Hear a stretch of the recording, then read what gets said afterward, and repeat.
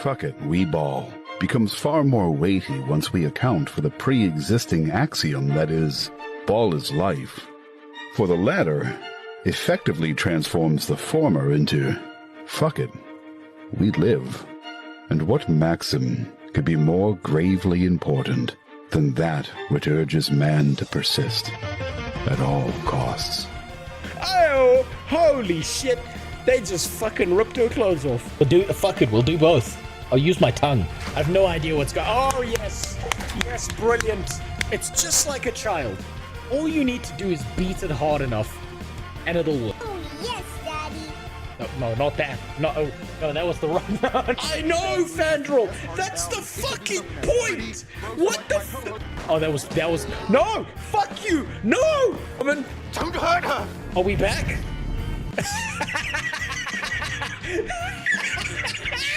Wait, shit. Did I, son, I don't care about artificial insemination. I impregnate all my employees naturally. This is a place to be racist towards a surrogate, goddammit.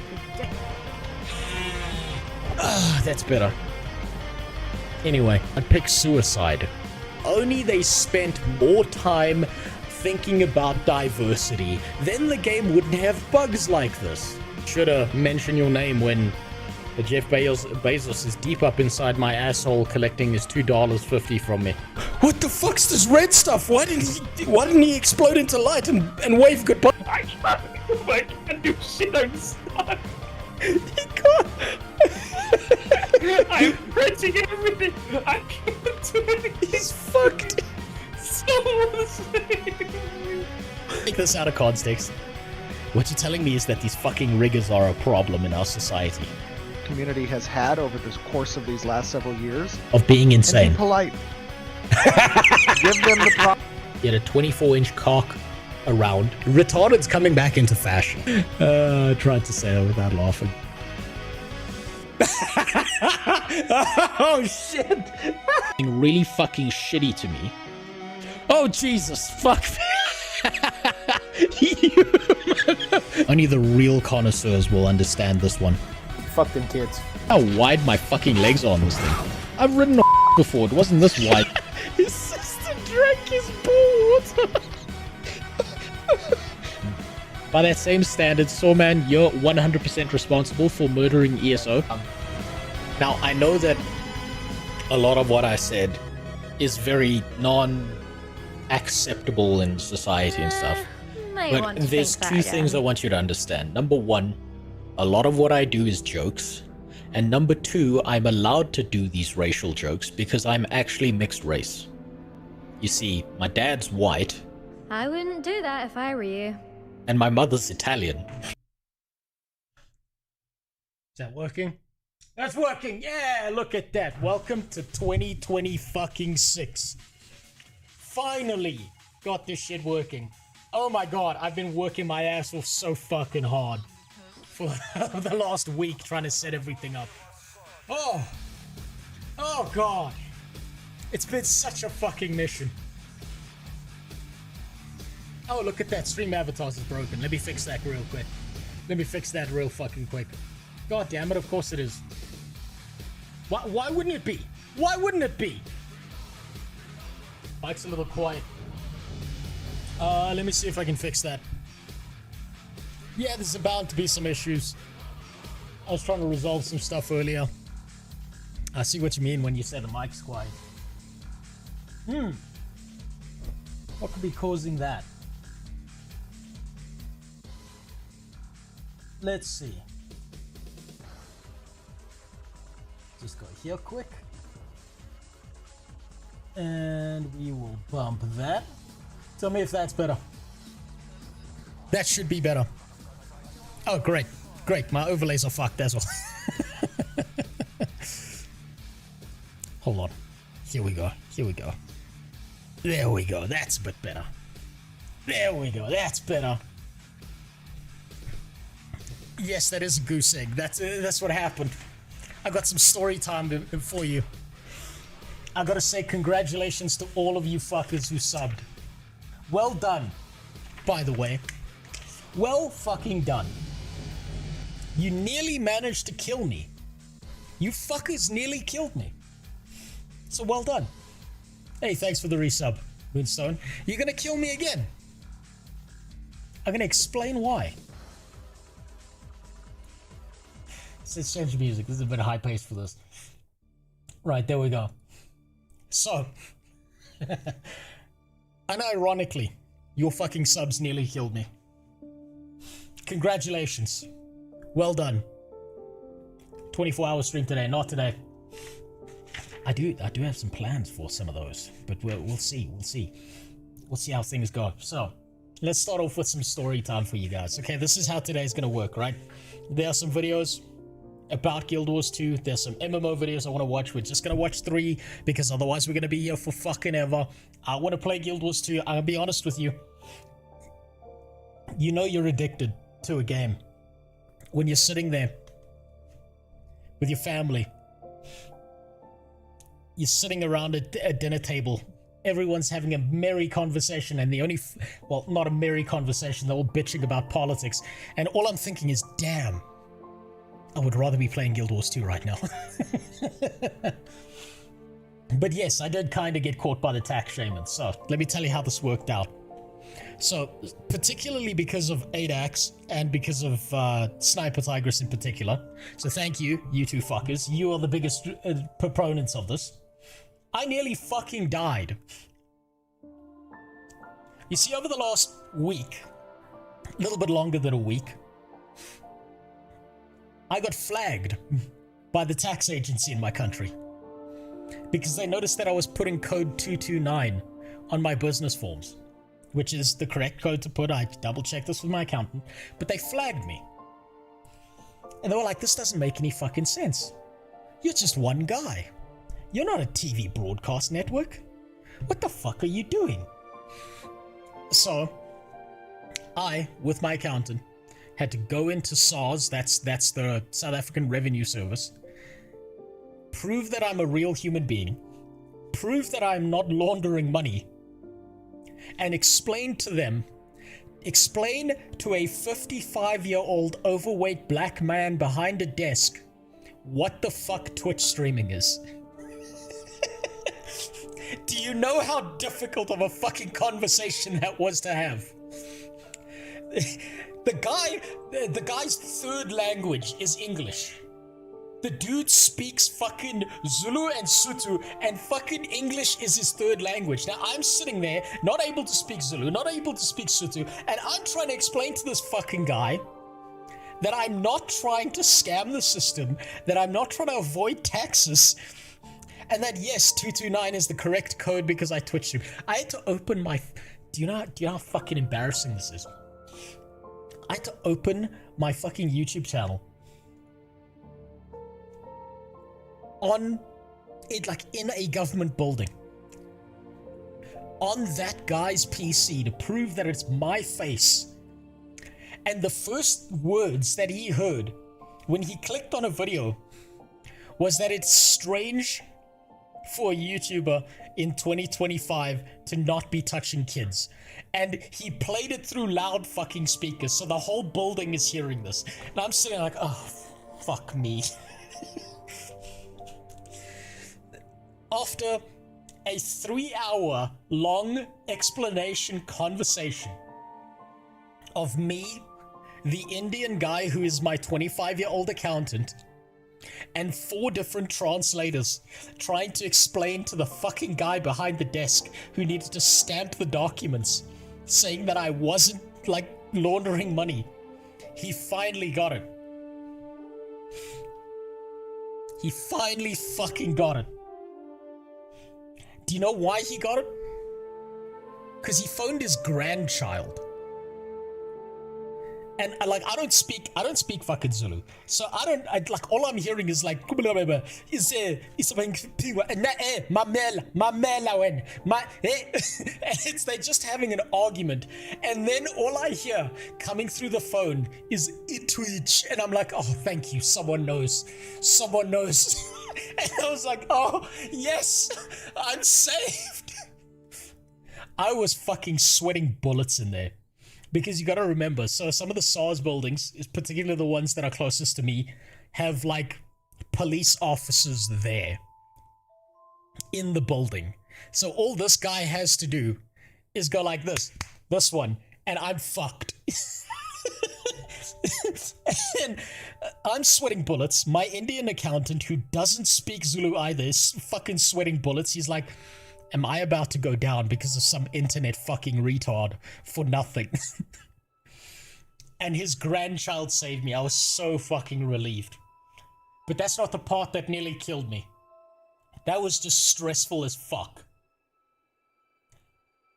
I've made terrible decisions recently. I installed Bumble dating app and I reinstalled Elder Scrolls Online. I'm not okay. Oh man, dude, someone get Jimmy a welfare check. Oh man, that's not a good place to be.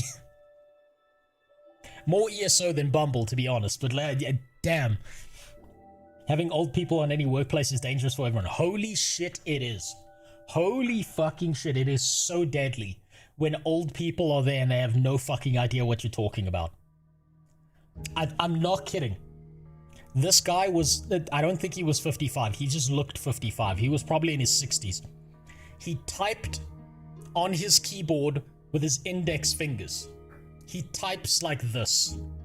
That's how I knew I was in shit the second I walked in that building. It was so bad. But eventually that got cleared up. His grandkid saved me because his grandkid understands what that is. He probably watches Kai Cenat, let's be honest. All the Zoomy Zooms watch Kai Cenat. So, the whole time I'm in that building, having a 3-hour-long fucking panic attack, trying not to get gang raped in prison and earn myself a big black boyfriend because some guy doesn't understand what YouTube and Twitch is. The entire time it's raining a fucking hellstorm outside. It's been raining non-stop where I live and the areas around where I live. I get outside, or at least I looked out the window, and I just see that the street has become a fucking river. It got so bad that it started hailing, dented the roof of my car, destroyed one of my lights on my car, so now I have to get that fixed. And I'm like, okay, none of this matters. I'm not getting raped in prison, so none of this matters right now. I start walking down the steps. I turn to talk to my accountant. And because all of the buildings, all the government buildings are so shittily maintained in my country, all the tiles on the steps are like wet and slippery and cracked and fucking broken. I step on a tile. And I go face first into the fucking ground. This right here this is not a birthmark. This is just blood that's just congealed in this fucking area. I fucked up my neck as well because that slammed into another tile, and then I fucked up my elbow as well. But this one wasn't so bad. I could just kind of skidded forward off of that. So congratulations. Your fucking Twitch subs nearly killed me, you motherfuckers. And also, I think I missed one. Uncle Bob and Barrow. I missed two. I'm a bastard. Uncle Bob and Barrow, thanks for the sub, Uncle Bob, and thanks for the resub, Barrow. Sorry I missed those. That was my bad. I've set up alerts so that every now and then, like 5 minutes later, it'll tell me if someone subbed and if I've missed it. Oh, God. That was so fucking stressful. I nearly missed being around my family. That's how stressful it was. But it's all done. It's over. I hopefully never have to deal with another tax man flagging my shit again. And I did have a pretty funny moment. Because, like, he was trying to understand what the fuck I was saying when I was talking about, no, I'm doing, it's like an independent broadcast. It's like a thing that goes out to Twitch. I didn't even mention Kick, because if he doesn't know what YouTube and Twitch is, there's no fucking way this guy knows what Kick is. I bet this guy's so old he still reads books. So, I'm sitting there. Fuck me, it was so stressful. I can't even remember what I wanted to say. That's how much of a panic attack I was having. So bad. Thanks for the sub, Kurumi. I appreciate it. It was fucking... It was surreal. Oh yeah, this is what I wanted to say. So while I was having this argument with this guy, I was trying to like explain what YouTube and Twitch is. He's like... So like a broadcaster is like SABC 1, 2 or 3. Now for those who don't know, SABC 1, 2 and 3 and ETV are like the government channels that you get in my country, right? And I made a joke that made the situation worse.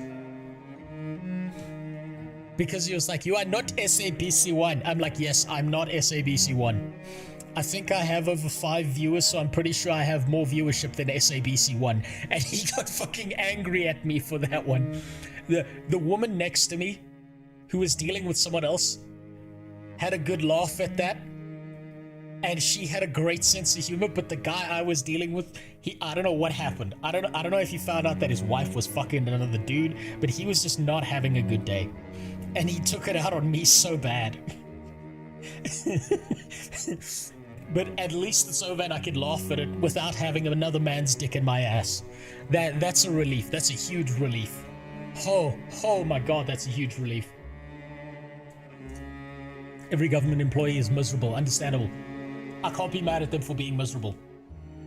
Like, I think, personally, if I think there's a government employee who's having a good time, either they're on drugs or they just put someone in prison. It is like status quo to be fucking miserable.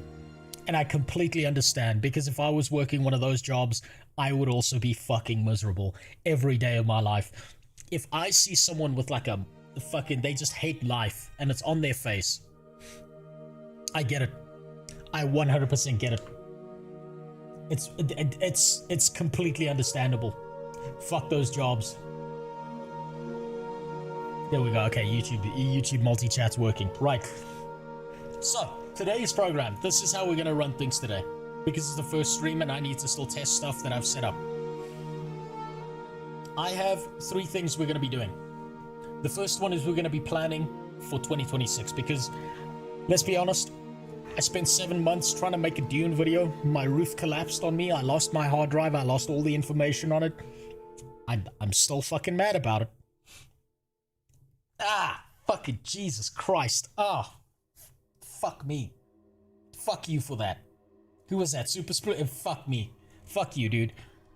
I don't know why that's still working. That shouldn't be working. I paid like $5 to make it work and it's supposed to have like run out by now, but it's still working. So, this is how we're gonna run things today. God wanted that Dune video. He fucking did. He did, and he got what he wanted. Do not fight God. He sent me a message direct. He said, fuck you, make another video, not this one. So, this is how we're going to be doing it. First, we're going to plan out 2026. What 2026 is going to look like. Welcome back. I'm glad to be back, Chester. This is how we're going to run it. I'm going to plan out 2026. I've got quite a few videos that I'm aiming to do on my main channel and side channel. I'm going to be going as fucking hard on the paint on YouTube as I can. Every moment that I'm awake and I'm not doing my goddamn job or spending time with my kid or my wife, I'm just going to be sitting at this fucking desk killing myself. Afterwards, we're going to watch some videos. There's a Sawman video I wanted to watch. And General Apple, I believe his name is. The guy who still has hair. Because he didn't play enough WoW yet. He's reacted to another one of my videos. This is going to be very informative for me because it's going to tell me what people enjoy about the videos that I used to do, so I can try and get back into the old style of doing it and start making more long-form shit posts. Afterwards, I'm just going to play Guild Wars 2. Man, I miss that game so fucking much. God, I miss that game. And you know what? The first thing we got to do, we gotta make sure that it's up to date, because I haven't been able to update it in the longest fucking time. Plot twist, Jesus watches you Guild Wars 2 streams too. No, if he does, I'm going straight to fucking hell. I'm going straight to hell if he does. The desktop proves it. How about a stream where you install Linux and fuck it up despite my setting up config files for you? I've thought about that. I've thought about having a stream, just a 24-hour stream where I just set up Linux on my main PC. Man, oh, fuck. That's gonna be a rough one. I've thought about it, like every year, microslop gets worse, and I get closer and closer to installing Linux. And it's scaring me, if I'm being honest. It's scaring me so much. Oh, look at that, it's already playable. Fantastic. That means I can just jump right in after the videos. Beautiful. So this is how we're gonna look. This is how we're gonna look at this year. This is the year that's coming. It's coming deep inside me this year. So I have 3 components I need to think about. Right? I have my job. And that's not your problem. Fuck that, that's my problem to deal with. I have streaming. And I have videos I want to create. This is what's gonna happen if everything goes to plan when I'm streaming this year. Obviously, the GOAT, the best fucking MMO there is, it's gonna be Guild Wars 2. Hands down. That's my default. I'm always gonna be going back to that until I'm bored as fuck of the game, and I don't see that happening anytime soon. Next thing, we've got some other games we're gonna be playing this year. I want to play Dispatch. I just want to play Dispatch. I keep on hearing about it. I've heard... Get this. I have heard mothers that hang out with my wife talk about how good Dispatch is. These are 45-year-old women. These are women who are like 10, 15 years older than me, who've just had a kid. Which, I mean, it explains why their kids' eyes are fucking drifting in different directions, but hey, it's gotta be a good game if they're neglecting their child just to fucking... to play the game. Another game we're gonna be playing this year. Expedition 33. I have been nagged by so many fucking people to play this game. And I'm gonna play this game. Beyond that, somewhere in this year, I'm gonna be hopping back into Black Desert Online. Now, I understand, I get it, I know it's an auto-battler, I know it's a fucking phone game, I know how shitty it is. Holy Jesus, we're just there to goon. We're just there to goon. But also, I'm going to be using it for a workout challenge. We're going to see how that goes. I'm going to turn it into a video later. On top of that, something beautiful happened at the end of last year. Something gorgeous. And Cyro's already guessed what it is. Guild Wars Reforged. This is not in order. I'm still figuring out order. The audio is coming through rather quiet. I'm not quite sure why. Let's see if I can figure out what the fuck's going on. Give me a second.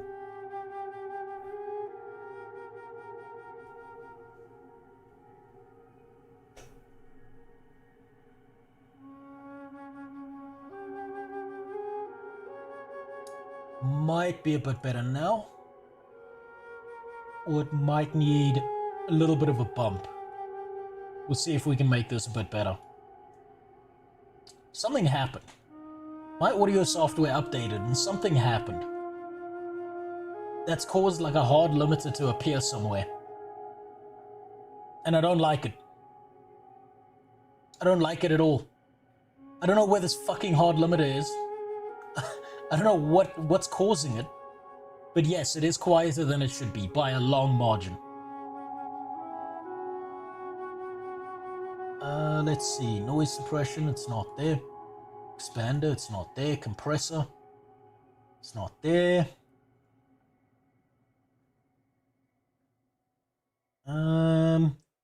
Something. There's something that's causing this. I'm not quite sure what. I'm gonna have to fix it at some other point in time. At least it's working. At least, like, if I do that, it might actually be the cable. If I'm being honest, it might be some of my cables and some of my connections to my PC, because they've been fucked up by the rain, and I've been pulling out cables and replacing them and shit. So it might be that. I might just need to get closer to the mic. That might be better. Music's a bit louder. Ooh, that's definitely not good. There we go. Hopefully that fixes it a little bit. So, Guild Wars Reforged. This is another one I'm so looking forward to it. I know the first thing I'm gonna fucking do is I'm gonna make a dervish, and I'm gonna relive my childhood memories of Guild Wars. Because, fuck, it's been a while. I never got very far in Guild Wars. Primarily because it was just the wrong point of time for me to try and play that game. Things just kept on happening in my life that fucked it up. Volume's a bit better, but still has a weird sound quality. Not terrible. Hold on. Let's see if this fixes it. That might make it better.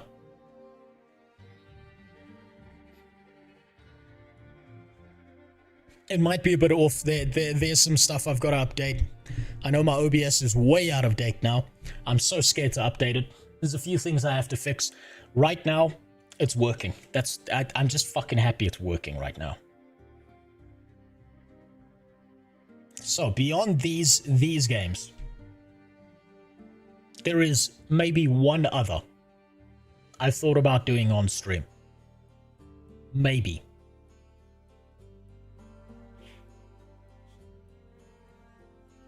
Fucking maybe.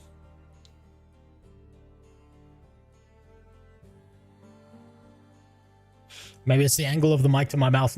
No, it's not that. It's not that, because my mic's in the exact same place it always is. It's probably the cables or the connections to the back of my PC. It's probably one of those. This is a maybe. This one's a huge maybe.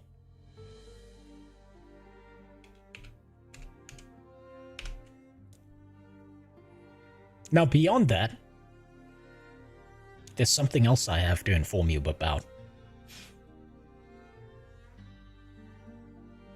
I finally found one.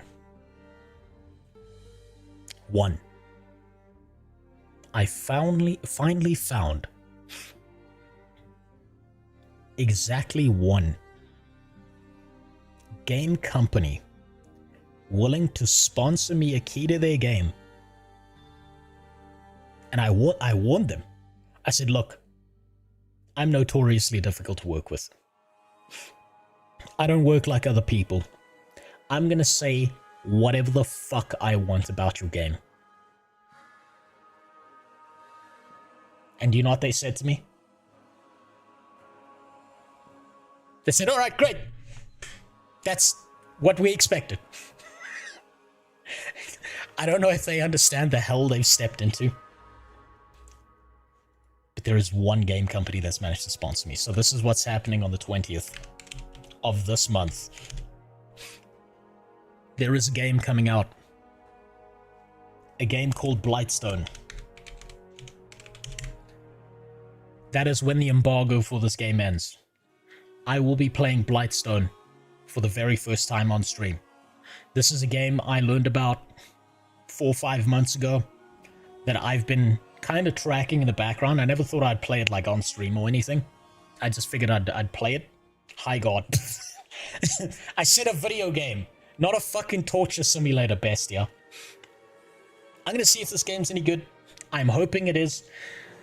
I'll give you some history of this. This is a game that's been developed by 5 to 6 people in Spain. In order to get their game made, they jumped in bed with the fucking devil. And we're gonna see if their deal with the devil works out. Because the deal with the devil they made is, guess who their publisher is? Take a wild guess who Blightstone's publisher is. Nexon. Nope. NIST has it. It's EA.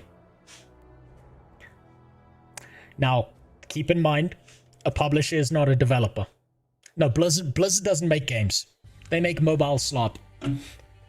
Blizzard, if you were going to say Blizzard, you would have been maybe right like 10 years ago. But no, Blizzard don't make shit these days. So, these guys are 6 guys that sat down, made a video game, devved it out. I can respect that, but they also made a deal with the devil. And we're going to see if that deal pays off or not.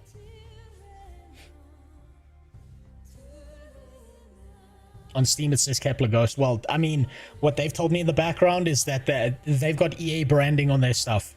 I can't show you their stuff. Their content's currently under an embargo. That's fair. That's their product. I will show you the stuff once the embargo ends on the 20th. I will show you all the shit that they've given me.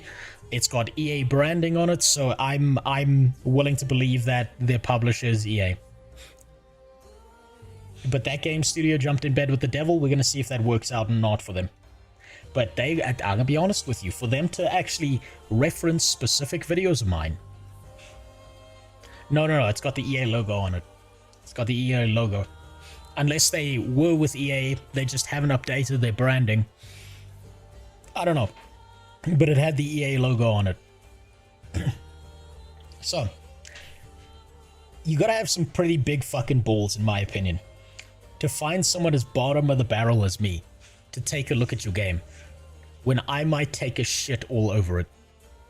And I gotta respect that to some degree. So we're gonna find out how good Blightstone is. It's like an RPG kind of game. It kind of bites off of the art style of Darkest Dungeon. It looks interesting. I've been watching it for a while. I'm hoping it's good. If it's not, then it's not. And I'll tell you that it's dog shit. But I'm hoping it's good. So that's the plan currently for streaming. When it comes to videos, there's a lot of shit I want to do this year. Long form, short form. Short form is going to be off the cuff. It's just going to be me talking to the camera. It's going to be... I'm going to sit down, make a talking head video. It's going to go on the second channel. It's going to go over on YouTube on the second channel. I'm not going to fucking worry about it. I'm just going to close my eyes and just keep on shitting out content on there. I'm going to be pumping out slop this year because, fuck it, I kind of like it. The main channel videos, those are the ones I actually care about. Those I'm going to put some energy in. Here comes Rose's Corpsal Arc. That one's never coming. I have scared off more video game developers than you realize. Even for a channel as small as mine, you will not believe how many fucking people I've terrified. Just by saying, I reserve the right to say whatever the fuck I want about your game. And they're like, okay, well, we're not going to give you a key then. I'm like, well, okay, fine, fuck you then. So, as of this year, these are the long-form videos I'm looking to get out there. Get out of my system. First one, obviously, Guild Wars 2 Heart of Thorns review. Then we're going to do a short one. I'm going to be doing a second first impression of Star Citizen. It's been a while since I checked in on that hot piece of shit. On Sci-Fi Ashes of Creation. I'm looking forward to it. I want to see what a nightmare that game is. Because I'm going to take a hot, steamy fucking dump all over it, and I know that there's still going to be simps in the comments. I know that game isn't anywhere close to release. I know it's never releasing. I know they've taken nearly $1 billion fucking dollars and they still can't get their game out of alpha. It's going to go real bad for them. Third video, we're going to go back to Guild Wars 2. I have so much footage of Heart of Thorns and Path of Fire, and I still need more. I might replay Heart of Thorns and Path of Fire live on stream, or I might just play it secondarily because it's going to be boring. I'm just going to be walking around doing weird shit, positioning my character in certain ways, getting certain angles so that I can put it together into a video. Might do it live, might not. It depends. If it's boring, I probably won't. Will you include season 1 and 2 in Living World Heart of Thorns? Yes. I thought about this real hard and long and thick. And it's kind of difficult for me to just justify doing an entire video where it is just the Living World seasons. Unless I make them like 5-minute long videos that lead into the Heart of Thorns thing. And then I'll release them consecutively over like the space of a week. Is Star Citizen a space game? Yes. So I'm gonna kind of package Heart of Thorns as both Living World Season 1, Living World Season 2, and then move into Heart of Thorns. It might be 3 videos, it might be one long-ass hour-long video. I'm still deciding on that. The same thing's happening with Path of Fire. Make an alt and skip to that story. I've got a second account list. I've got a second account that I play off stream that I can use to see what a new player would experience going into the expansion without all the assistance that you guys have given me, so that I have a more fair grounds in which to review it. So you got to understand, I spend hundreds of hours going through and double checking everything I say in a video before I put it out there. Base game, how many vids? 4. I think it was 4. But that's also because I had a PvP detour at the same time. Can you end the first video before starting the other one? What do you mean, Keith?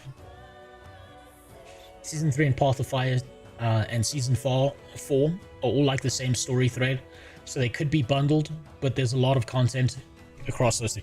I think I want to do Living World Season 4 separately.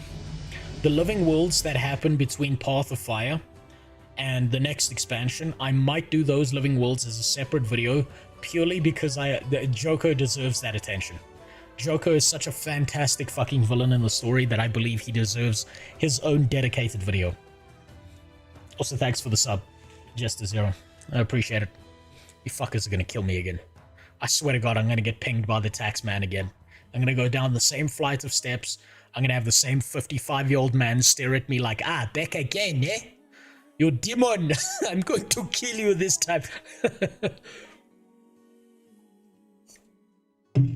Path of Fire and Living World Season 4 are more connected, but then again, you haven't finished Season 4 yet. I haven't finished it yet. That's what I'm going to look at to go into today. I'm going to kind of focus on getting through the Living World Season 4, and then I'm going to go back and do all the collectibles separately for the Griffin, because I keep on realizing I'm splitting my attention and losing my place. So I'm going to go through Season 4, then I'll go back for the Griffin. Next video, after Path of Fire. This one I'm going to play off stream. This one I'm definitely playing off stream. Because I will put you all in a fucking coma. Nice content, I know. What, you came here for content? There's no such thing as fucking content. What the fuck do you think this is? The creative... This is Twitch. This is YouTube. This is the place for slop. This is where the slop belongs. You know, the word of the year for 2025 was slop? It's not going to be any different this year. I thought of a perfect title as well for RuneScape. The title is going to be Why Won't You Die? Because that fucking old MMO should not still exist. Next video that we're going to be working on, the BDO video. This is one I'm going to be working with on offline. I might stream some BDO, I might not. It depends on how I'm feeling. Probably not, because let's be honest, the way you play BDO is you press the R and the T keys all the fucking time, and then you stop playing the game and you jack off to your character's well-shaped ass. That's it. That's it. When Guild Wars 2, wow. What do you mean when Guild Wars 2, wow? After Black Desert Online. Keep in mind, Black Desert Online is interchangeable because it generally depends on how long it's going to take me. This is going to be a video that takes me like 4 or 5 months to do. I'm starting this video after the 25th of this month. It's going to take me half a year. So that's going to take me forever. After that,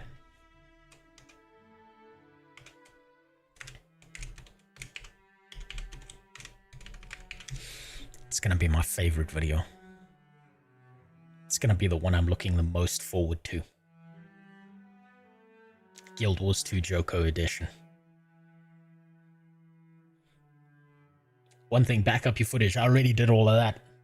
I already learned my lesson. I learned my lesson with that 7-month-long Dune video. Back the fuck up out of everything. Have you seen an honest review of Black Desert Online? I haven't, and I'm gonna avoid it, Romanus, for one specific reason. Whenever I start looking at other people's reviews, I can't help but have my opinion mildly changed by whatever they say. And I tend to like to look at it after I've built something, because if I say the same thing as someone else, I don't feel nearly as bad as if I say the same thing as someone else, knowing that I've just copped their opinion, if that makes sense. So I'd rather have a completely different perspective on it, or the same perspective, but I know it's still my perspective that just matches with someone else. So I will watch that after I've done the BDO video. After that, we're all gonna want to kill ourselves. Because I'm gonna do an ESO video. I'm gonna do a fucking ESO video. And then the last set of this, these are still ideas I'm trying to figure out. This is like, maybe it happens, maybe it doesn't. A Lost Ark video, because no one plays that fucking game anymore. The video I'm most terrified of making. Final Fantasy XIV. Because there's so much fucking shit in that game. It's going to be impossible to do a single video on Final Fantasy XIV, so it's probably going to be a first impression. If even that. Because fuck me, is it difficult to try and condense everything that Final Fantasy XIV has. Warframe is satisfactory. No, I wanna be able to do shit this year, Filter. If I start going anywhere near those fucking games, I'm gone. I won't stream for months. I'll disappear into those games. I already felt the addiction crank up. Already I felt the addiction crank up. I'll tell you why the addiction cranked up. I got lost for a little bit. Divinity I probably will play on stream. That's actually a good idea. Hold on. I'll probably play it on stream. I'm not going to do like a review of anything, or I might do a talking head review on the second channel, but I'm definitely not fucking doing a main channel on that. My main channel is just MMO focused, so that's where we're going to stick. But Divinity, I don't think that's coming out for the next 4 years though, if I'm being honest. They're making that game fucking huge. So I'll tell you what, I did love the shit out of Baldur's Gate 3. So, I mean, I don't mind getting lost in Larian's products because they know what the fuck they're doing. Good thing Final Fantasy XIV has a free trial for the first 50 levels. Man, Final Fantasy XIV is such a fucking massive game. But the problem that I have with Final Fantasy XIV is it just looks like the anime version of WoW. My uninformed dog shit opinion of Final Fantasy XIV is, why the fuck would I play World of Warcraft except with a different skin?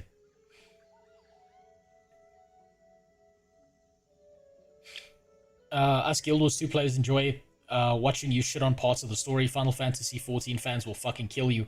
Cyro, you know what, you say that, but I received death threats for calling Guild Wars 2 pay to win, so I don't know. I think the mental illness is amongst all MMO players. They are always the fucking crazies, and they're always going to come after you for the dumbest shit ever. So if I shit on the game and a bunch of people yell at me, oh no, how terrible. A bunch of wild homosexuals who can't get over the fact that they want to fuck animals in a game are mad at me. Oh, it's the end of the fucking world. You know what? I live in a dangerous neighborhood. If they tracked me down, they'd probably get raped on the street corner before they got to my house. It's the one benefit I have of living in a third world fucking nation, is most of the people are already insane, and they are fucking crazier than the people who play Final Fantasy XIV, so I'm gonna be good. It's worse than WoW. It's a walking simulator with cinematics. I've heard it described as Not an MMORPG, but an RPG MMO before. So that, like, I'm willing to believe you when you say that. I'm 100% like willing to believe you when you say that. Final Fantasy XIV gets really good if you make it through the horrendous base game. In my honest opinion, it's way worse than vanilla Guild Wars 2. Well, that's going to be a very negative video then. That is assuming I even get there. These are, like, the ones that are under this line right here. These are all still ideas phase kind of things. I'm still trying to figure out if I'm going to do them or not. And then I might finally do something that's not an MMO. But it does pretend to be an MMO.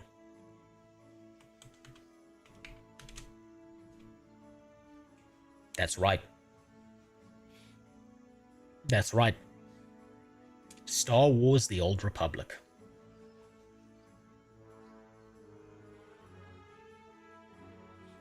In my opinion,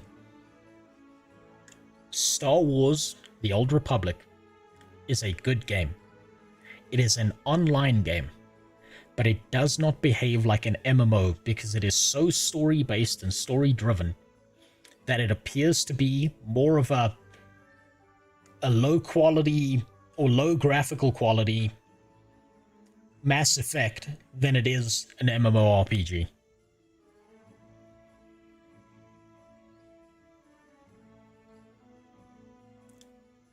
But if I play through the game, maybe that my opinion changes on that. Maybe it changes entirely, who knows. Welcome back, it's great to be back. Thanks, Belknap. In terms of Guild Wars 2, do you have a goal of what you want to complete this year? Like, do you aim to finish EOD, fully catch up? Not happening, we know that. So, my goal for this year, when it comes to Guild Wars 2, hopefully, if I can stream consistently, if I have less bullshit to deal with in my life, I am going to try and get through every single Guild Wars 2 expansion. I'm going to have notes that I'm going to be making. I'm going to have, like, video footage that I'm going to be reviewing non-stop. I'm going to be making bullet point lists. I'm going to have fucking gigabytes of documents of every single one of the fucking expansions so that I can, in the future, then start to push towards more Guild Wars 2 videos. Are there any on my list that I've forgotten? I don't think so. I think that's it. So that's the plan. That's what I'm aiming for. You'll have noticed I've finally managed to find the time to put a fucking offline screen on all my streams. I've got to update all my overlays. It's 2026 now. It's no longer 2025. Those have all got to be updated now. I kind of have an easier workflow. So that shit should be done sometime within the next two to 3 months. And then we'll go from there. That's how I'm planning out the year. That's what I'm looking to accomplish. And if I can get 50% of this done within the space of a year, I will count this as a win. That's the way I'm looking at this. If I get through 50% of all the shit on this list, it's a win. That's the way I look at it. Waiting for Fandral to throw Rose down the... You know what the problem is, Cyro? I look in on Fandral streams. I feel like I'm watching a fucking stockbroker. I feel like I'm watching a guy explain stock market equities to people. This dude is calculating fucking percentages. Every single time I see it, he's like going down some deep rabbit hole of exactly what a number change means and what it does for the game. Jesus Christ, it's fucking... Jeez, he's like the Michael Burry of Guild Wars 2. He's just sitting there like, I shorted the market. And then he turns out to be right and everyone's wrong. He's fucking insane. He's ridiculous. He's mainly been playing Guild Wars 2 right now. I mean Guild Wars Reforged. I can't blame him. I'm looking forward to playing it as well. I'm going to plan it out and I'm going to play that if I get nothing else done. These are my primary focuses for the year. Right? Guild Wars 2. One of these two games. I'm not sure which one I'm going to go for first. Guild Wars Reforged, and obviously this is happening on the 20th. And obviously, if this releases, which I don't think it will, Divinity. If I get through that, I'm happy. My primary focus is going to be cranking out long-form videos this year. which means I need to rework a stream schedule. There might be shorter streams and less streams, and I may make some posts where I'm like, look, I'm deep down a fucking editing rabbit hole, and that's it. And I'll give you some reasoning as to why I'm doing something. I just gotta ask a question. I just gotta ask someone a question.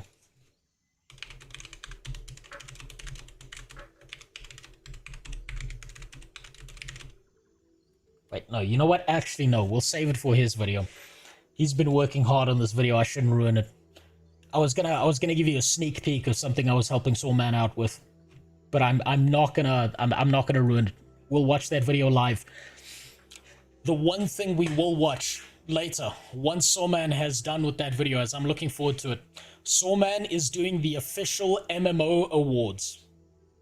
Soulman is making a gigantic fucking video with 36 MMO content creators. He is making the MMO awards. And when that's out, we're going to be watching that. Now, beyond that, I think that's good. That's a good place to end off. That's not overplan things. I always have that problem. I overplan the fuck out of things. So we're going to leave it there. I want to play Guild Wars Reforged just because of the controller support. I thought about doing something with the controller support, but let me not get ahead of myself. How do you know Soulman didn't invite you to the MMO Awards? He did. He did. I spent I spent the whole of today editing together 2 minutes of video just for him. Specifically just for him. And you know what? Okay, this is evil.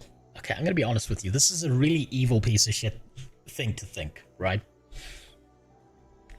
But when that video comes out, I'm gonna be able to use that MMO awards video as a way for me to compare the way I edit things together to every other MMO content creator that's gonna be in that video, so that I have some degree of understanding from other people of what works and what doesn't. How did you get a pic of Long Dick Johnson on your screensaver? Well, you know how it is. He can't hide it no matter what he does. Even his mom knows. Now then, on to the video so I can play some fucking Guild Wars 2 later. First video I think we'll watch that I feel is appropriate is General Apple's video. I feel like that's really, that's the most appropriate one to watch. Then I think,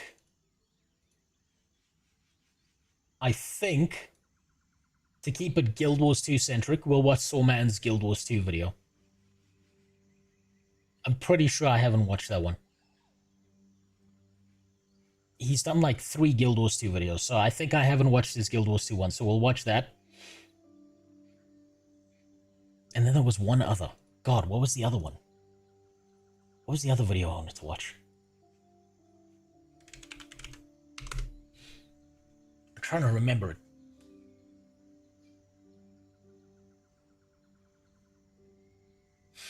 Ah, yes. That's what it was. It's Waydot's video. Now, I've heard some stuff. I've heard some stuff about Waydot. I've heard that some people are really cranky at Waydot. I've heard some people are really fucking upset at him. I'm not even sure why. I know nothing about the fucking guy. I know that Benji has beef with him, but hey, I'm gonna sit here the same way that one Asian dude was when he saw King Kong and fucking Godzilla going at it. I'm gonna be sitting there going, let them fight. So I think we'll start off with Waydot's video since that's the furthest away from Guild Wars 2, and then we'll move towards the Guild Wars 2 stuff.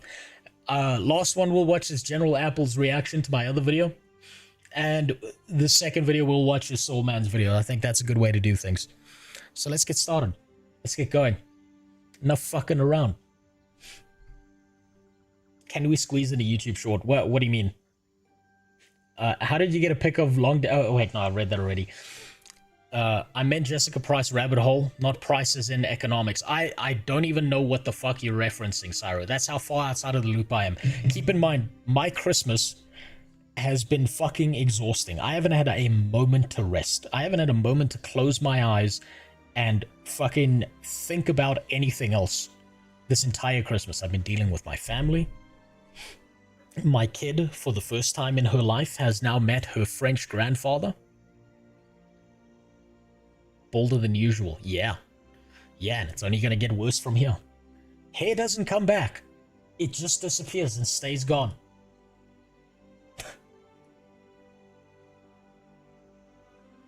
That's just how it works. So what the fuck is this? Hold on. Yeah, okay, you just linked something. What was this? What is this? What is this? We'll do a quick detour into this. What the hell? Without any words, really? Is that the first one? The gold. Man, can I be honest about something when it comes to Asmongold? I don't watch him as much as I used to.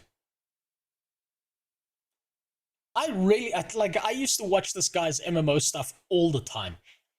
The further he's moved into politics, the less I care. It's never ending.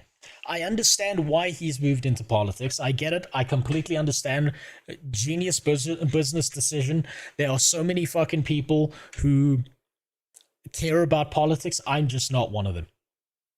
It is so fucking exhausting because it's never ending. There's the Somali scam and some other guy got shot and then some other dude is fucking some other guy's wife and this politician's a retard and that politician's a retard and now we're all retards.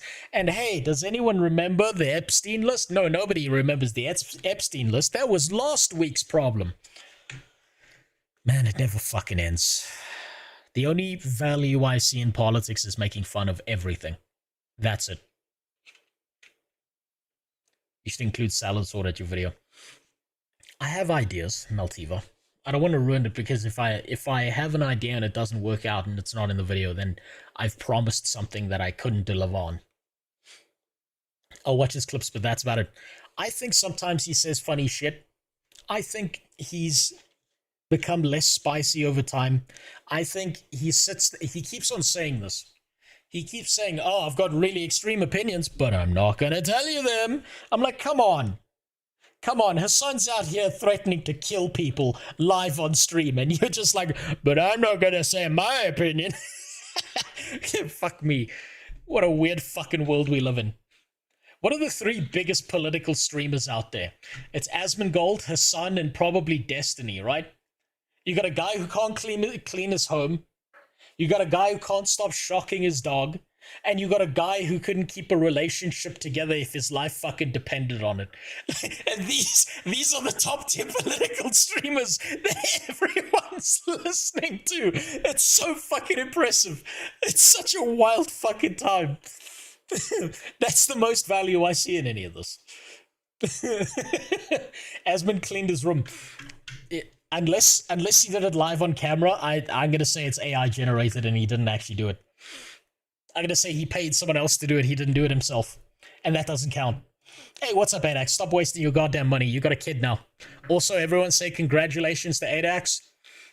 He's had a child, and so now, for the rest of his life, or at least for the next 10 to 15 years, he has to worry every single day about his kid discovering YouTube Minecraft. or Roblox, to be honest. Or any video game that involves kids, to be honest. I've got that same fucking fear. So congratulations to him. I hope the fear is worth it. It was for me. They somehow made people forget Vaush existed. Well, Vaush was going to fall off either way. Vaush is not interesting or entertaining or wild enough to survive long term. He's a flash in the pan. I saw that coming a mile away. Keep your kid off of Discord too. Oh, yes. Oh, yeah. And Cocomelon. Keep them away from Cocomelon. But if you get them playing Polymarket early on, you can turn them into a pro gambler by the time they hit 11. It's extra because it's a girl. Oh, yeah. Oh, yeah. Same as me, then. Same as me. You're going to be having the same fucking problems. When's my kid going to get on the Wiz app? Never. Moonstone. My child will have a phone when she is 18. She will not be on social media at all. I will do everything under the fucking sun so that she lives in the real world and plays video games and stays the fuck away from social media. Social media is such fucking poison to the human mind. And I'm just saying this as a statement of fact. Women are more socially vulnerable to apps like Instagram and shit like that because they have a higher emotional state than men do. Men, we do this thing where we just fucking switch off and we're just fucking psychopaths when we need to be. Women get manipulated by the craziest shit online and they start believing the craziest shit online, and I'm not going to have that happen to my kid. Fuck that. Also work in IT so I can block everything I don't want. She'll have an iPhone 26 that literally can only text. Mine's going to have a Nokia 3310. Same problem, but I didn't need the IT specialization. That's how it's going to work. Bold of you to assume she won't date a 30-year-old at night. I'll kill him. I'm ready to go to prison. You know when you're a father is when you look at your child and you think, yeah, if anything happened to you, I'm going to prison. Yeah, I'm gonna do some vile shit to people who touch you. That's when you know you're ready to be a dad. Thanks for the sub, Edward. While I'm talking about torturing people theoretically. Now then, let's see what the fuck this was about. Cameron? More politics? A carpenter, right. So how safe is that for the climate? Well, I work with timber, which is a much more sustainable material rather than concrete. I also He works with timber that's more sustainable than concrete. That is 100% true. Concrete is like a massive burden on the environment. Way more than anyone tells you that it is. I know this from manufacturing, from engineering, from what I studied. Holy fuck, the kind of damage that concrete does to the environment is insane. And we just keep on using it. It's actually ridiculous how bad it is. Trees that have been cut down then, don't you? It's a sustainable building practice. How is it? Did he just ask how is it a okay, hold on. Yes. How is it sustainable if you're killing trees? This reminds me of the argument with paper straws. Does anyone remember that shit?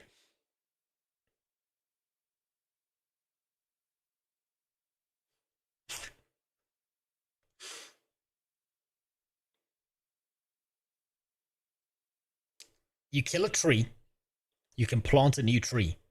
New tree grows, and it's fine. You know what the problem with paper straws is? The problem with paper straws isn't the paper. It's the glue inside of it. The glue is the thing that'll fuck you up. Paper is just paper. It makes your drink taste like shit. But paper is just paper. You gotta be careful of the fucking glue that's inside the straw. That's the thing you want to be careful of. Because that'll fuck you up over a long period of time. Because it's regenerative, you can grow trees. Right. Yes.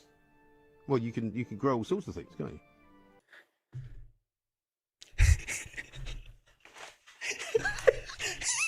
I want to hear him say the words, you can grow concrete.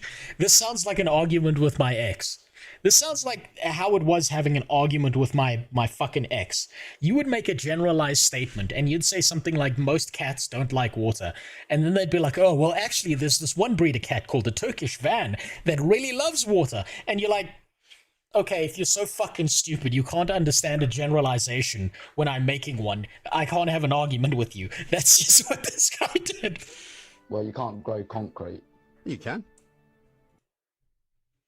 Oh, oh man, this is giving me PTSD.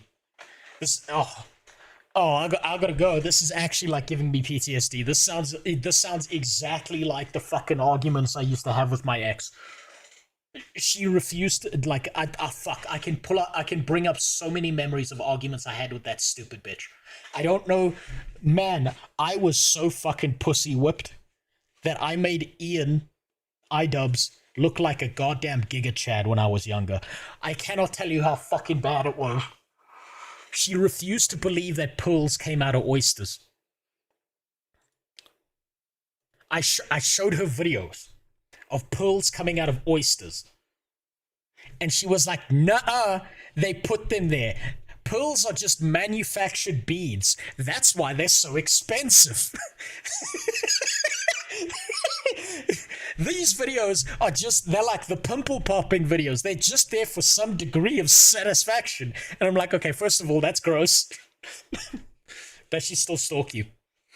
She still talks about me. I discovered this because I met someone who we used to know mutually.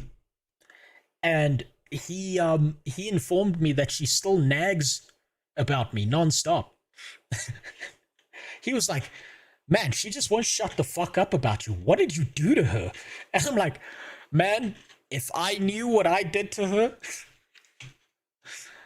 I'd fucking tell you, dude. I was her bitch. I was her bitch for so long. Oh.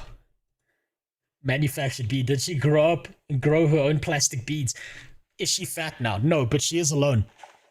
The guy I spoke to told me that she cannot manage to maintain a relationship for more than 2 weeks. And I'm not surprised. Think about it this way. She very much behaves exactly like the worst kind of woman you would meet in a country like America. They think they deserve everything for nothing. There is no synergy in the relationship. They're just attempting to dominate everything. Generally speaking, in a healthy relationship, when you're arguing with your partner, what happens is you're trying to come to some kind of common ground, right? You might be arguing with each other, but you're trying to find a place where you both agree with each other. You're not fighting the argument to win. You're fighting the argument to find some level of common ground. That's a healthy relationship. This bitch would fight to win. Yeah, this bitch was trying everything in her goddamn power to win. It didn't fucking matter how far she had to go. I have been accused of everything by this woman. And you know what the thing is? I thought about this. I mean, I've said this before, but I've thought about this a lot. I genuinely wish I cheated on her. I got accused of cheating on her every other weekend. And I never did. But fuck me, I wish I did. Because then at least it would have justified some of the fucking behavior she had towards me. Fuck me. This is like bringing up PTSD of a worst time in my life. Holy shit.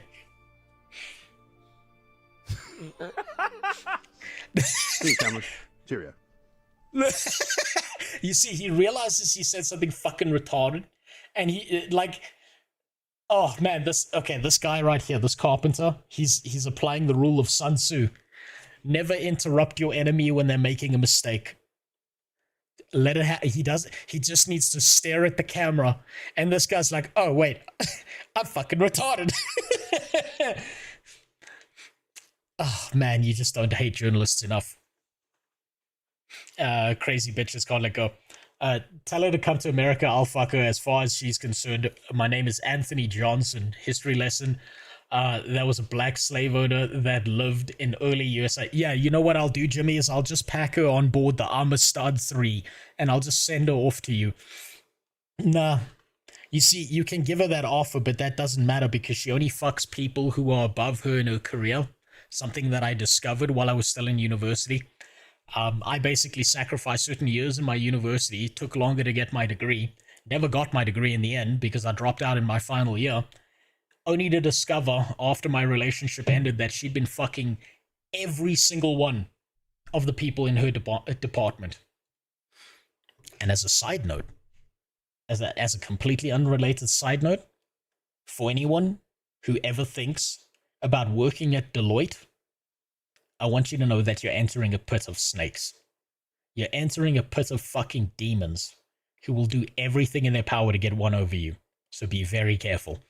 Completely unrelated. Do not link those two things together. If you do that, that's on you. If I had met a girl that didn't know that copper and tin makes bronze, that's an insta breakup. I can't blame people for not knowing things like that. Right, Karumi, if I met someone who didn't know some basic fact about the world, or didn't know which ocean was which was the Atlantic and which one was the Pacific, that's not a big deal. Because to me, that's like, there's just a gap in your knowledge. There's a difference, though, between someone who will argue with you about completely wrong information and someone who just doesn't know anything. Hey, what's up, Keldun? Thanks for the resub. Oh, I mean the follow. You fucker. You've been here for a while.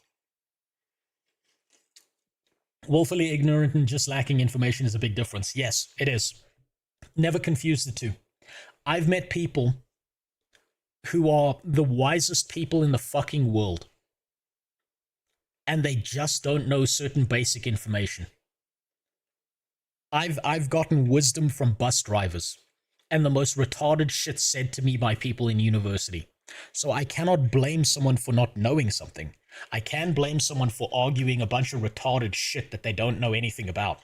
Now, those are two different universes. Yeah, there we go. Cheerio. Run away. Run away, you That's fat Cameron. retard. He grows trees and then cuts them down and then makes things from them. Oh my god. I don't even know what to say. An interview. That guy's just fucking retarded. That guy just killed his whole career in one clip. I hope that gets spread around and he loses his fucking job. Fuck that guy. You don't hate the media enough. Now then, on to things that are more relevant. Holy shit. That video triggered my PTSD. I'll be honest with you, that triggered my fucking PTSD. That just brought up, like, years of trauma that I've suppressed. I've never seen that clip before. Jesus Christ. I hope that guy's gone. He doesn't deserve to have a job in media if he's that fucking retarded. Jesus. Got my Twitch account unbanned. What did you do to get your Twitch account banned, Keldun? What did you do? Did you say something about the Jews? Wait, no, that gets you partner on Twitch. I mean, did you say anything against the Palestinians? What did you do? Whose life did you threaten? I want to know now. Did you call someone fat? Yeah, you probably called an objectively fat person fat. No, but I did say another slur. Another slur. I love how you said that, like, okay, now I've done this before. This time was totally uncalled for. No, that's fair. You know what? If I had the world my way, Keldun, people would be able to say whatever fucking slur they wanted. There would be no rules on a site like Twitch and Kick that do not follow the free speech laws of the United States of America, which are some of the best fucking laws out there. All this deciding what people can and can't say is the most retarded shit ever. It's the dumbest stuff in the world. Why do you have breast cancer on your head? It's not breast cancer. I fell downstairs, Bestia. I explained it earlier. I went to my tax service because I got flagged. I had to explain what I do. I fell down some steps on the way out. I smashed my fucking neck. I smashed my elbow into the pavement and my head as well. It wasn't great. Now then, on to something more relevant. The only MMOs worth playing in 2026. Let's see if this matches up with what I'm aiming for with my little plan over here. 2025 was not a good year for MMOs. Several long-term projects... Ooh, that's quiet. ...completely canceled, and a few launched, only to immediately prove why trailers alone can't carry an entire release. If you've played MMOs for any meaningful amount of time, 2025 probably didn't shock you. It just confirmed things that you already suspected. But ultimately, the MMO genre isn't completely dead just yet. If you were in the US, you could sue them for falling down their stairs. Yes, but unfortunately, I live in a third world country, right? There's no such thing as magically suing people because you pushed someone or you punched someone. For you to, like, sue someone in this country, you need to beat the fucking brakes off of them and leave them within an inch of your life, and understand that the murder conviction rate in the courts in my country is 3%. If you can fucking murder someone and get away with it 97% of the time, do you really think they give a fuck about a fist fight? No. So falling down a flight of stairs? What am I going to go to the police? I'd like to file a lawsuit for falling down the stairs, and they're just going to be like, yeah, but why are you not suing your feet, eh? Your feet betrayed you more than they did. If you balanced better, you wouldn't be here. That's what you're going to hear in this country. They'll laugh at you. I mean, some of the major players in the space are still releasing some of their best content. Some are trying to reposition or strategize or capitalize on different things. Yep. The big hype, the WoW killer, that's probably never coming. The main game that... He's wrong. Sorry, he's wrong. He's wrong. The WoW killer has already arrived. And it's Ashes of Creed. I tried to keep a straight face. I'm sorry I couldn't. The only thing that's going to kill World of Warcraft is World of Warcraft. What does Wade Out sound like Rich Campbell? I don't know. I'll have to ask him. That's going to take over everyone forever. I don't think that's the main goal anymore. Instead, everyone's just trying to find what works and how each game fits into its separate niche, whether that's PvP focused or PvE focused or solo or group focused. Really? Is that Reforged? I haven't looked much into its separate niche, whether that's PvP focused or...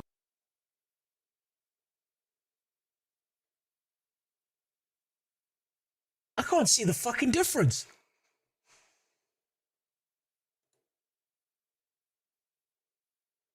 Huh?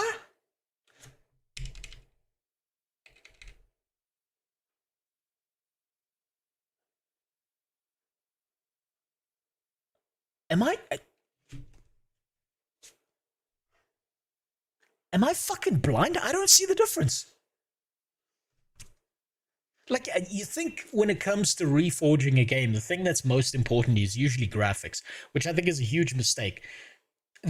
What I'm seeing here is either a really good thing or a really bad thing. Either they didn't reforge the graphics and actually reforged the game, or they didn't reforge the graphics enough and did nothing with the fucking game. Oh man. Or PvE focused or solo or group focused. So this video's intention is not to be a ranking or a list or a nostalgia tour either. It's just a practical overview of the MMOs that still make sense to invest your time into in 2026. Plus, I'll sprinkle in some of the upcoming projects that genuinely have a chance to matter and that I'm actually excited for. But before we get into all that, first we need to talk about today's sponsor, Enshrouded. This is possibly building survival tracks. It's an ad. As well as the pinned There we go. comment if you want to help me out. Never mind. And so to start things off on a positive note... Sorry, wait on, but I don't watch ads. Not ads like that. And talk about something... I understand. Pay your bills. Get that $2 to $5 grand that you're gonna get. But I'm still not watching the fucking ad. The thing that surprised me the most this year, that's the release of Enshrouded is a good game, though. Then I will find out by playing the game. I do not respect ads. Right? I understand that people have to advertise their product, they have to find their customer base, all of that shit. I'm really glad that Waydot managed to get a paycheck out of this. Enshrouded might be a fucking fantastic game. They could fucking advertise Mega Bonk to me and I'm still not watching the ad. I'll play the game though, but I'm not going to watch the ad. Guild Wars Reforged. On December 3rd, just a month ago, ArenaNet essentially put a new shiny skin on the original Guild Wars, offering a visual overhaul to the entire game, as well as allowing for controller support. Now, the original Guild Wars launched in 2005 as basically a deliberate rejection of traditional MMOs. There were no subscription fees, no endless grind, with a max level of just 20, and it had a heavy emphasis on instanced content. At the time, this was completely unheard of. Oh my god. I remember jerking off to the Nightfall CD case so many fucking times when I was a kid. Like an unbelievable amount of times. Time well spent. Heard of, and many of its ideas aged better than the entire genre that mostly ignored them. So Guild Wars Reforged now exists because ArenaNet recognized something important. Wait, was it Nightfall or was it Factions? Hold on.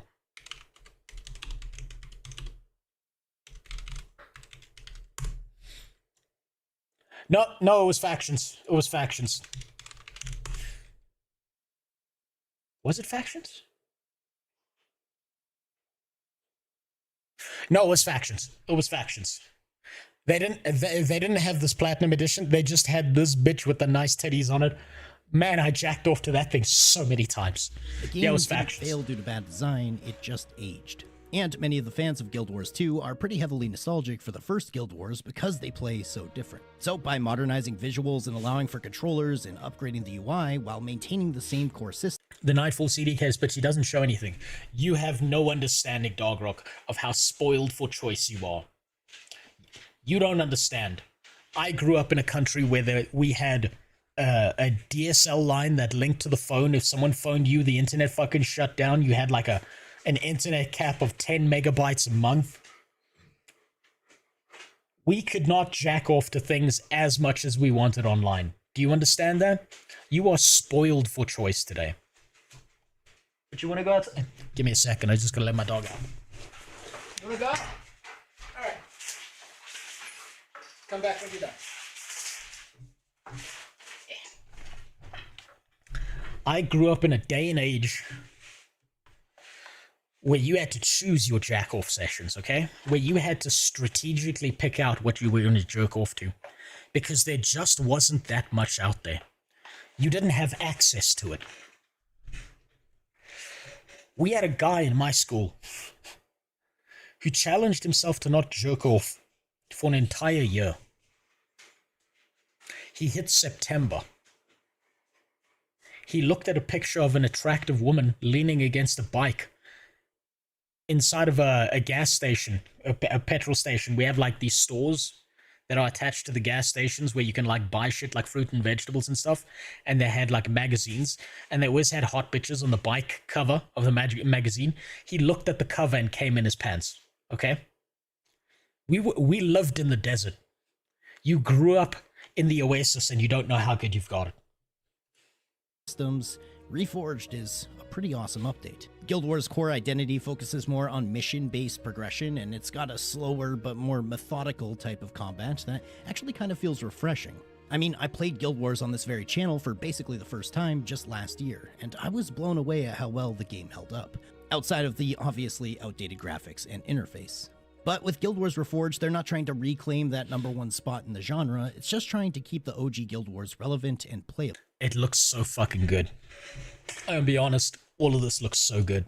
And I think at this point, that's a pretty commendable goal. If you haven't played the original Guild Wars, I mean, dude, stop what you're doing and grab Reforged. It's an awesome experience. I'm gonna. But if you have played it and fucking you've been gonna. itching to go back, now's probably the perfect time to do so. Now, Yeah. moving on, let's talk about the elephant in the room. You can't Wait, these guys make video games?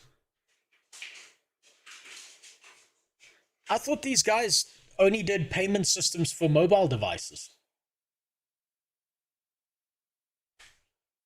Huh. talk about the current state of MMOs and not mention World of Warcraft. So what is this game looking like in 2026? I mean, just how many different playable versions of World of Warcraft exist? At this point, it's basically a small I'll give Season of Discovery this. It was fun for a little while.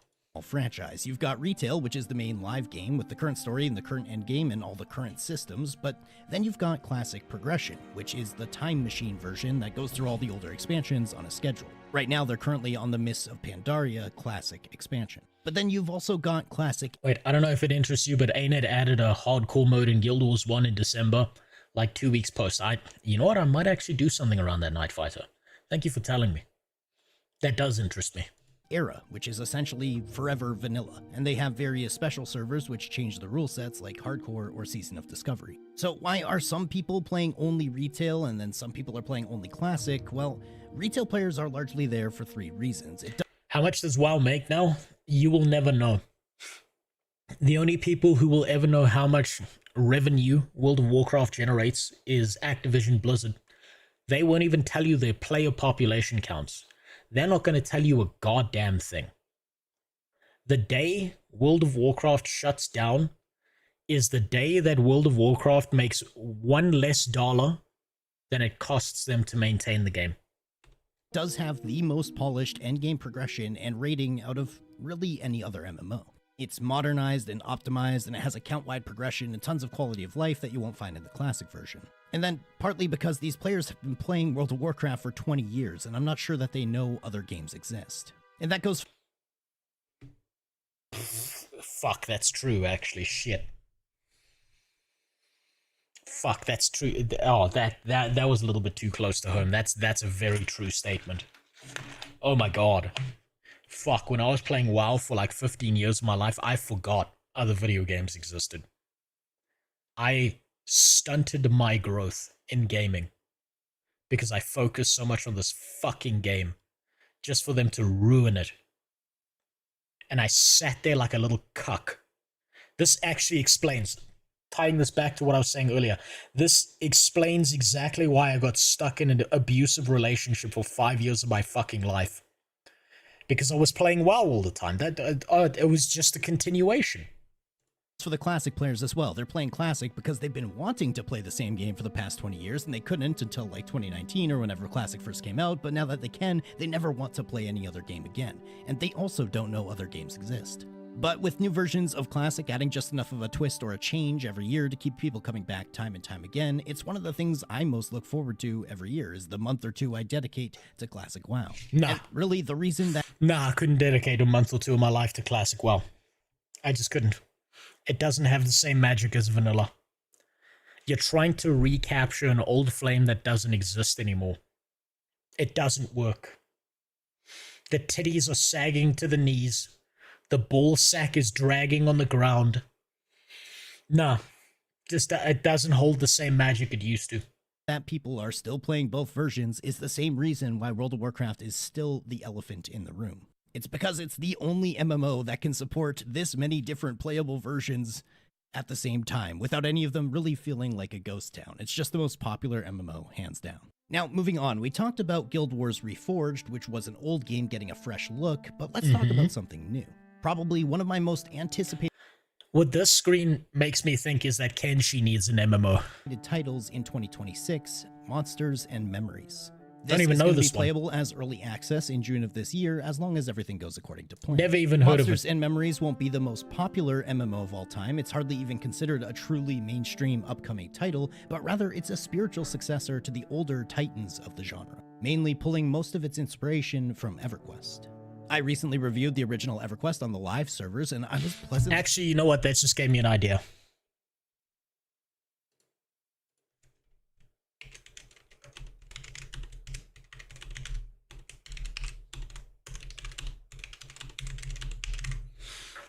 Might make that video as well. Surprised with how much fun I had. It's a fairly unorthodox experience when compared to the modern MMO, with all their quality of life and perfectly predictable functionality, but it's the unpredictableness of EverQuest and those older style games that make them so compelling. Oh fuck, it's Yakub. Gee, I didn't know I was gonna see my great progenitor. Goddamn. Truly an experience. So, Monsters and Memories is attempting to recreate that in a brand new world, with certain quality of life features purposely being... Wait, I missed it. What video are you planning? It's just an idea. That's why I've got it in red there, but it's game franchises that need an MMO but don't currently have one. Like, for example, Kenshi. Imagine how fucking good a Kenshi MMO could be. You wouldn't even need to change that much. Kenshi itself is such a great fucking game. I could waste hours of my life playing Kenshi. Can you imagine Kenshi with other people forming factions and shit? Oh my god, it could be incredible. Withheld, such as no fast travel or quest marker, while still allowing for other certain modern quality of life, especially regarding the interface and hotkeying. They're essentially trying to create this hybrid of modern and old blended together, taking the good of the old and the good of the modern and smashing it together. I've been talking about this game for well over a year at this point, so I couldn't be more excited for the early access coming in June. Nah, it's not a game that's over-promising or trying to achieve anything that hasn't already been done before, but it is trying to carve out a space for the old-school MMO fans who want a modern take on things. Now, next up, we have to talk about Ashes. Ashes, Ashes, Ashes, one of the most hyped-up MMOs to ever exist. The game literally just entered early access out of nowhere, and the community... The fucking Star Citizen. The Star Citizen of high fantasy. I'm going to show you guys something. I was checking this earlier. So I had a short that released, I think yesterday. I expected so much fucking pushback from this short. Reality, when our only chance for a good MMORPG is fucking Ashes of Creation. I have a lot of problems with Ashes. And I want to be wrong. I want to be dead fucking wrong. So that's the short. I expected some of these comments to be like, fuck you, Ashes is going to be amazing. That's what I expected out of this. But just take a look at these comments. Oh man, that was a trailer of the game too. 1 year from now, that's awfully optimistic, don't you think? That game is on track to come out sometime in 2150. Yeah, I want to be wrong about Ashes too, but I doubt it if its early design philosophy they've displayed is any indication of what they ultimately want AOC to become. Ashes simply just doesn't do anything to me, not gonna lie. This game is going nowhere. Most kids today, it's a sad reality. Where was the other one? Hold on. I missed one. This game is going nowhere. There's a Kickstarter odor coming from it. I'm very cautiously keeping my hopes up. They can rot alongside Maduro. They can rot alongside Maduro. Now that is a fucking comment. Something tells me that this man may be Venezuelan. I'm not sure what it is. But he just may yet be a Venezuelan who watched this. Yeah, I wouldn't be wrong about Ashes too, but I doubt it. If its early design philosophy they've displayed is any indication, I expected some pushback on this short. Nope. Not at all. Not at fucking all. People are just like, yo, fuck Ashes. These pieces of shit, these rat fucks lied to us. Hashtag justice for Narc. Narc was right. It is, as you might expect, fairly divided. But I think it's important that we keep an eye on Ashes in 2026 because this is going to be the year. Either it comes out on top or it becomes another cautionary tale of which we have far too many at this point. Anyway, Ashes of Creation has been in development since 2017. Originally, it was pitched as a player-driven MMO where cities literally rise and fall based on player activity. And it doesn't seem to be working out. The core idea has always been extremely ambitious, and most people say overly ambitious. But after years of closed testing and different NDAs and tons of money you had to spend to get into these closed servers, Ashes finally entered early access on December 11th. On one hand, I can tell you why they entered early access, and it's primarily because they were running out of money. I bet you they burned through all of the money that they were using to dev out their game, and they were desperate, so they had to push for early access on Steam. But in the bigger picture of things, pushing for early access and releasing early access on Steam killed their fucking game.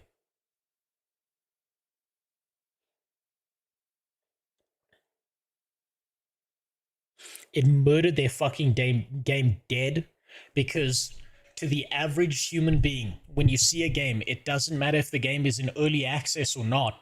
It matters whether you can play the game. And if you can play the game, guess what? If your game is shit or incomplete, or in such a fucking buggy or screwed up incomplete state that everyone who touches it hates it, congratulations, that's your first impression and no one's coming back. It doesn't matter. People think, game devs have this weird fucking mentality in their head where they think, oh, okay, if I push early access now, even if the game is shitty, I'm going to be fine because I can say, yo, just wait until full release. But it doesn't work like that. The largest majority of people, that is their first impression of your game. And now they believe it's dog shit forever. That's just how it works. Can't wait till the only players left in a PvP MMO are the griefers who also quit after they cannot grief anyone and have to fight those who are on their level or better, but they won't, so they quit anyway. Of course, Noxy. Welcome to. If I was Mufasa right now, this is the time I would turn to you and say, welcome to the circle of life, Simba. The lion eats the antelope, and then the antelope disappears, so the lions start fucking each other up until there's no lions left. And then there's like one lion left on the server going, where the fuck is everybody? I'm leaving. So what's up, Noxy? Remember when you used to be paid for testing games and now you can pay EA to pay to test games? Yes. You're going to tell this. You're going to tell this to someone under the age of 20. Back in my day, game tester was a job, and they won't fucking believe you, because every video game around them, they have to pay money to test it for the company. Man, it's fucking nuts. Early access sold extremely well, proving that there is a real appetite and the hype still existed for Ashes. But on the other hand, the build that shipped felt closer to an alpha than what most players expect when they hear early access. So this has basically created two types of players, the ones who are overly apologetic and what I deem the copium huffers who understand that this is a work in progress. And then there's the black-pilled... Oh, it's a work in progress. Cool. Do you know what that means to the average person who experienced this for the first time through Steam? Fucking nothing. Nothing. This was their first impression of the game. Say it's a work in progress. Say, guys, we're still fixing it up. Oh, we've got so much more to add. Doesn't matter. Doesn't fucking matter. The never happy players who I tend to relate to a little bit more because they are more realistic with their expectations and they say this game was released unfinished and it's going to kill all the hype, especially given how long it's been marketed for.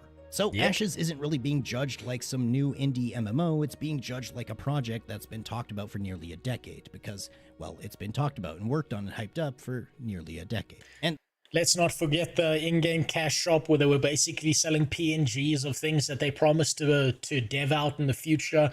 Let's not forget the early access keys. Let's not forget the paying $500 to access. It was $500, then it was $300, then it was $250, then it was $150 to alpha playtest their game. Let's not forget the multiple periods of time where they said they were developing out the game. Let's not forget how many times they promised an expansion on the map and then they didn't expand out the map, and then they said, guys, but we did expand out the map. Look, we put some trees in a field. How many fucking times? I want to show you something. Just to give you some context. If I type in this,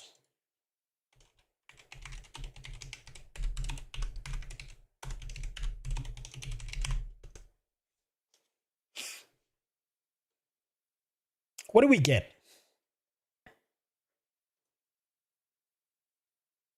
We get the history of Stephen Sheriff. You know, he was involved in MLMs in the past. And his excuse was, guys, I didn't know it was an MLM. When I was 18, here we go. Here's it. Yeah, just to give you some context. When I was 18, I was recruited to join an MLM company called Zango. Zango sold nutritional products, a fruit juice and vitamins. I started a website store to sell these products to customers. My website was very successful. Zango is still around today as a company after 14 years. I think has done over $3 billion in sales and is open to 50 countries.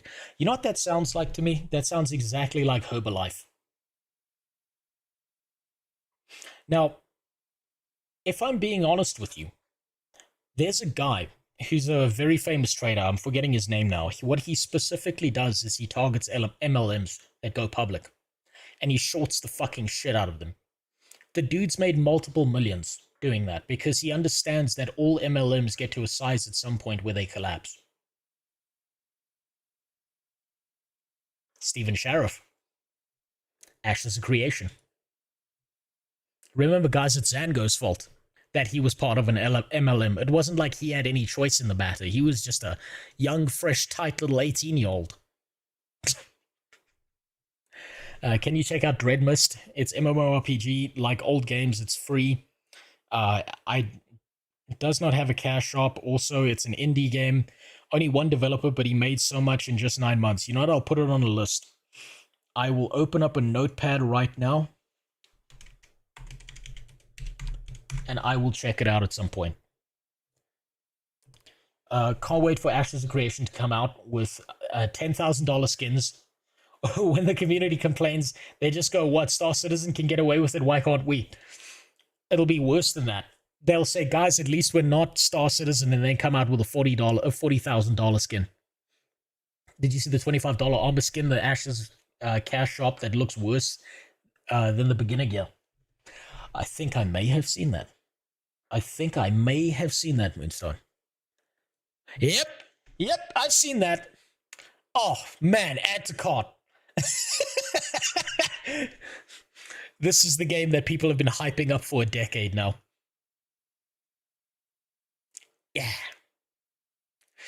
Yeah. Man. The question in 2026 isn't, is Ashes good yet? It's, is Ashes good at all? I think no, it's the not. node system meaningfully impacts the world if progression... Some poor fucking guy out there spent like $500 getting me an alpha key.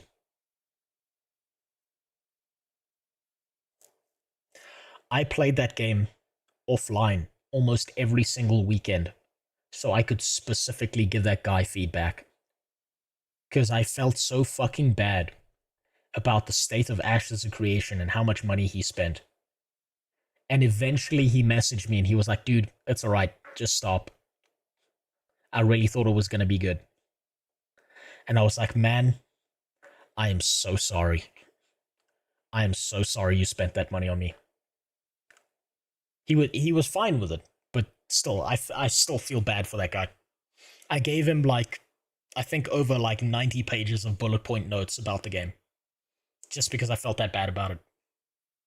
Becomes rewarding instead of repetitive, and if group content stabilizes into something players want to log in for, this could be massive, but they have to prove that. So 2026 really is the year Ashes of Creation either proves the concept works or confirms why most studios, or it gets put down like a dog at the SPCA, avoid it. Now, also importantly, we just recently saw the release of Where Winds Meet, and really this I've heard good things about Where Winds Meet. This is what I was expecting from Chrono Odyssey, especially after all those amazing trailers. But Where Winds Meet was the game to actually meet some of the expectations that they set. Where Winds Meet is a free-to-play immersive open-world action RPG set in ancient China. All I had to hear was free-to-play. That's all I had to hear. There's gonna be a bunch of pay-to-win shit in this game. And ironically, I bet there's a bunch of pay-to-win shit. It might be a fantastic game, doesn't mean there's not going to be a bunch of pay-to-win strapped onto it. I haven't dug into it enough for a full review just yet, but what I can say is visually, this game is absolutely stunning. Really? There's no fucking pay-to-win in the game? Only cosmetics. God damn. Maybe I need to look at Where Winds Meet as well. You know what? Let me open that fucking... Ooh. Okay, Dreadmist. Maybe it's worth looking at. For now. Yeah, maybe it's actually worth trying out. Maybe we'll try it out. They've also found a nice balance between solo and group play, which I think honestly is one of the biggest struggles currently for games to get right. A lot of the older style MMOs, they want required group content, mandatory group content. But I think the majority of players, especially in MMOs, actually prefer having a solo option as well. And this is where Winds Meet really shines. Wait, you don't need pay to win when you have retards spending 40k plus on stupid boat skin. Are you fucking 40k? $40,000? Like US dollars, right?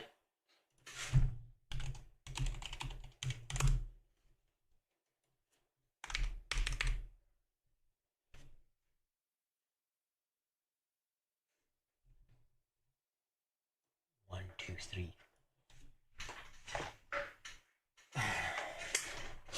To give you some perspective, I could send my kid to school for 7 years to a high quality, top tier, internationally ranked school for 7 years. And these people are spending that on a fucking boat skin.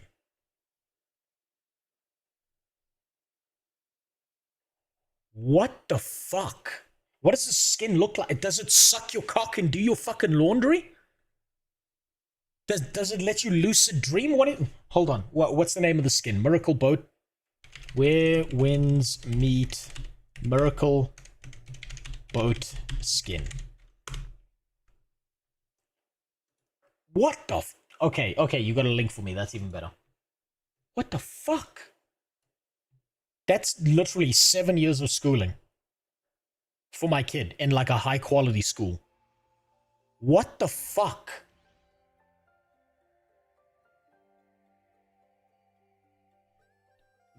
Man, the CSGO players are looking like fucking chump change at this point in time. God damn, holy fuck. Could buy some property in a remote area in EU in some part. I could buy a fucking solid vehicle and still have enough left over to live off for the rest of the fucking year. God damn. Jesus. Holy shit. Fucking... What? Fucking seriously? That much? What the fuck? Who's buying that? Fucking Jeff Bezos? Who the fuck has that kind of money to spend on a skin in a video game? On the other hand, it's exactly because of that story-driven solo RPG focus that some people might argue against it being a true MMO. With all that being said, it's literally the only full-release MMO-adjacent title in 2020. Mind you, it's 40k minimum. Okay, Moonstone, is there a way to get that skin and then sell it to other players?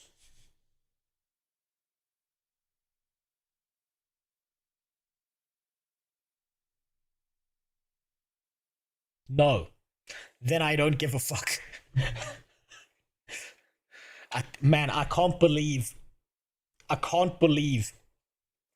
that there's a skin that costs exactly half of an Apple iPhone. That's insane. 25 to have what some would call a successful launch. It seems like generally this game has positive public sentiment, with 50,000 reviews on Steam averaging very positive. That's no joke. Now, I haven't played enough to give my full review. I'm certain that's coming soon on the channel. However, I can say undoubtedly that this is a title you're going to want to at least try in 2026. It's nice to have something in the space that actually maybe I'll give this a try, because that does act as an incentive for other developers to keep trying. Now, next I want to talk about RuneScape, and this time I want to talk about both old school RuneScape and RuneScape 3, because they've both made some massive changes recently, and considering the popularity of old school RuneScape, I'd be remiss not to mention it. Now, old school RuneScape, you have chunky, outdated graphics and a click-to-move, exceptionally grindy leveling system that... And somehow it's still one of the most popular MMORPGs. Somehow this blocky piece of shit has outlasted almost everything around it. Towards time investment, but also in terms of combat, exceptional timing. Like Pinpoint didn't miss a literal half a second tick timing. The game ranges from one of the most chill, relaxing, and AFK-able second monitor experiences to the most white-knuckling, challenging, tedious, and infuriating content where a single mistake... I've said this before, I'll say it again, RuneScape is a game made for gooners. You've got this open on a second monitor while you're fucking jerking off, because you just need to click with your mouse every now and then. It cost you hundreds or literally thousands of I didn't see the thing about Rift Super Split. And it's totally up to you how you would like to play the game. We've talked a lot about old school RuneScape on this channel. It's a fantastic time sink. I personally think it's the single most addictive MMO experience available, and it actually plays pretty well on mobile. But most importantly, they just added a new skill. RuneScape always reminds me of SKU for some reason. If that's who I think it is, I think there's two good reasons why RuneScape reminds you of them. Skill for the very first time to the older version of the game, and this new skill is sailing. You can imagine there has been some massive dispute about this online, with people claiming this takes away the classic feel of old school RuneScape, and I can understand their sentiment, but at the same time, it's important for developers to continuously keep the game feeling fresh and adding new content. It's still, in my opinion, one of the best MMOs to ever exist, and if you can look past the outdated graphics, trust me, you'll find yourself addicted to the seemingly simple, but also massively complex game. Now, also RuneScape 3, I just want to quickly mention, because although I generally despise this game and almost everything about it, RuneScape 3 is going through a quiet but important... I have never heard anything about RuneScape 3. That's how prevalent OSRS is. No one talks about RuneScape 3. It's not even on my fucking radar. I've heard about such strange, esoteric MMORPGs, and I've heard next to nothing about RuneScape 3. I do not fucking know. These guys are in like a containment bubble. These guys are like in their own universe. This is like the game that you see playing in the background of some sitcom when some mom pulls the plug out of the PC and some kid's like, "Mom, I was playing that!" Like, it doesn't seem real to me. It seems like it seems like a thing that boomers would make for whatever movie or TV show that's being played in the background so that they can pretend that this video game is like other video games. I've heard so little about this. Sorry for bringing the boat back, but here's a 10-minute video inside the boat you can skip around if you're... Okay, well, fuck it. We'll take a look quick. I got invited to the $50,000 boat in Werewindsmeet. In this video, we're gonna take a little tour around the boat. Okay, so it's not like a teeny tiny I'm gonna show boat. you guys it's a what fucking this yacht. whole type is in-game. How you can obtain this boat, because some people are confused about that. How does it actually add up to almost $50,000 or even more? So let's get into it. You will actually find the boat if you go into the appearance and then into the mounts and then onto this ship tab. You will This needs to be the other way around because the developers are mounting you. See the boat, you can spin it around. There's also this called Wench in this one. This okay, if you, show me the boat. If you read it, show me the fucking boat. But it was like in the middle of the night when it's deep, when it came next to the portion interaction right now. Okay, everybody so it's just a yacht. spawns in here and they talk in the voice chat. I had to deactivate it because it was freaking crazy. In this one you can play much. How the fuck are people spending 40k like on this? Appearance pieces that the get all the God, Jesus Christ. And today I don't care how fucking nice the boat is. How are you spending that much money on pixels in a video game? I don't get it. I do not get it. Hold on, I've got to check something. I just got a warning. Oh no, it's nothing. I don't get it. Change heading into 2026.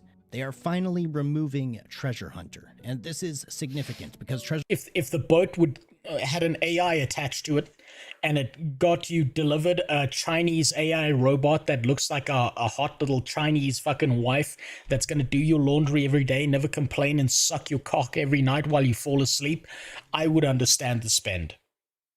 But it's just a boat. It's just... let it go. Let it go. Oh, I'm gonna be here forever. Let it go. Treasure Hunter was the centerpiece, the core of RS3's pay-to-win gameplay for years. You could win experience and keys and limited time promotions that let players accelerate progression, and it never really sat well with the community. I think the reason Jagex is pulling back now is mostly practical. RS3 RuneScape is for people who aren't good at other video games. It is the precursor to the brain rot that is the current day video game industry. Also, Maduro getting grabbed by the US to distract from Epstein's pedo partners isn't gonna remove Venezuelans from the game. They'll still be there selling gold. Okay, let's break that down. First of all, there are some people who do some insane shit in RuneScape. It just functions on such a crazy separate level that people just don't understand it. With the timings and the ticks and all that crazy shit. It becomes more of a rhythm game the better you get at the game, but understandable, your average person, absolutely not. Second part of that, the whole Venezuela thing. I'm really happy for the Venezuelans who are celebrating and that they don't have to deal with their dictator. But if you think for a second that this was done by the US for your benefit, it wasn't. It was done because you guys got oil. You guys have fields of oil. And the Saudi deals with the US are ending. But I am glad that you... I'm still thinking of that comment earlier on the short. Ashes can rot with Maduro. But I'm really glad that he's done. I get it. I'm happy that you got something out of the deal. Just understand they were there for the oil. I verified the Rift thing was purely player-driven community comeback event, but they managed to double or more the player count. Okay, so it's player-driven. It's not devs. RS3's long-term health is going to depend on player trust, and monetization that directly shortcuts progression becomes more of a liability than a revenue generator. Now, this doesn't mean they are taking pay-to-win out of RuneScape 3. It will still exist in other forms, including buyable XP and things of that nature, but this is a massive step in the right direction. Personally, what I would love to see is separate, fresh worlds with all pay-to-win disabled, where you would have to create a new character, but this would basically allow for a true that's never happening experience within RuneScape 3. That's not happening. Even though they're deleting Treasure Hunter now, there are still people who shelled out a ton of money and who will reap all the benefits of the Treasure Hunter they It just makes their accounts and what they did in the past more valuable and justifies the spend that they had previously. did use. Pay-to-win is and will always be Pandora's box within MMOs because once you open that can of worms, there's no going back. Now, we started this video talking about Guild Wars, and of course we can't just not mention Guild Wars 2. However, I want to put Guild Wars 2 and The Elder Scrolls. The best game. The top tier peak fucking game. The pinnacle of MMORPGs. Online into the same category. For me personally, these games offer much the same experience. Both provide a massive don't you fucking do that. Don't you fucking put ESO next to my beautiful Guild Wars. Don't you, you sick fuck. Oh, I just shit next to babies in hospitals. What the fuck is wrong with you? God damn it. Horizontal progression with an emphasis on storyline and longer-term goals that allow you to take breaks from the games or come back whenever you want without feeling like you've missed too much content. Of course, each of these titles have their own pros and cons. While Guild Wars has better open-world group content, a much more fair level of monetization, overall a more robust and complete. When he says, he's downplaying it, when he says a much more fair level of monetization, you have not stared into the abyss until you have opened any of ZeniMax's cash shops. You have not witnessed the eldritch horror of how far a video game can be monetized. Unless you've looked at the ESO cash shop, it's devastatingly horrifying. Combat system. I think, on the other hand, Elder Scrolls is a much more immersive experience with a better player-owned housing system and much better profession and skilling and crafting. However, these are just my opinions. I haven't played it enough. I just saw the cash shop, threw up in my mouth a little bit, and closed the game. I play Guild Wars 2 literally all year, and I also play Elder Scrolls literally all year. These games fill the exact same role for me, and that is completionism content, where they both excel massively. I know tons of people argue Guild Wars 2 is better, and others say because it is. So is, and I understand both sides of the argument, and I'm not throwing my hat into either ring. Because for me, they're mostly equal and totally worth your time playing, even in 2026 and the years moving forward, especially if did the video get busted? Is your thing. But in order to stop this list from becoming the exact same list that gets released every single year, here are the runner-ups. Every single list that gets released every single year by every single MMORPG content creator. You know what's really funny is I finally did a talking head video talking about all the MMOs that got cancelled in 2025. And at the same time, Josh Strife Hayes came out with one. Lazy Peon came out with one. Sawman came out with one. Wade Out came out with one. I think Nice Gaming came out with one. Idle, I think, came out with one. So many people came out with that fucking video that Sawman DM'd me and he was like, oh, I didn't know you got invited to the MMO Illuminati Council. And I'm like, for fuck's sakes. They have to be mentioned, but everyone kind of already knows them. First up, there's Final Fantasy XIV, obviously a mainstay in the MMO space. The last expansion was a little less well-received, but it's still a fantastic title, especially for those who love narrative and storyline woven into their MMOs. I don't know enough about Final Fantasy XIV, but my baseline opinion is it just looks like a different variant of WoW to me. It's anime WoW to me. Then, of course, there's BDO. Some still call this the best combat in the MMO space. It's definitely very good, but I think where BDO excels the most is its skilling system and its open world, which is constant beautiful scenery, always providing an amazing backdrop for you to work on what is one of the most complex and compelling skilling systems currently out. There's also Albion Online, which in terms of group PvP content is probably the only... Hands down, to this day, Albion Online is the only mobile MMORPG that feels worth playing. If you liked Path of Exile, what I want you to do is I want you to throw yourself down a flight of stairs.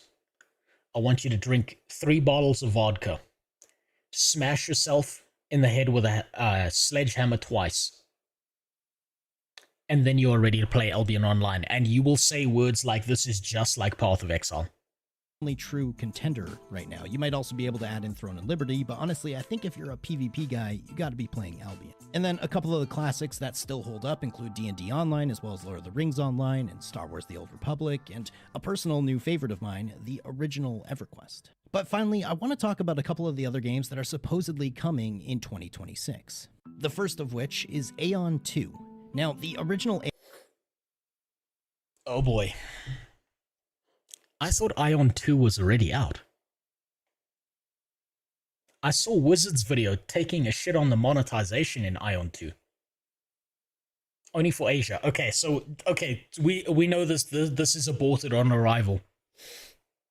It's gonna be out, and it's gonna be a fucking pile of dog shit. It doesn't matter how good the graphics are. It's gonna be a burning pile of dog shit. Aeon launched in 2008, and it carved out a strong identity around And the worst part about me saying that is I loved Aeon.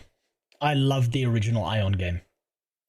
I have such good childhood memories with me and my buddies playing Aeon. It's the first game, the first MMORPG where I played as a woman. Because my buddy at the time, me and Robert, we came up with this plan.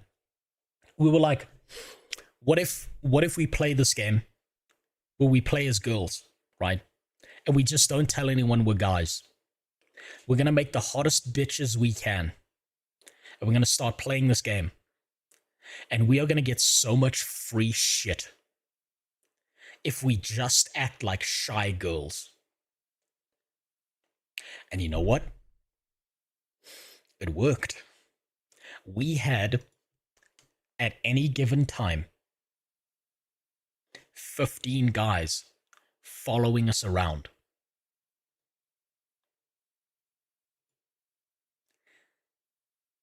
And the scariest part, they would be like, are you really a girl? And what we would do is we would do the girl thing of not really giving an answer, right? Where we'd be like, I'm not comfortable telling you whether I'm a girl or not. And they were like, oh fuck, it's a girl. Oh my god, here, take my gold. Take my gold. My queen, I found a green weapon for you. One day I logged on to Ion on that female character. I logged in and there was a guy waiting. And it was the same guy who was waiting there when I logged off.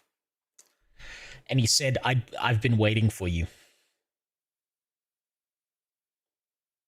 And for the first time in my life, I understood what it's like when a Somalian follows a woman home who works at McDonald's who just happens to be the attractive cashier.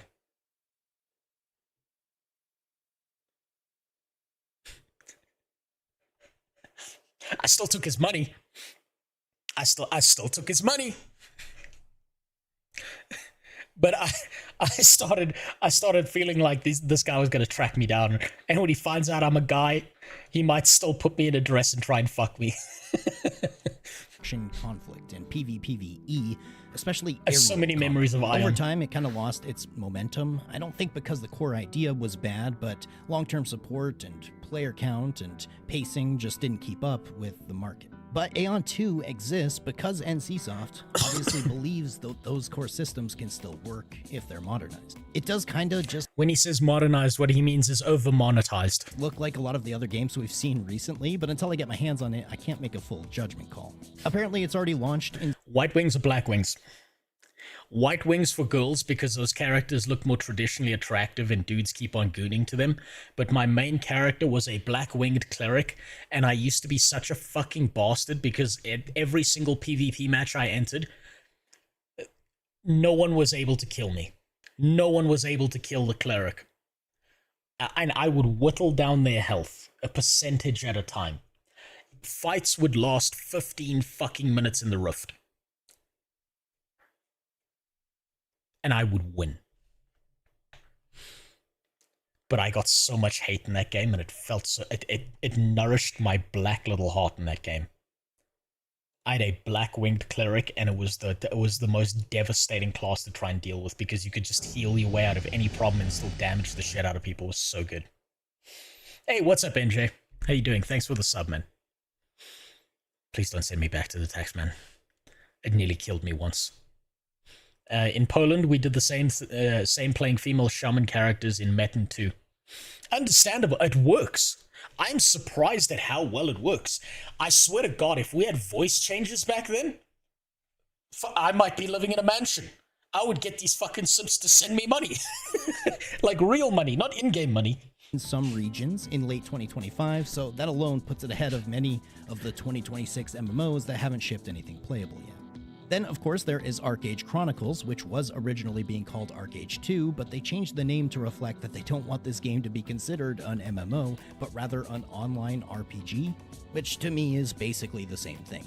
I'm not very confident in this game moving forward. The timeline has shifted so much, and after seeing the disaster that was Chrono Odyssey, I think these developers are starting to feel a little bit more hesitation when it comes to overpromising and under-delivering. So we'll see, the game is You know, I've thought about doing something, now that you talk about bunker bolts. I'm just going to call you LL, because otherwise, if I try and say that out loud, I'm going to fuck that up. I'll call you double L. That's better. I've thought about something, and I wonder if you guys would be interested in this. I was thinking of going back and playing Heart of Thorns, the expansion, but playing it as a completely different class than an engineer. And for each video I do on my main channel, I switch classes.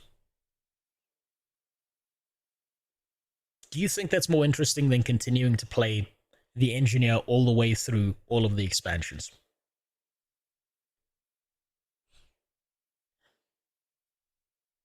You guys tell me. I'm tossing ideas around in my head. I've thought about playing, I'm going to skip Guardian. I've thought about playing Heart of Thorns through as a, Revenant was one of them, yes, Faith. I was going to play Revenant going through Heart of Thorns again. Or I was thinking of going back to my Mesmer. Then I was thinking of playing through Path of Fire as Thief. And then the next expansion as the Beethoven class. Still set for a 2026 early access, but I'm really not too hopeful about this one. Then I guess we do have to talk about Chrono Odyssey. Oh boy. Apparently targeting for late 2026, I think I had the single most viewed negative review of this game on YouTube. I completely disliked Chrono Odyssey as the trailer looked. Yes. I was so disappointed. You want to know how disappointed I was with what I saw when it came to fucking Chrono Odyssey? Here, let me show you. This is how disappointed I was. Where is it? Where is that fucking review? Somewhere here. Chrono Odyssey is ass, but it doesn't have to be. I was so mad about what Chrono Odyssey was versus what it should be. I literally released a 50-minute video of me going through all of the bullet points of everything I found wrong with this fucking game. This is how motivated I was with how upset this fucking game made me. It wasn't good for the algorithm. Wasn't good for my channel. Didn't do anything for me. Didn't even hit 1K views. That's how mad I was. I don't even care. I didn't even give a fuck. Streaming the first time on your engineer, then revisiting as other classes for edited videos could be fun. I might do that, or I might decide to go through every single class with a new thing while on stream as well, because I think it's pretty fun to watch how much of a fuck up I can be with each class. I think that's fairly entertaining, and I feel like that gives people motivation because they can look at me and be like, well, at least I'm not that retard. What class sounds the most fun to play? I think that makes for better content. NJ, interestingly enough, I think every single class appears fun to play, except maybe Guardian, unless you go for the Dragon Slayer class. I think it's called the Dragon Slayer, the one with the longbow. I'm going to let you in on a secret for Guild Wars 2. The best way to experience Guild Wars 2 is to play all the classes and switch to the flavor of the month. I will care about the flavor of the month and the meta once I'm at the end of the game. I will only, like, I just give a fuck about having fun. That's it. That's it. Looked like this. And then the game looked... Was Chrono Odyssey that one game that blinds you? Yes. It gives you the piss filter in some of the dungeons. And I want you to pay very close attention to the detail that they put into this game. What the fuck is that? What the fuck is that? There's only two ways you get a thumb that big. You've got cancer in your hand, or you're one of those women that just keeps on blasting the bean with your thumb. That's the only two ways you get a thumb that big. Like this, and played like this. Which was such a crushing defeat, as I had been hyping up this game so much since I originally saw the trailer. I'd love to see if when the game comes out it feels much better, but honestly I have almost no hope remaining for this title. And then afterwards we have Bella Torres, which is like Chrono Odyssey's quieter little brother, because once again all the promotional content for this game that's been released has looked nothing but amazing, but then watching some of the gameplay footage as tests have been ran in other countries, it kinda just looks like Bless Unleashed. But that really wraps up my final thoughts on MMOs in 2026. I listed the ones I think you should sink your time into. I laid out what I think is the most practical look at the MMO genre in 2026, with some new titles, some things that were just released, it was a decent video. Some of the old classics that I think are still worth your time. I think Where Winds Meet is probably the most interesting thing to happen in the MMO space in 2020. That's a sad thing for him to say, that Where Winds Meet is the most interesting thing, but I've heard a lot of good things about Where Winds Meet, so I can't really judge him on that opinion. And so it's definitely important to watch in 2026. What, no Dune? That's because it's not an MMO. Craft, while always the giant in the room, is quietly working on itself. It's like it's currently going to therapy, but the classic version is always...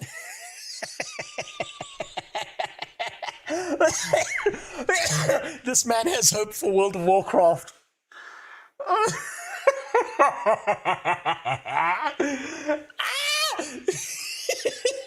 I didn't know this was a comedy video. Jesus and Christ. Ashes is doing what Ashes does, and mostly causing disappointment, it seems like, but this year will be the deciding year. Are MMOs dead? Obviously not. They've been saying that for years. However, I do think the traditional MMO as a concept is becoming less and less a norm in this space. Everything seems to be a hybrid of some of this and some of that. I'm excited to see what the future holds. Brief moment to say rest in peace to New World and the Lord of the Rings MMO and Project Ghost and whatever else ended up falling through this year. Hopefully 2026 proves to be a little better. Anyway, folks, I want to say a massive thank you to everyone who made it to the end of the video. What's up, Gresh? Don't forget a like, a comment, a sub. Those things help a bunch. And if you really enjoyed the video, consider becoming a channel member. But I'm going to tell you a secret, Gresh. I'm so excited for 2026. Not because I'm expecting a good year, but because of how dog shit 2025 was for me. And it just feels good to not be in 2025 right now. We'll catch you all in the next one. Later. Not bad. Not bad. He hit me with that comedy line at the end. Man, the fact that he said WoW's going to therapy and quietly improving. Man, I didn't realize this was a comedy video until he hit me with that. Man, what a fucking line. Oh, goddamn. Well played. Not a bad video. Some decent takes. Some dog shit takes, as we expect from everyone who does MMOs. At least he didn't mention any weird and wacky shit except maybe monsters and memories. I can respect that video. I can respect that. I can respect the time you put into it. This is making me think that maybe I do need to stream some Where Winds Meet, just so that I have some idea of what they're doing different that makes people enjoy it so much. What the fuck happened to Project Ghost? Cancelled. Dead. Dead in the water. Gregory Street went from being like there with Riot to doing it on his own to giving the fuck up. He just gave up entirely. He just shrugged his shoulders and threw his game off a cliff. You know how the Spartans used to like, they get like a baby with like a fucked up arm and they just like yeet that shit off a cliff? That's exactly what he did with the MMO that he was working on. Where Winds Meet is more like an action RPG, but it has MMO elements. That's why people enjoy it. It might still be a good idea to look at that, or at least stream that and try it out, because there might be elements inside of Where Winds Meet that make the game work that MMORPGs, pure MMORPGs, need to adapt to a more modern audience. So it might still be worth it to look at that. I don't know. This is the thing, is I'm taking this from a very uninformed opinion because I haven't played Where Winds Meet, right? I'm taking this from an outsider perspective. I'm taking this from the sneako perspective of sitting in the hotel chair, having heard other people's opinions about it. So maybe I do need to give it a try. Also, as a side note, there's a gigantic Chinese community down here, right? I know a lot about Chinese history and law and shit because I grew up with Chinese people around me. I did fucking a bunch of Asian martial arts when I was younger. I learned about a lot of their history and like, okay, let's take the CCP and the politics and all that shit and throw it out the fucking window. They have a very interesting story and history and all of that shit. And the whole wuxia kind of stuff is really, really fucking cool. It gets really, really confusing for Westerners when they start talking about formation pills and shit. They have, like, weeaboo Rose.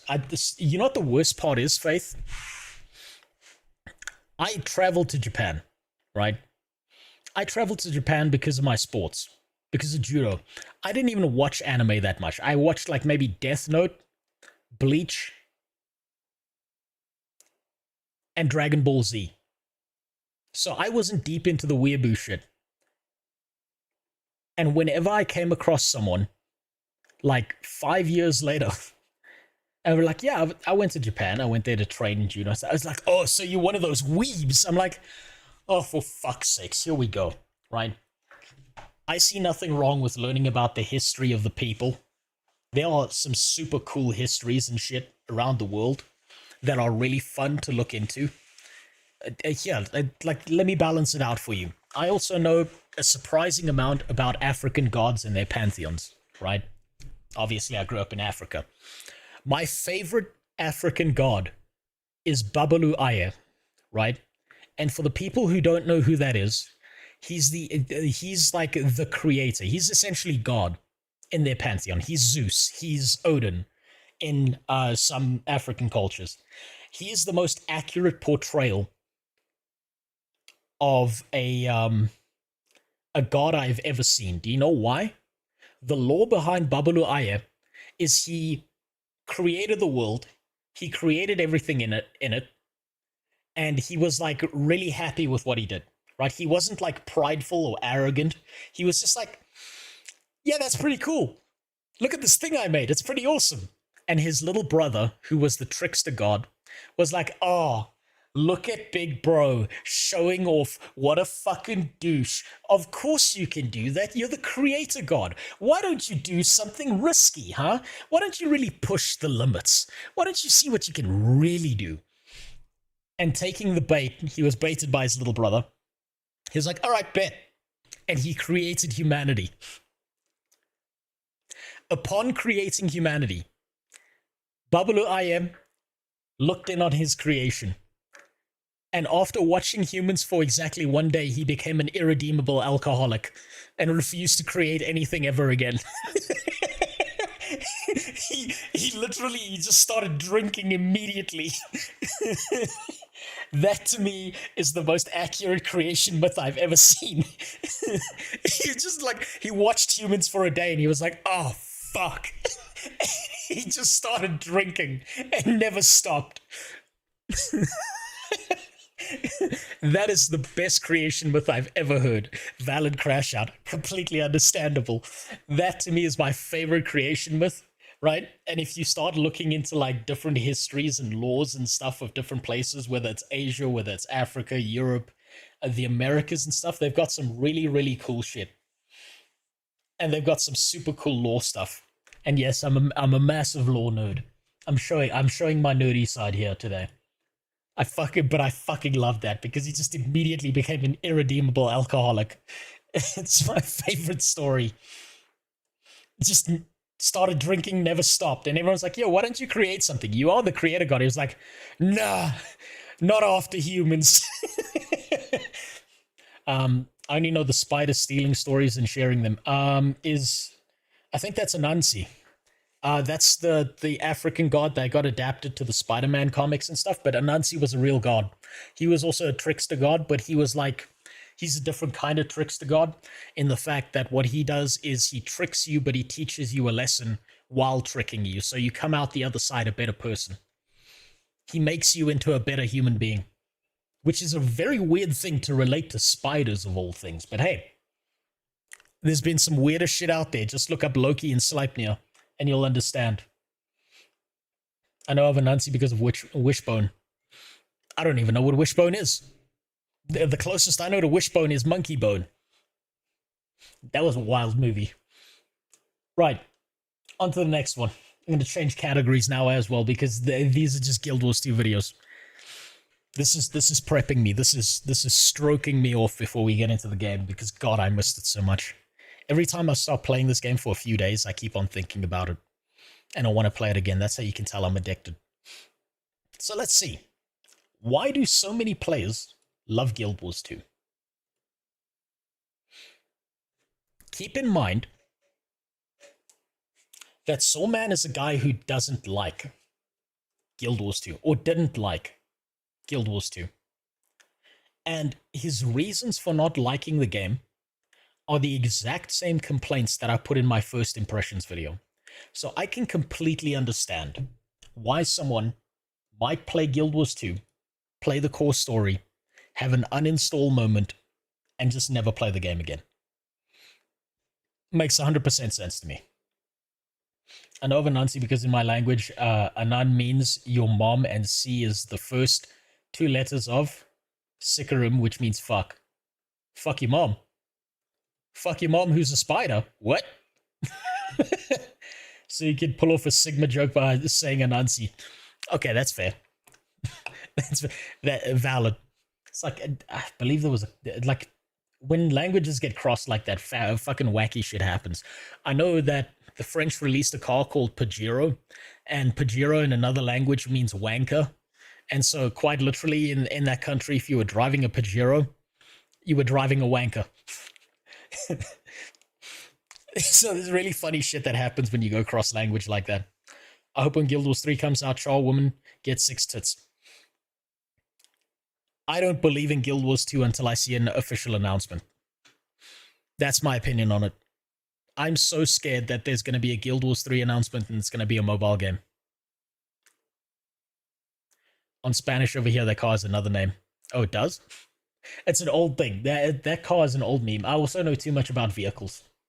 I know way too much about cars. And the irrational hate that Americans have for Audis because their Audis are different from the Audis you see around the rest of the world. Stupid shit like that. To your knowledge, are there any pantheons still venerated or worshipped in some way? Not really. There are some very isolated tribes that are very traditionalist. But even they are kind of like... They kind of treat the way that modern Christians treat the Bible, right? Where they're like, what these are a collection of stories that tell you how to live your life. They're not like a thing you should take literally. So they kind of take that perspective. But for the most part, across Africa, you can kind of think of any African pantheon as the same as any Greek pantheon or any Norse pantheon, where they don't really worship it, but they see it as a part of their history and their lore. So they kind of venerate it from a historical perspective, but not from a worship perspective, if that makes sense. Also, a fun fact, did you know Christianity is African? Most people don't know that.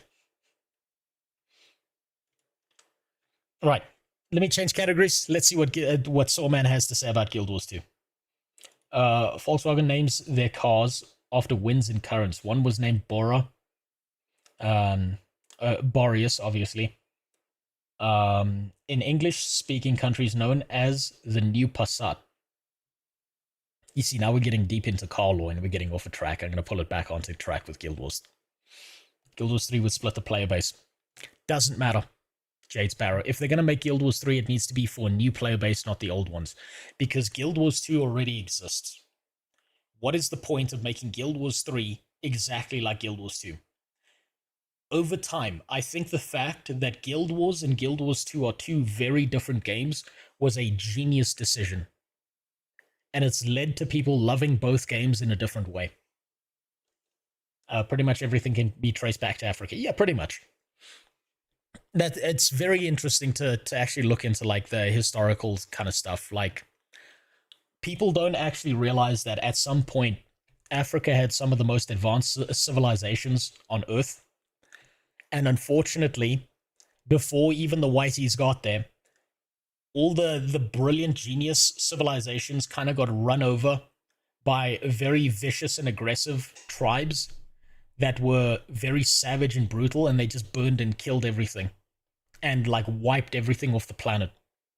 And so you'll never hear about these, or you'll hear about them in like a very vague, once upon a time this civilization existed. But when the more savage tribes of Africa came through and ripped the most advanced civilizations apart, they wiped them off the face of the planet. They tried to destroy everything. Literally everything. Like, for example, once upon a time, and we only know this because of a few very mild artifacts, some of the most advanced goldsmiths in the world lived in Zimbabwe. Look at Zimbabwe today.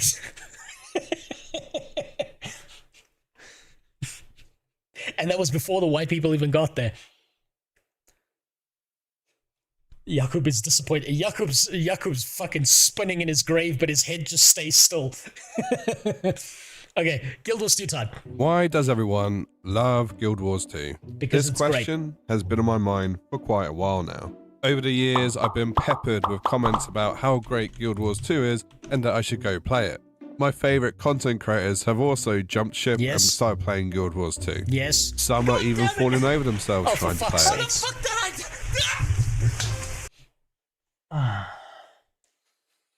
The stream was such a mistake. I broke the treadmill. I broke my cosplay. I slammed my head into the fucking treadmill on the ground. I was so fucking exhausted. I slept for like a day after the stream. Fuck them kids. They didn't deserve the $5,000 they got so that they could have a better time in hospital. Fuck them.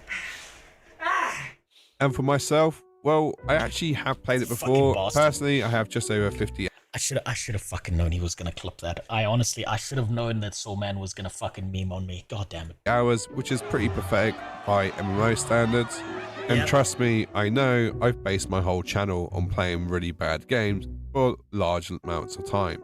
So he's based his entire channel on playing really bad games, not because they're really bad games, but because they're all MMOs. You know the dumbest thing you could do if you start a gaming YouTube channel is play MMOs. You could play anything else and get a bigger audience. So when ArenaNet reached out to me to offer me a sponsor for Guild Wars 2, I saw this as an opportunity to 1, finally find out why people love this game so much, and 2, to make some money. A joke. I like making videos. And money. At least he's honest. But I have genuinely wondered over the years what makes it so special. Why does this 13-year-old MMO do better than some of its counterparts? And I've heard the usual reasons. It has great lore, great storytelling. The combat is a combination. No. You cannot say, I'm sorry. I'm sorry, but you cannot say that Guild Wars 2 has great lore and story. The story and lore in Heart of Thorns is exceptional. Path of Fire makes it even better. So you can say it's good. You cannot say it is exceptional with the way the story is paced in the core gameplay experience. That is your player's first interaction with the lore. And I have to do it again. I'm going to have to point at the sign for you. We've seen how Guild Wars 2 stories play out. Every single Guild Wars 2 story plays out in the exact same way. Vykouřila bys mi ho? The build-up? Jakou bys mi to neudělala? There's the build-up. It starts getting good. No. Every time it starts getting good. Třeba, já nevím, and it's about to reach a pinnacle. It's about to get amazing. Zbytek dostat ven. Ketchup. No. No. Okay. And then the devs come along, and that's what they do to you every single time. That's the payoff. They build you up every single fucking time. Why is it in check? I have no idea. But it's the perfect example of what the Guild Wars 2 story does to you.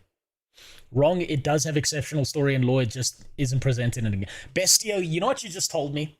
You just told me that a 4-year-old just came online, had this grand epic fantasy in their head, and when they spoke to you, they said that the dragon in the sky, and it landed, and I'm hungry. That's what you just told me.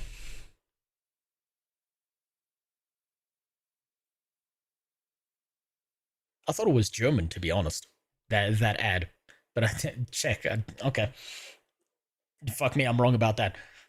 It doesn't matter if you have the world's greatest lore and story if you cannot express it in a way that is exceptional. I'm going to take it back to this example. Harry Potter is a mediocre lore and story, but it is presented in a way that is easily consumable and gets people involved in it, to the point that the most mentally ill fans of Harry Potter still believe they're going to get a letter from Hogwarts and they're 45.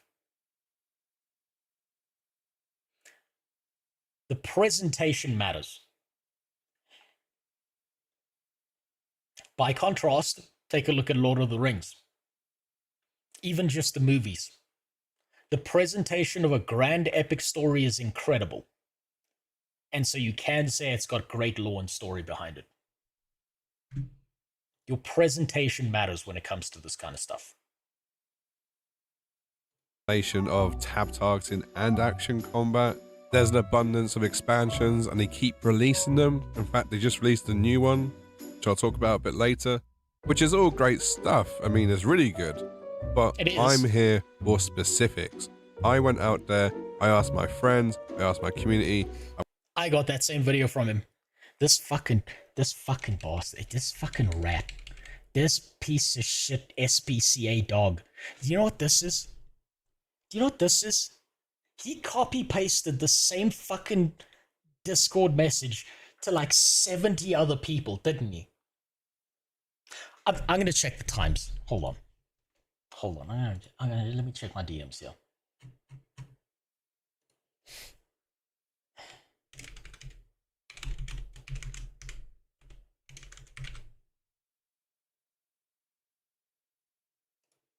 Hold on.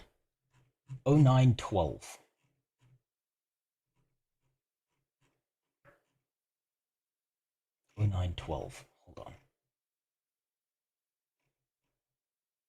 Hold on. Where is it?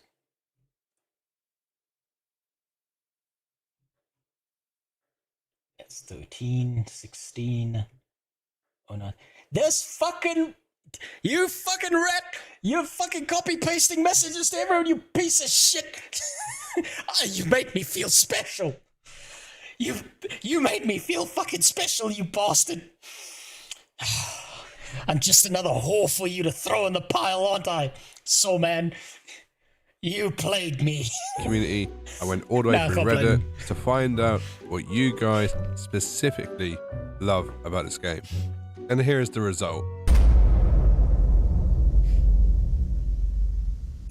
One thing in particular that came up quite a lot is Guild Wars 2 seasonal events. Yeah. I had numerous people tell me to go do the Winter's Day activities.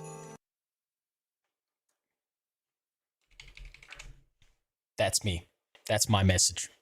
You show my fucking name with those messages, you bastard. Don't treat me like a throwaway piece of fucking paper that you jack off into and then toss in the bin. I'm not the sock under your bed, you motherfucker. Show my name.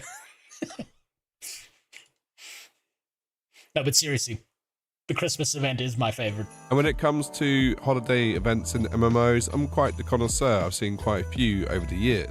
And usually it just involves whacking in some snow or love hearts or hands down, my two favorite holiday events that I've ever seen in any MMORPG ever is the Christmas event done by Guild Wars 2 and the Oktoberfest event done by World of Warcraft. Those have been my two favorites. I spent an ungodly amount of time getting the Walpetinger in WoW and running around with it just because I wanted to show off that I had the Walpetinger. Easter bunnies, and a few fetch quests and a costume and calling it a day. However, when it came to Guild Wars 2, they really did make it a game changer. And I actually mean that, because some of the stuff they added in wasn't in the game until obviously the holiday event occurred. Yep. One thing in particular was Toy Apocalypse, which is basically a... I'm going to say this now because I bet he's going to say this. I said this when I was doing the Christmas events, just before the year ended. But for some reason, playing Guild Wars 2 and its Christmas events felt more Christmassy than real life did this year. That's a sad thing to say. But there was more Christmas cheer and joy amongst the Guild Wars 2 players than I saw anywhere in my fucking country. That hurt me so bad to say. I almost wanted to yell at my wife to get her to play Guild Wars 2 just to play the Christmas event with me. Because I feel like I needed to share the kind of depression that this gave me. Power defense mode.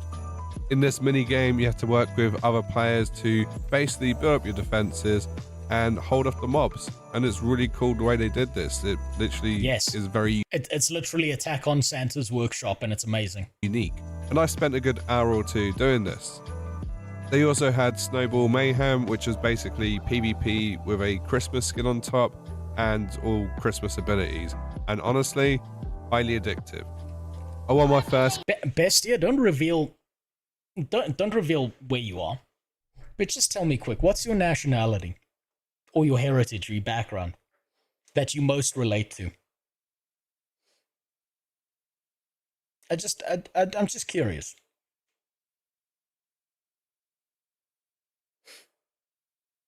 I'm trying to figure out if you're one of the nations that gets sent to the factory, or one of the nations that, gets kids in the factory. Oh, okay, you're getting sent to the factory. Okay, it's culturally appropriate for you to farm orphans then. I understand. It's a vengeance pitch. Game and thought I was doing really well, and then it just went downhill from there. But despite back-to-back losses, 10 out of 10 game mode. Highly recommend. Thanks for the then follow, a game folks. mode that I utterly despise, which was Bell Quiet Assemble. I like this, but I fucking suck at it. Now, I know what people are going to say, don't like it because bad, which is fine, Play like because I this. was terrible Play like at this on the I numbers. just want you to know, back in the day, on Guitar Heroes 2, I was in the top 100 for Rage Against Machine on the most highest difficulty, so I know how to play these games, but apparently I just suck at this one. And then you have these events with a winter skin on top, so the Winter Wonderland Jump Puzzle. It's super completely valid crash out, I understand. Infuriating, but also quite addictive. Yeah. And if you look on the left hand side, you can see how popular this game mode is, even though I actually and physically despise it. And then there are some Winter Strike missions. I took part in one, had no idea what was going on, but it felt very festive. I have to say, this is the most Christmassy I've ever felt. Want to learn something sad? On my second account, that's not front-facing, that I keep private, where I play Guild Wars 2. I played some of the Christmas events. I had more family members. I had more players in Guild Wars 2 wish me a Merry Christmas than I had family members who did. And I messaged those family members first. How sad is that?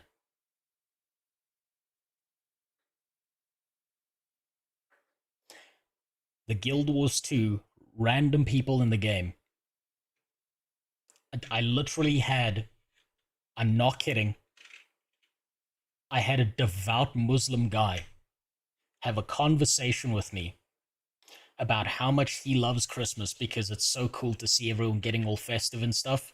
And even if he doesn't celebrate the holiday from like a religious perspective, he just thinks it's awesome. And this was my second account. This is the account where no one knows who I am. I had better interactions this Christmas inside of Guild Wars 2 than I did in real life. Where is it? See this? Full screen. You see this?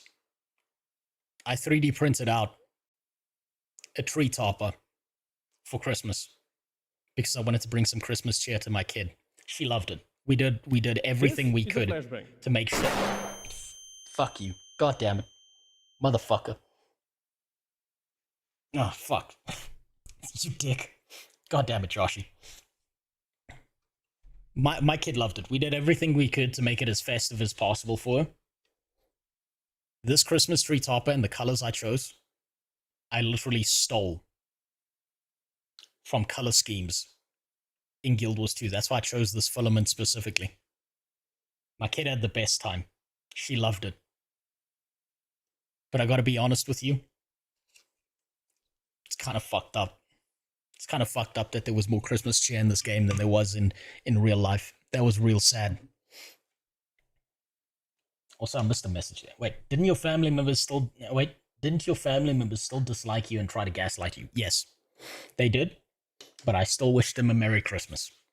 Because I will not besmirch my own dignity by acting like a cunt. I will not sink to their level. I will still wish them a Merry Christmas. Just for them to be cunts, because that's their problem, not mine. Playing a MMO.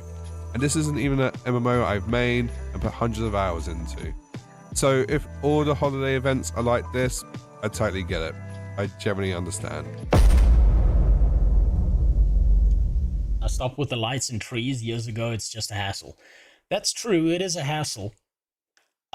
If you've got kids, it's worth doing it because it's not about your Christmas cheer and wonder. It's about theirs, right? There's an unbelievable amount of joy watching your kids' eyes fucking light the fuck up and then just have the best time and just go ballistic. I got a 2-year-old. She lost her mind when she saw pretty fucking Christmas wrapping on her presents.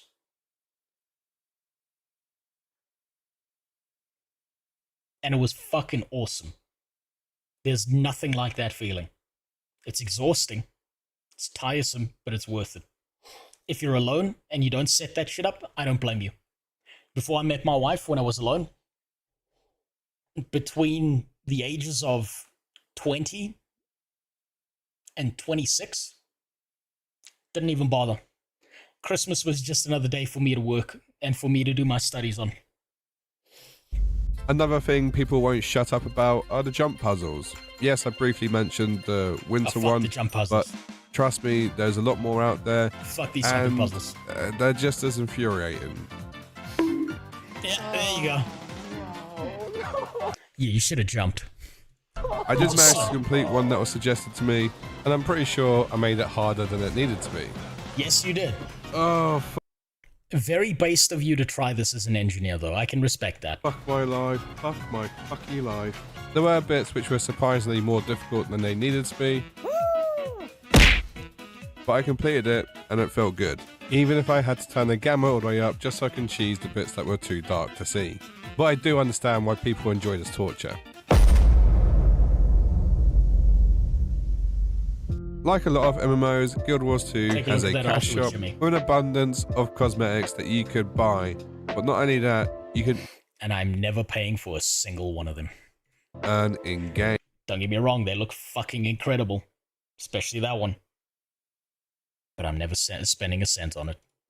So naturally, this has become a huge part of the game where people strive to try and get the latest skins. And when you see what people rock up on, I understand, I get it, because I really did feel like the lowest of the low on my basic bitch mount, and there's someone next to me on this like fire demon or Christmas. Fuck you, Saw Man. You didn't earn that mount. I know you haven't gone through Heart of Thorns and Path of Fire. I know you haven't earned that mount. You're cheating. Put it away. Rabbit. And it was just like, damn, I need to up my game. And this leads us into the other thing people love about this game. Not that any of you care or notice, but I actually dressed my character up to look a bit more Christmassy for this video. But, you know, whatever. Everyone knows that fashion is endgame when it comes to MMOs, and once again, Guild Wars 2 has an abundance of fashion. This is too real. This feels like a personal attack. There are at least 1,000 MMO players, Guild Wars 2 players, who saw this video and immediately like, fuck, that's me. And they're not even embarrassed. They weren't sad that they did it. They were sad that they got caught. And Guild Wars 2 has an abundance of fashion to pick from. I think maybe because this is a 10-year-old MMO, there's that much variety out there that no two characters seem to be alike. Oh. Beautiful. God, I love the skins in this game. And this one really speaks to me because personally, I love character customization. I like looking as unique as possible and stand out in the crowd. So yeah. Hey, look, it's Ranny from Elden Ring. Holy shit. I understand this one.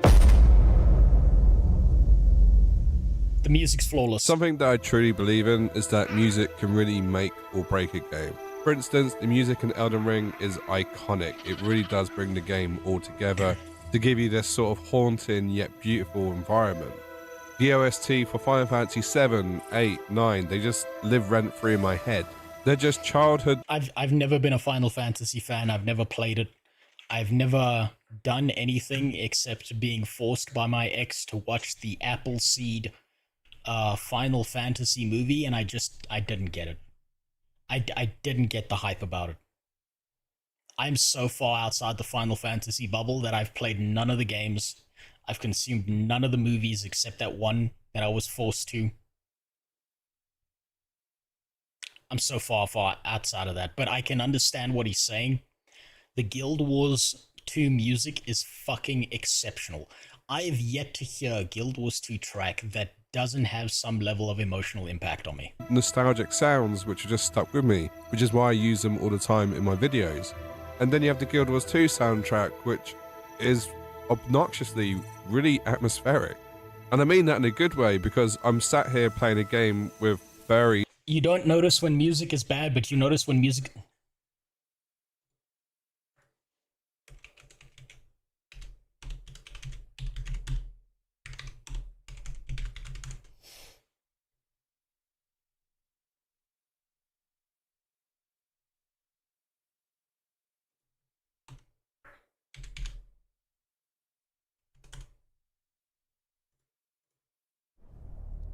Say that again.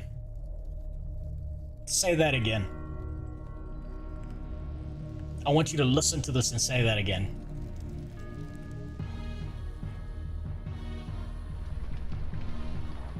I want you to say that again.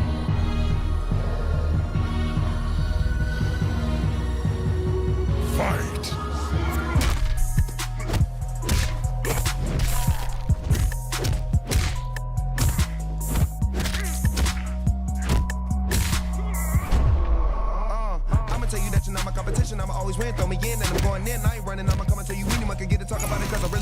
What was that, Bestia?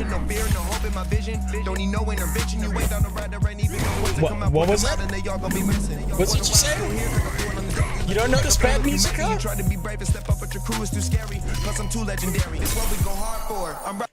Don't test me. Don't test me. You notice when the music is fucking terrible because it takes you so far out of the experience. So far out of the experience. And elves, and yet somehow the music is really emotional and just, it hits, it works. Is that fucking Wiz Khalifa? I don't know, but someone took a whiz on that fucking Mortal Kombat 10 trailer. That's for sure. Usually when I do recordings, I turn the music all the way off, just so when I do edit the video, it makes life easier. But with Guild Wars 2, I just find myself leaving the music on. And it is because it is that good. And that's because they used the same composer who did Oblivion and Skyrim, Jeremy Soule. Yes. So yeah. That man is a god. That man makes music so good that my wife quite literally walks around the house listening to the Guild Wars 2 soundtrack. And she doesn't even play the game. I get it. I get why people love the music when it comes to Guild Wars 2. And speaking of musicians, you also have the in-game ones, because Guild Wars 2 actually allows you to play instruments in-game, and apparently it's quite a spectacle to behold. I did try... The people who are good at this do some amazing shit with those notes, but that's not me. I have the musical talent of a fucking brick. Doesn't work for me. I play a bit of music myself, but I just didn't really do a good job.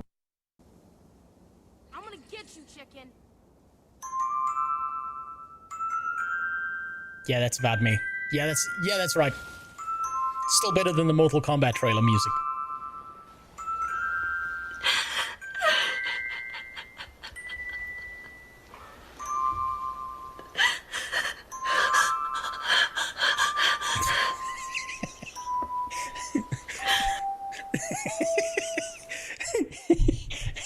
There are some bad music enjoyers out there who will love that he did this. Hold on. Jeremy Soule's career was kneecapped by one woman accusing him of rape. It's been a decade and it's still alleged.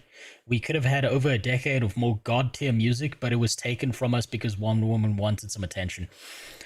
It's even worse than that, right? So if he did do it, then why isn't he in prison? Why isn't he arrested? And what makes it worse is that one fucking psycho probably then makes it more difficult for people who've actually gone through that shit, because now no one's going to believe them, right?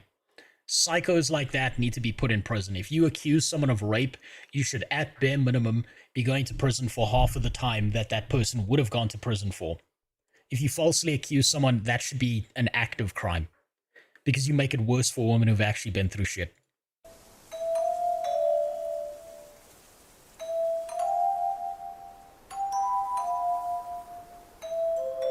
I'm gonna get you, chicken. 10 points to anyone who can guess what that was. No idea. Couldn't recognize it if I tried. One thing that gets a lot of praise about Guild Wars 2 is simply its expansions. It's not something that's thrown at you every year and you must buy it or you'll miss out. They are gradually introduced to the game and each one brings its own flavor. See that? I immediately recognize the background music. He's using Farron's Flyer. It's one of my favorite tracks. Immediately recognize it. So new to the game, I obviously decided to get the latest expansion, Visions of Eternity. I won't lie, I know nothing when it comes to Guild Wars 2 lore. However, I was able to follow the main story questline quite easily, and following the prologue got me stranded on a new island. But it's not just a new area to explore, they've made some other updates as well.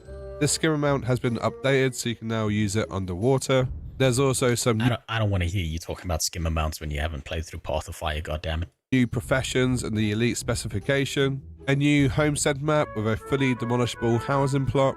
Some new hairstyles because, once again, fashion is endgame. And there's also some other stuff coming in the first update next year, including a fashion template and a new raid. This is shit that makes people who are really good at the game jizz in their pants, but I couldn't care less because I'm just so absorbed in playing the game right now. And as someone who's new to Guild Wars 2, I have to say I was actually really impressed with the new expansion, and I think it's highly worth checking out.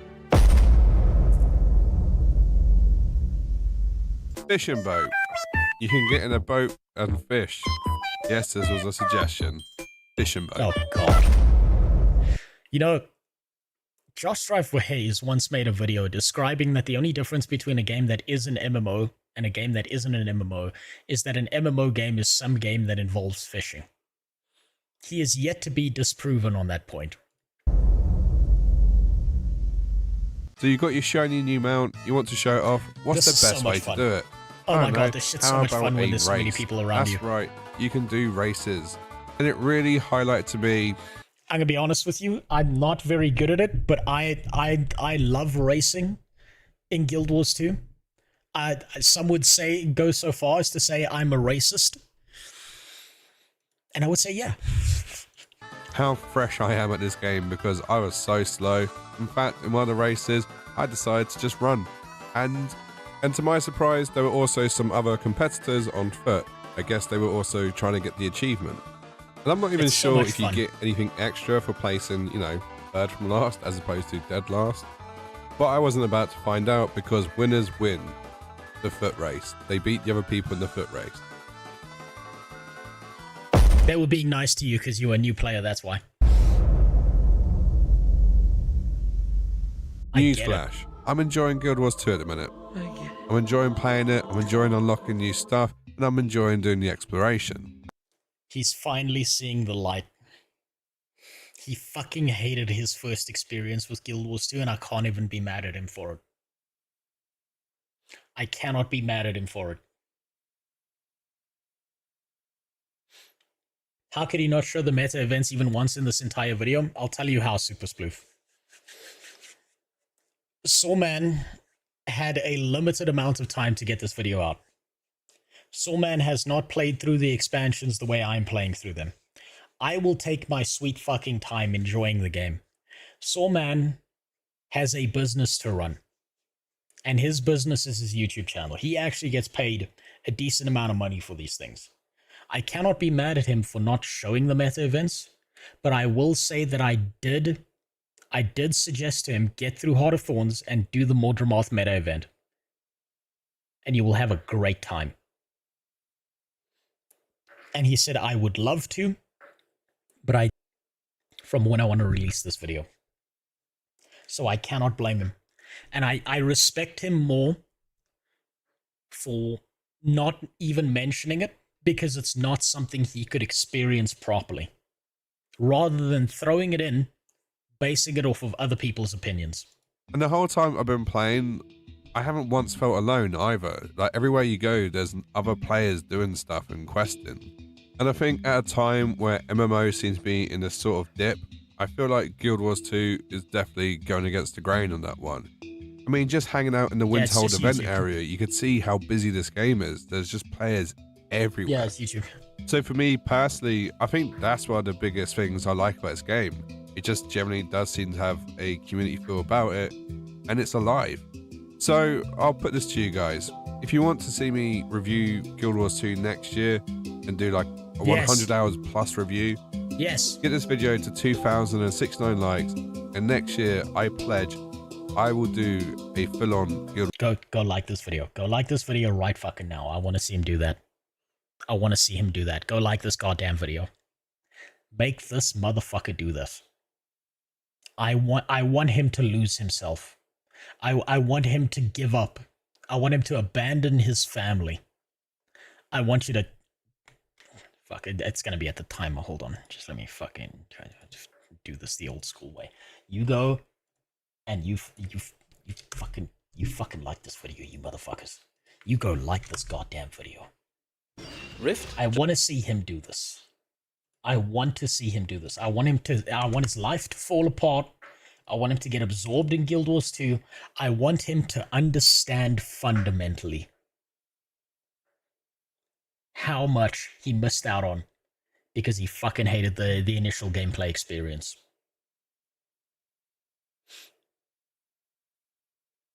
He quit before he even got to Zaitan. He skipped the trauma.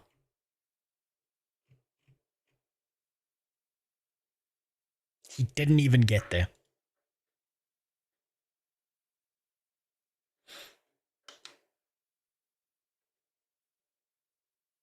But I already liked it before. Well, get on a second account and like it again. Go find some bots. No, don't do that. Don't do that. That fucks up the algorithm. Guild Wars 2 review. But anyway, on that bombshell, I'm going to end the video there. Let me know in the comments below what you love about Guild Wars 2, and if there's something in particular I should check out.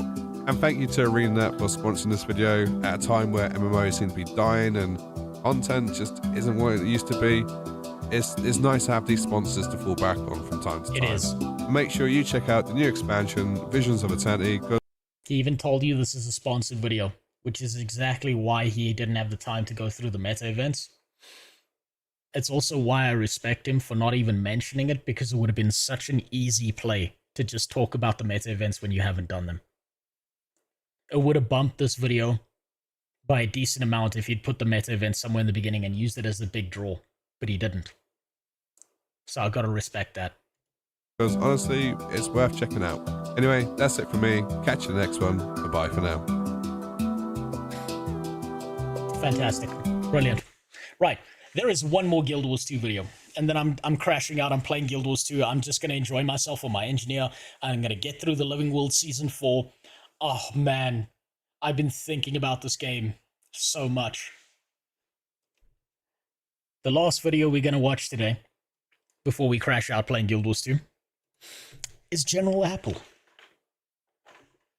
This is the second video of mine he's watched now. He had some ultra base takes, some super base takes in his first one, and I loved that. It told me that this guy's got a brain between his ears. And so I was really looking forward to this. I'm also going to be, I have an ulterior motive here, just so that you're all aware. I'm going to be watching this video from the perspective of what do I need to do with my content moving forward into this year. When I'm making long form videos, what works, what doesn't. I will get the mounts best year. After I get through Living World Season 4, I will get the mounts. Go back into Joko's arms. I wish I could. I unironically, I love the Joko section so much.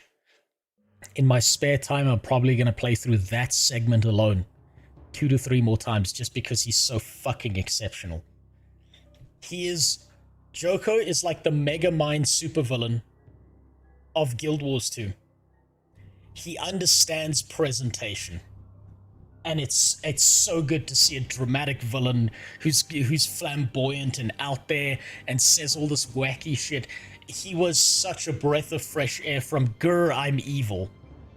He was just, oh man. I wish with my whole heart that Joko at some point in the future comes back. Because he's so brilliant. He also reacted to your stream where you watched this video and uploaded to his second account. Yaknom, link it and then I'll watch that one privately. We're not going to go down another human centipede thing. I would love to see what he says. I'd like to see what his responses to the things I said were. I actually really like this guy. He's got a brain between his ears and he's fun to listen to. I think he's got a bright future ahead of him. And this guy single-handedly has motivated me to do a video about Joko alone. This right here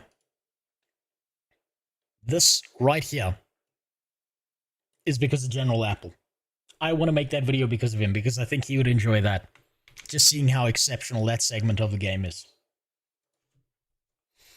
Joko's speech is dumb if you think about it for 2 seconds.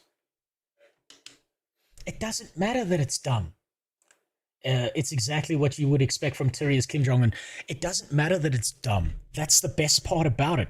He's like this flamboyant, wonderful dumbass that's manipulating everything, and he thinks he's a genius, but he's not really. He's like a Saturday morning cartoon villain who's he's so memorable. Now, this is beyond my age gap, but I've watched this because I have a younger nephew. Do any of you know Dr. Doofenshmirtz? And how fantastic of a build-up of a villain he was, despite being a complete dumbass. How exceptional his arc is. He's so fucking memorable.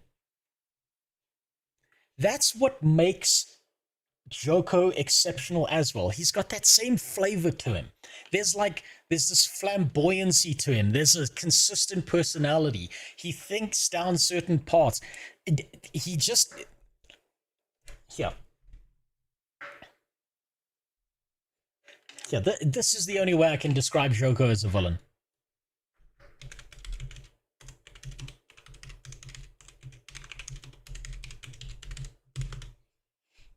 This is the only way I can think to describe him properly. You're so nice. Where is it? This is gonna get me copyright claim, but I don't give a fuck. I'll just delete it later in the VOD. This is quite literally Joko. This is what he makes me think of. You dare challenge Megamind? This is what he makes me think of. Supervillains. Oh, you're a villain, all right.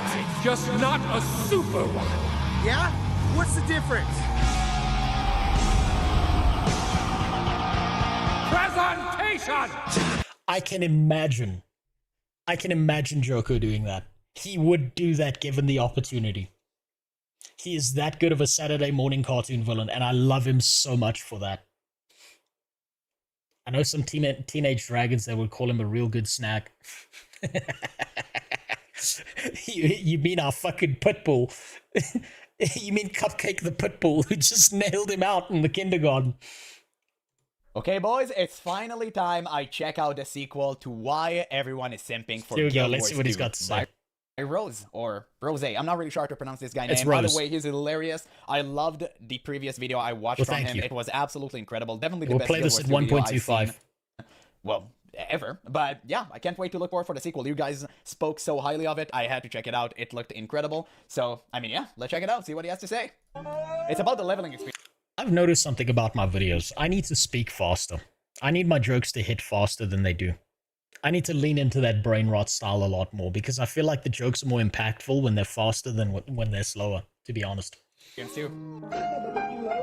Which, yeah, is something to say the least. What one of the biggest problems is with trying out an MMORPG like Guild Wars 2 is for the first time? It's much like the difference between taking a vacation to somewhere completely new and actually having to live there. Without even meaning to, you'll find yourself... Hey, does anyone remember the Paris riots? Noticing all the good, new, and interesting things. This whole thing has been memory hold. That you just don't have back home. But it's the subtle, minor changes in your new environment that you never pick up on until you've really spent some time there. And in this case, it's the leveling experience. Something I've been told to skip, boost, or ignore my way through completely all the way to level 80. No, don't do that. Do it once. Suffer one time, and then you can skip it, okay? Then you... I agree with him, actually. I agree with him on this. You need to suffer through the childbirthing pains that is caused by Zaitan. At least the once. Just so that when you get into Heart of Thorns and Path of Fire, it's that much better of an experience. Earn the right to do so. By the way, I just technically ended the leveling experience, but I now just run all throughout Tyria, and I'm trying to do 100% map completion because people told me it gives you... Well, thank you, Crimson, but I haven't gone far enough. I have not yet reached my final form. We'll fix that this year. Like really nice rewards that you'll need later on.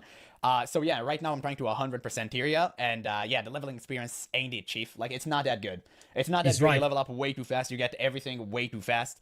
But you know what? It is what it is. The story also isn't the greatest. I heard the expansions are the true Guild Wars experience. You want to know something funny about you saying that, Fubs? I went so hard on my PvP video that Muckluck refused to upload a reaction to it because it would just be blurred. The whole fucking thing. So, I'm looking forward to the expansions, but right now I'm kind of blazing through Tyria. That being said, I do read the story, and it is good in the parts they actually tells you stuff, but most of the time they don't. I guess they just assume you played Guild Wars 1, which kind of sucks, but especially when you reach the later zones, you start getting way better story. So, you know what, it is what it is. We'll just have to kind of... It is what it is, and I wish they would fix up the core gameplay experience to match how good everything else was. But I honestly don't know how they do that. I think if they changed the core gameplay experience, a lot of the old players would be really fucking mad about it. And there's a deep risk of Guild Wars 2 pulling a cataclysm like WoW did and pissing off everyone. But in a perfect world, in my head, in my fantasy dreams that make me jizz in my pants, I think they could do it. And play along until we hit the expansions. But yeah, the leveling experience ain't that great for sure. Which means I am now forced to look at it, because I'm God's drunkest driver, and no amount of dashcam footage is going to save you filthy sinners from what comes next. But mostly because the true test of how good any MMORPG truly is not by its best features, but by its most forgettable. I fucking hate that audio switch that happened there. I need to fix that. This is my journey to its best features, but by its most forgettable. Let's see, wait. If W Shadowlands made you more little bitch, Dad would rather be disenchanted than be your dad. Goddamn. Yes. Your brain lost its virginity to a space robot in the afterlife. Oh man, you'll never be as good as Arthas. That's right. That's right. Little bitch boy Anduin will never be as good as Arthas. He won't even come close to being as good as Varian was.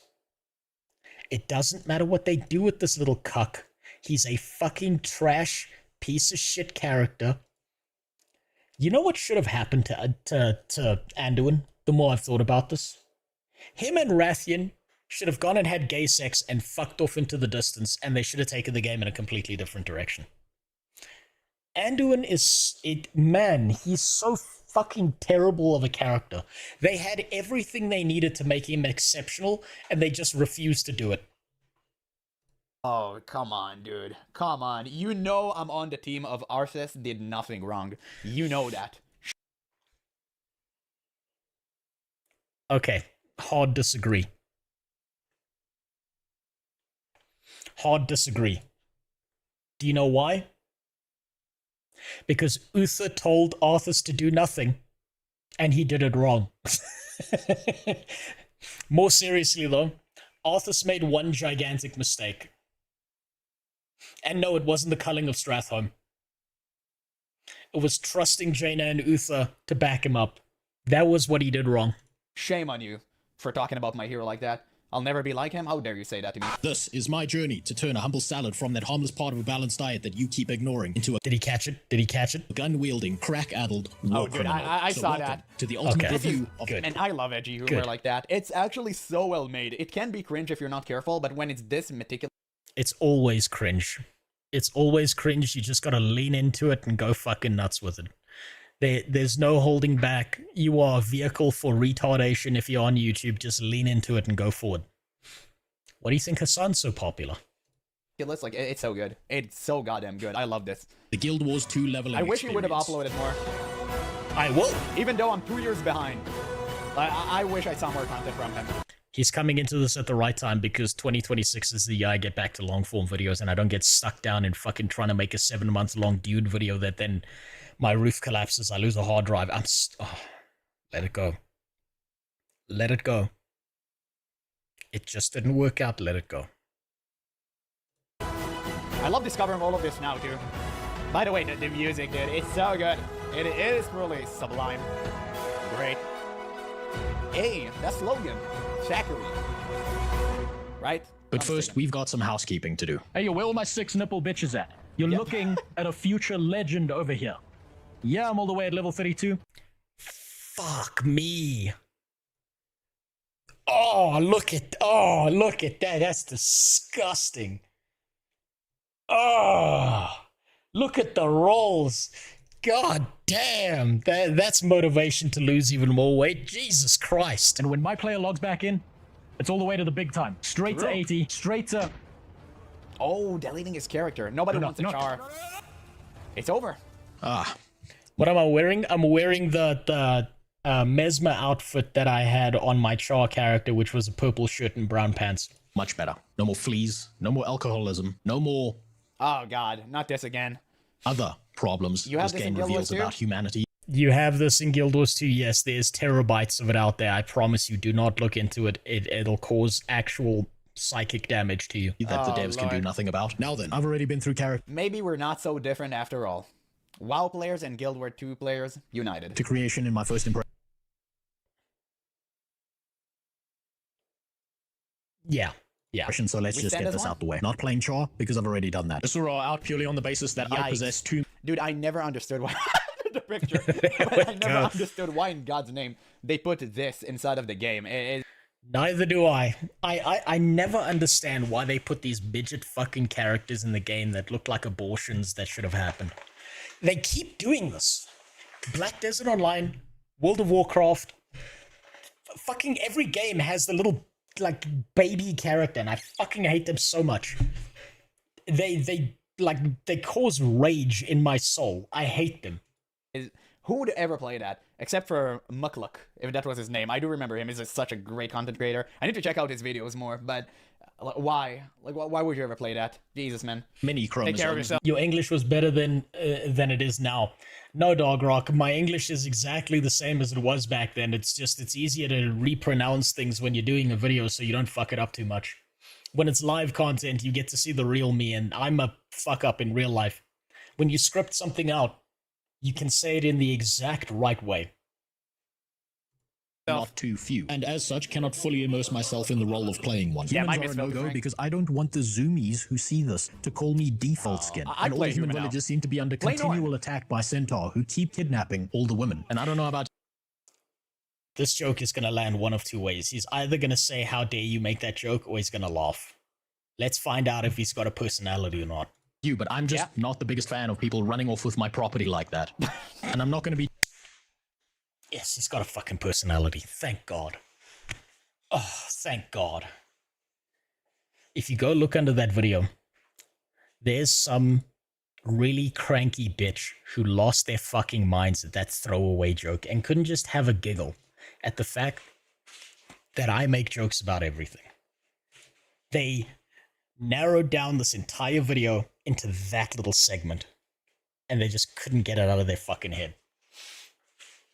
And I love the fact that I caused that mental damage to that person. Be choosing Norn because god damn. God bless. God damn. And so that leaves me with no choice but picking the race of overly aggressive vegans that I know next to... You know, I never really liked them until I met Rahern in the story, and yeah, he made them look kind of dope. So, yeah, you know... Wait until you meet, wait until you meet Kanak. Traherne ain't shit. Traherne just steals salad bowl from you. You know what? I respect them now. They're cool. Nothing about. Also, Traherne's sword, is it obtainable within the game? I want to...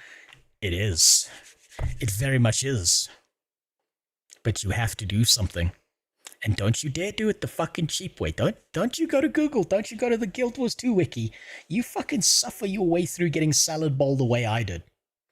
Hours being retarded, looking for little things on the map and running right past it. You go get salad bowl the proper way.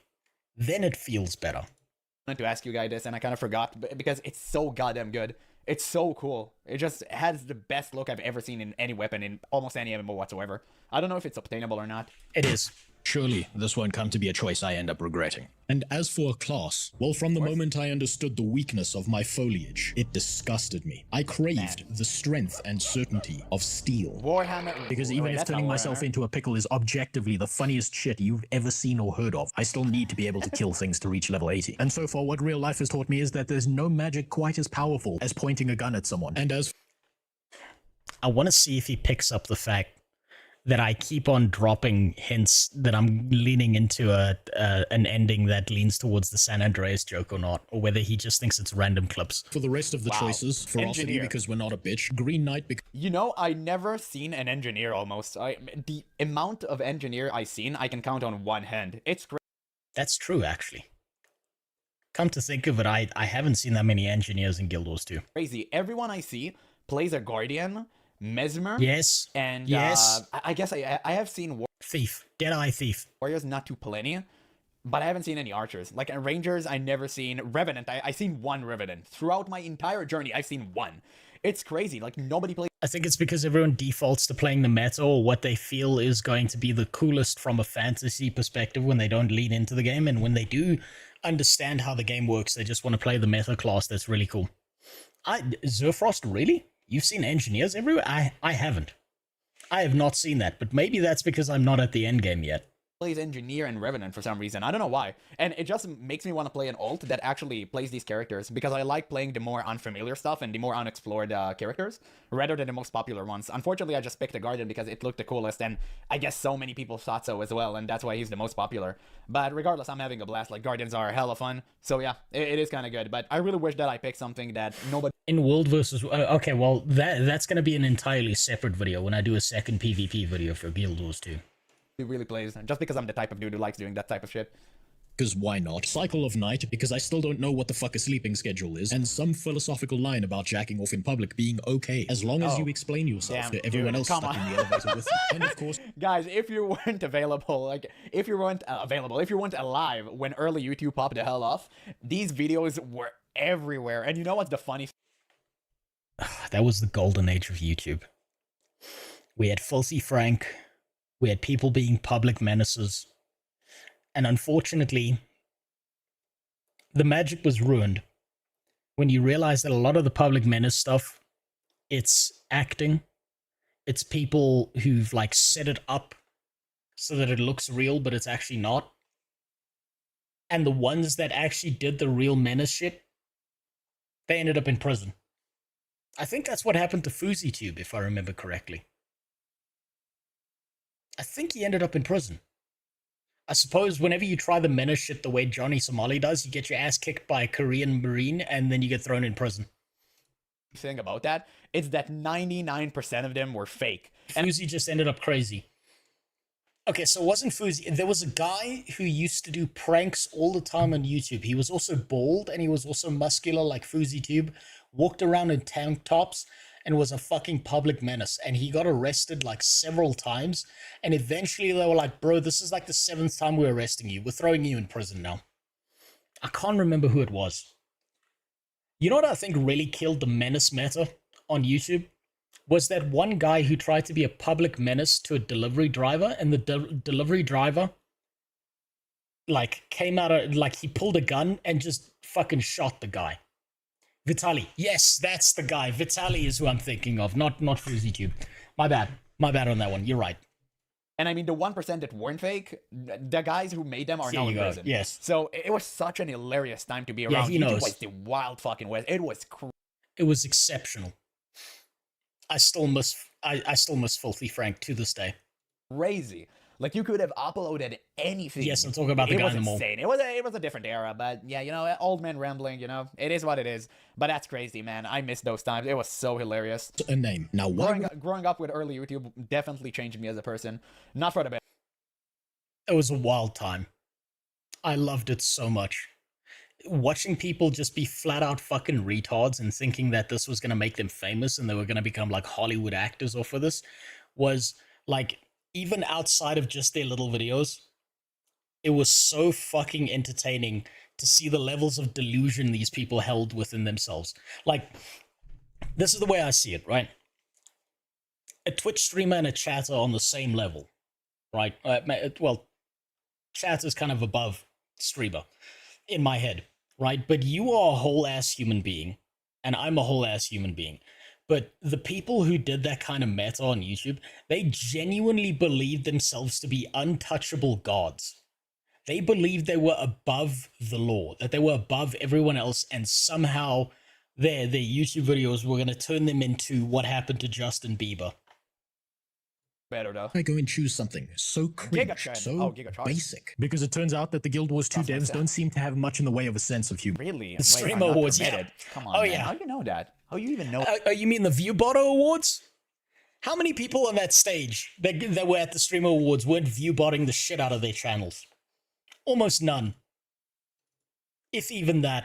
For that. Shame on you. And because deep down in my comment section, I've been informed that I'm no... What is this? You tried so damn hard and yet the only... God, I still love comments like that. I love those comments so much. They make me feel so good inside when I see them. People, parentheses, laughing are edgy teenager. What a waste of my 5 minutes. Damn, you gotta love these people in the comments. Like, brother, just go watch something else if you don't get the humor behind it. Yep. But yeah, you better leave a comment. It's so funny because I get comments such as this as well. Not about trying to be funny because maybe I'm just an idiot and I'm not really funny. I'm not really... You see, he's getting self-conscious. You can't get self-conscious about this. The idea is you can't make a video for everyone. You can't be for everyone. You need to aim at the people who you feel are similar to you or who have a personality and understand what entertainment is. You will always, it doesn't matter what you do. You will always get these comments. If you do any form of YouTube video or streaming, you will always get this shit. Be sure about that. but just like random comments that don't even respond to my video, they actually just, you know, flame me as a person, which I always find odd. But you know what? It's actually kind of funny. I love responding to these type of messages. Different than a 13-year-old with a beard. But putting aside their sexual preferences and my inability to stay on track, our journey begins. Now, unlike the chart tutorial zone, where their big starting conflict is a very real battle in gaslighting a bunch of ghosts into believing they're dead through the use of swords, the first thing I'm told is that these vegans are guided by their dreams. I'm shocked. And currently, I've been sent on one such vision quest. In this current dream, our mushroom-induced hallucination guide lets me know I'm an avid new member of PETA, and I've just managed to break into the neighbor's backyard, leaving me with no choice but to rescue these poor, unattended dogs from the abuse of being alive and well taken care of. So, I feel like I could have cut that joke. I feel like this video would be better without that joke in it.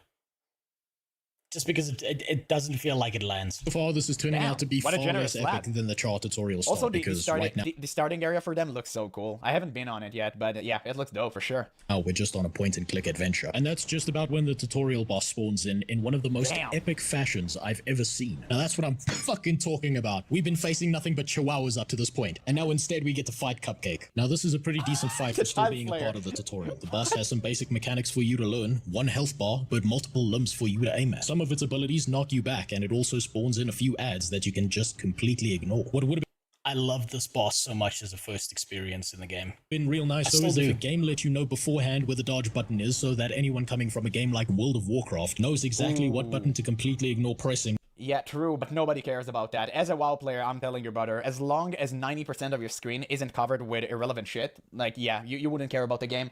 And I know some WoW players are looking at this like, oh, you don't know what you're talking about, brother. I played WoW for years, and I know exactly what I'm talking about. You're an idiot. And if you think this is good, you're even more of an idiot. Thank you. Add-ons ruined the game. You want to know something else that really pissed me off about this?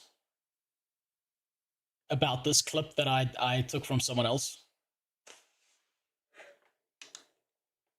How does he still have his hair playing well? I don't know. He's got to prove that's not a wig.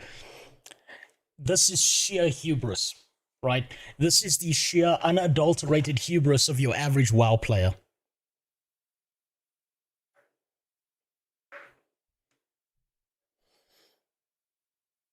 Now, anyone who hasn't played WoW is not going to understand that circle. But those that know. That is nothing but sheer fucking hubris. This guy thinks he's a god. And that's why I used this clip. Because you got to be a fucking tool to have that around your portrait.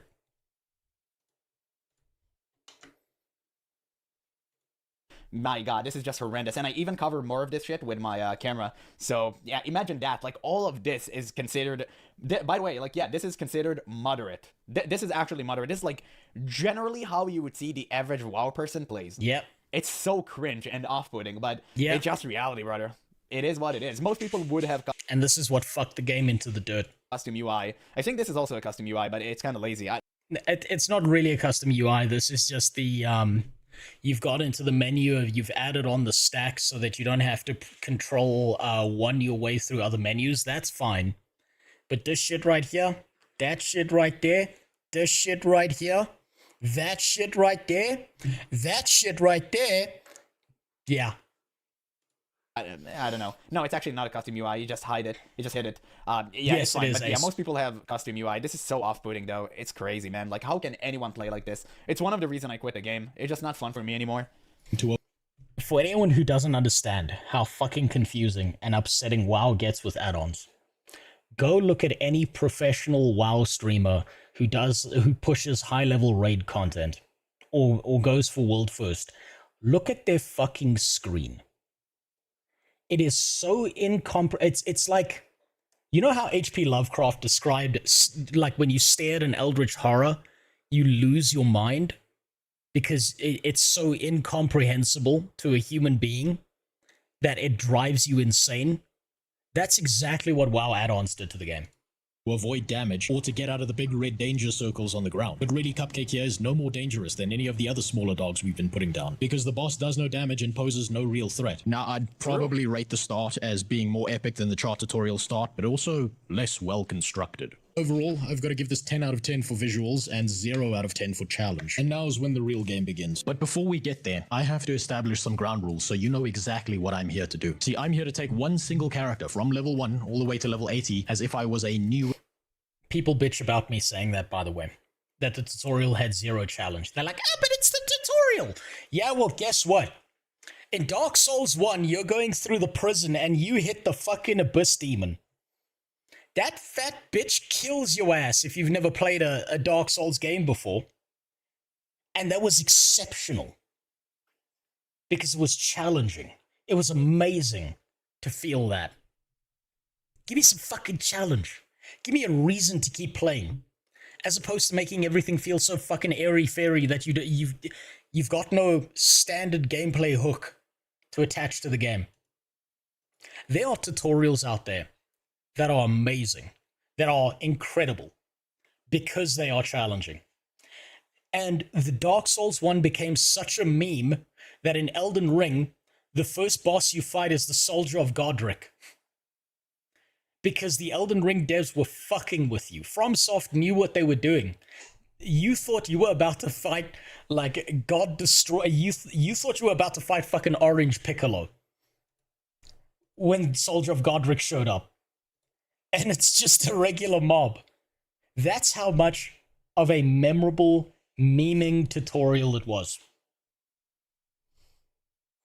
Guild Wars 2 would have been better if it had that. MMO player, which means playing this game suboptimally, forcing myself to actually experience the world I'm in, experiencing the main story questline, and not doing anything that the game doesn't suggest I do. So as good as they are, I'm not going to be using the mounts to blast my way through any of the zones. I'm not going to be using the wiki to solve every problem I have, because if it was really that important, they would have put it in the game, not on a website that I have to look up on a second mod. I still stand by that. Honest. Well, technically, you actually should communicate with players and ask them for help, but most people nowadays don't really want to do that, so they just Google the answer and that's it, because it's quicker that.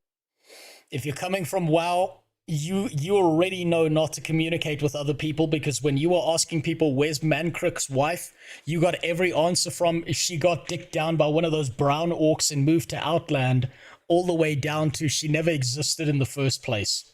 He's just having a schizophrenic episode. You've been trained by World of Warcraft to never ask questions in the general chat. Guild Wars 2 is the complete opposite for that. So if you're coming at this like I did, from a WoW player perspective, of course you're not asking questions in the chat. That way, but yeah, I mean, sure, for the most part, I do ask players, but whenever I see nobody answers after like a minute, I just go to the wiki and check it out for myself. But most of the time, people do answer. Also, Kurumi, yes, in Guild Wars 1, you could die to a single mob if you play like shit, and that's what made it memorable. That it made you learn how to play your goddamn class. And it's way more fun this way. Obviously, there's not going to be any power leveling or boosting either. And no skipping my way through any of the cutscenes or dialogue. The only caveat here that I'll give myself is that I will be using the success of my first impressions video to leech high quality bags off of players that are better than me. Hey, because fuck having my bags flooded with a bunch of junk I don't need. And because deep down, I'm a lazy bastard and there's absolutely nothing you can do to stop me from taking advantage of the supportive MMO community. Most of all, though, I will be heavily comparing Guild Wars 2 to World of Warcraft, since that's the MMORPG I spent 15 years of my life playing. Before Blizzard covered up all the titties in-game in order to try and cover up all their workplace practices. And before Sylvanas went on her whole Yas Slay boss bitch queen arc. I will never serve. Yeah. Once the LSD... Dude, this guy's if you know anything about him, is like such... But regardless... Pyrocynical's a fucking retard. He has like the dumbest takes and he crashes out about nothing all the time. And that's why people keep on baiting him. People go to a Pyrocynical stream. I mean, not Pyrocynical. Pyromancer. Sorry. Pyrocynical's the other guy. Everyone goes to a Pyromancer stream to try and bait the guy into losing his fucking mind. Because it's the funniest shit ever. It's so weird that World of Warcraft actually did all of those things, while Blizzard themselves did the exact opposite. It's just hilarious, the juxtaposition, right? It's so funny. But hey, you know what? There's a reason why I clown on Blizzard at every single opportunity I get. Overdose had worn off. I woke up to find myself living in the rainforest version of a ghetto. There's no such thing as a paved road as far as the eye can see. The subtle chirp of smoke detectors not having their batteries changed as far as the ears can hear. And not a single sign of any form of central planning outside of the menthol cigarette stands that keep popping up everywhere. But hey, at least the rent is probably pretty low and everyone seems fairly...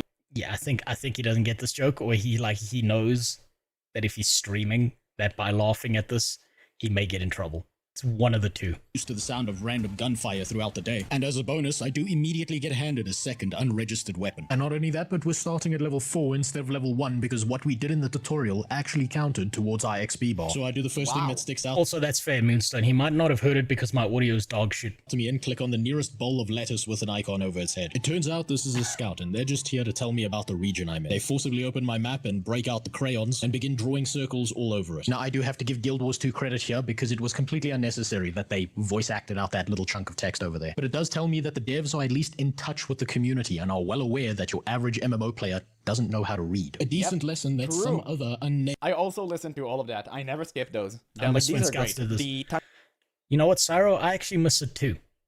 I'm not even that far out of the core gameplay experience, and I already missed that. I loved the fact that the Scouts would say little lines like that. It made the world feel more alive. Tiny bits of lore here and there that you get from Scouts. It's awesome. I love that. Aimed multi-dollar MMOs could learn a thing or two from. Man, that's a lot of words. Well, to be fair, WoW is old and they had a ton of quests. They had a fuck ton of quests. And you know what they had as well? A fuck ton of money. They had a fuck ton of money. There is a guy who made a lore add-on to WoW that reads the text for you, that makes it feel more integrated into the world. They could have done it. This is Blizzard we're talking about. Remember how many voice lines there were in Warcraft 3.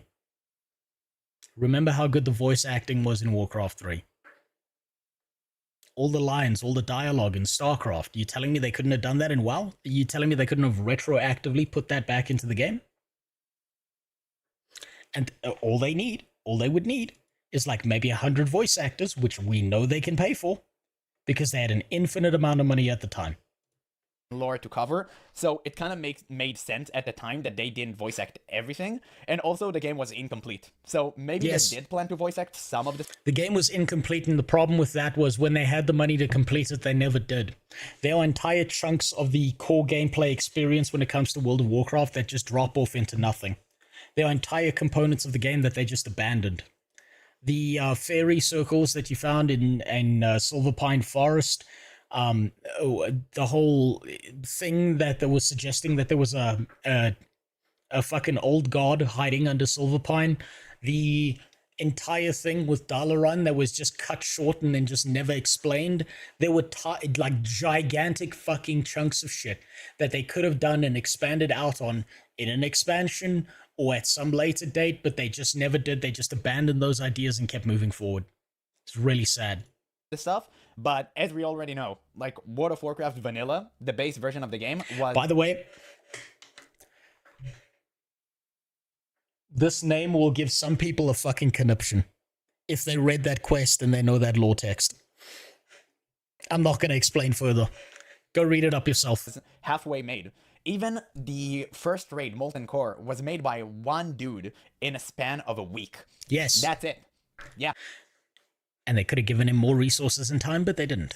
It was that early. They just had to ship the game. It is what it is. It had so many missing features like Mount Hyjal, Caverns of Time, which eventually came to later expansion in TBC, and all of that stuff like Tears Hand Raid. They should have implemented so many stuff inside of the game, and they just couldn't. They come back to the old gods thing in Silverpine and the Shadow Priest artifact weapon in Legion. Yes, and do you know why they came back at that point?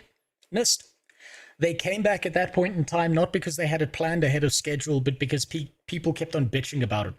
Because there were an infinite amount of videos about it. The only reason that they brought the Grim Totem Tauren back was because people were like, yo, what the fuck? These guys are supposed to be a massive threat. Now they're just nothing. What the hell? WoW does this thing where they implement what they could have implemented in the past following a through line of a story. They then come back retroactively, say, nah, fuck that, and then implement it in the shittiest way possible. It's one of the reasons that their game kept on falling apart. After probably Wrath of the Lich King, they gave up on the fucking story. And they just did whatever the fuck. And it's so sad. That was the beginning of it. Cataclysm still had some good through lines with Neltharion and stuff, but you can start to see the degeneration occur. After Wrath. Couldn't. So maybe it relates to that, because Diablo 1, which came in the end of 96, technically 97, it was fully voice acted. Now, granted, there weren't many voices to voice act, like so many voices. Doesn't matter. Doesn't matter. Even if they have a small pool of voice actors to pull from, they could have done it. Diablo 2 had exceptional voice acting and almost no fucking voice actors. And it was still exceptional that they did it. Line to record, but it was still fully voice acted, and it was great.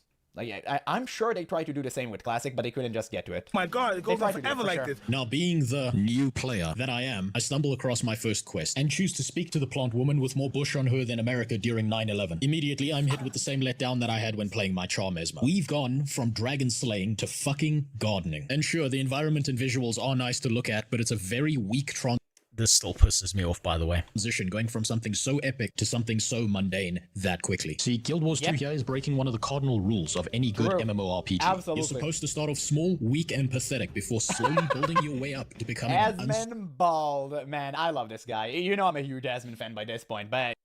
I love his past stuff more than I love the political stuff that he does now. I get it. I get why he does it, but I really miss old Asmon. But that's just a boomer talking about how good the past was. Yeah, he's the GOAT. He's the GOAT. Unstoppable god as you gain more levels. But True. here instead we started with something big and then immediately moved on to something small. And even worse, by choosing a VeggieTales character, I feel like I've begun reading a story in the middle of a book instead of at the beginning. And outside of the very first cutscene, we have no greater indication as to why we're here. And all that really told us is that we have no free will, and that we're here to be a tool to be used for the greater good of our nation. Because the same way that something fresh off of a factory production line already has a given purpose, so do we. It's fairly obvious that what the Guild Wars 2 devs were going for here was the free crack rock strategy, with a strong initial high for the very first player experience of the game. But if you're... Asmon is old and has money, so do political shit. No, that doesn't make any sense, Zofrost. He's old and he has money, so technically speaking, he could do whatever the fuck he wanted. If I'm being honest, I do think that part of the reason why Asmon does all the political shit is because he wants to be taken more seriously than a guy who just plays video games and shit and becoming a meme or a lol cow. But along the way, I think he lost the magic sauce because he just does political stuff. But from a money perspective, making money, the political shit is way more profitable. He wasn't political before making the money. He was, and he would say shit on stream that was political. It just wasn't his primary focus. And you got to remember, by the time he was doing WoW transmog competitions, he was already a multi-millionaire. He already had an infinite amount of money. And it's very obvious to me that Asmongold, unless, I don't know, the whole conspiracy theory about the fact that his messy fucking room is actually strapped to the back of a mansion, unless that's real, which I don't think it is, money obviously doesn't affect the guy. I think emotional shit affects the guy in some way. I think perception from others affects him. But again, this is all just speculation because we don't live inside his head. Asmon said the other day he just got interested in politics and stuff around the time he hit City, and WoW and other games sucking made him enjoy those less. No, I get that. I completely get that. Like, I get that he got bored of games. He started seeing the same shit repetitively over and over again. There just wasn't that much more interesting stuff to play. But I do think the perception of you're just some old retard who's playing video games who can't be taken seriously, I do think that gets to him on some level. Your follow through to that high isn't a good continuation, especially in an MMO. Because you hit a high instantly and then you go so low, it's just so off-putting to new players. It's not good. It's not good at all. And that being said, I don't know if he's going to talk about it, but the story itself, where it just makes you the hero of the entire world, also, yes, 100% agree. The Depp Heard trial was the beginning of the end. That's really bad in my opinion. I never like these type of stories. I know the expansions are way better and I should get into them. That's why I'm kind of just blazing through Tyria. But the initial story isn't good. And a lot of... He's right. He's right. The initial story is just not good enough to back up all the lore that everyone says is exceptional. They present it in such a bad way that it hinders the game's performance and is probably one of the reasons that people pick up Guild Wars 2 and then drop it. people who try it, especially on the free trial, where you have the entire base game for yourself, I believe, yeah, they're not going to continue to the expansion, and they're not going to purchase that because the story is kind of weak. And it's just reality, but it's an unfortunate one. Which is a long-term game. And that leaves some people feeling more disappointed than they would be curious as to what's going to happen next. This is likely an issue that's unidentifiable to long-term players, but it might explain why there's this big division between players who try this game for a few hours, feel no need to ever pick it up again, and those who... 1 to 60 is passable, 60 to 80 is utter crap. I disagree purely because I started to feel uncomfortable or like, oh, it's this shit again by the time I hit about level 42. So for me, the range was, I'd say 1 to 40 was okay enough to keep me playing. And then I had my first moment where I was like, oh, what the fuck am I doing here? About level 42. Forget about this moment and find something they truly love playing. But now I'm just arguing semantics with you, so let's just focus on the gameplay and story instead. The quest design here is pretty decent because it Also, Final Fantasy XIV kind of suffers the same problem where, not really for the same reasons, but it does suffer the same problem where it loses a lot of new players at the beginning because they have to progress through the entire slog of the main storyline before the expansions. Like, the base version of the game is just way worse than the other parts that people not really getting to the good parts. It just, you tell someone to play for 30 hours until the good parts come later, they're not gonna play 30 hours of bad game time just because, you know, they're gonna reach the good parts. They rather just watch it on YouTube or something than play it themselves. And that's disappointing to hear, especially if I was going to try and do a Final Fantasy XIV movie. I mean, video. Ooh, that's going to be a slog. I'm going to bitch at that game and people are going to get mad. It kind of sucks because they do miss out on an incredible experience, and I can vouch for myself because I've done the same thing. Now, personally, I managed to go through the slog and actually progress to the real good parts, but most players won't. For sure, I had a friend who didn't. It is what it is, man. It's unfortunate. Just the multiple playstyle preferences. By comparison, in a game like WoW, you're expected to find the quest giver, listen to their life story. Oh my god, it goes on forever. Like, locate those targets with a difference of opinion to you, and remove their souls from their bodies with a reasonable amount of force, before returning to said quest giver for a reward or follow-up quest that's going to ask you to do the exact same thing all over again to a brand new mob. But in Guild Wars 2, talking to the quest giver is completely optional, and you're at least given more than one way to complete a quest. If you as an MMO player couldn't give less of a shit about all these little individual stories, you're not forced to interact with it. All you have... Give me a sec, I just gotta check on something. There might be something outside of my house. I'm gonna be right back. Just give me a moment. I think I hear something bad. I hope not.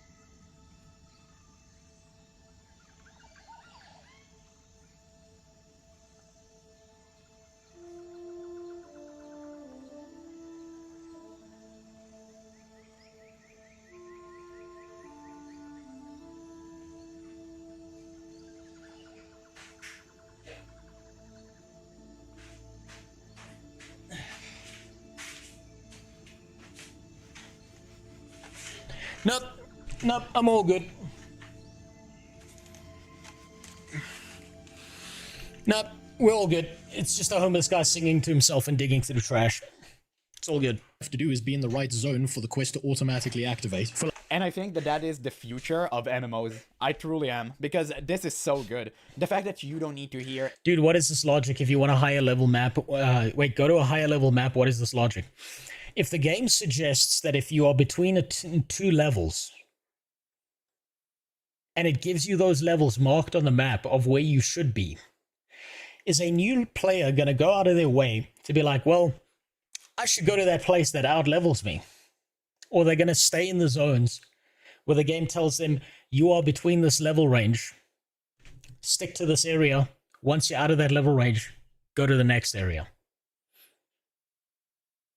My logic that I'm using here, Lazarus, is look at this from the perspective of a new player. Look at this from the perspective of someone who's playing an MMORPG for the first time. Or someone who's even just playing Guild Wars 2 for the first time. That's what I did. Am I crazy? Well, then you're one of the rare few that does that. You're not the average. The average doesn't work like that. Most people, they see a level range. They think, I'm between this level range. I'll stick between this level range until I'm appropriately going to go to the next area.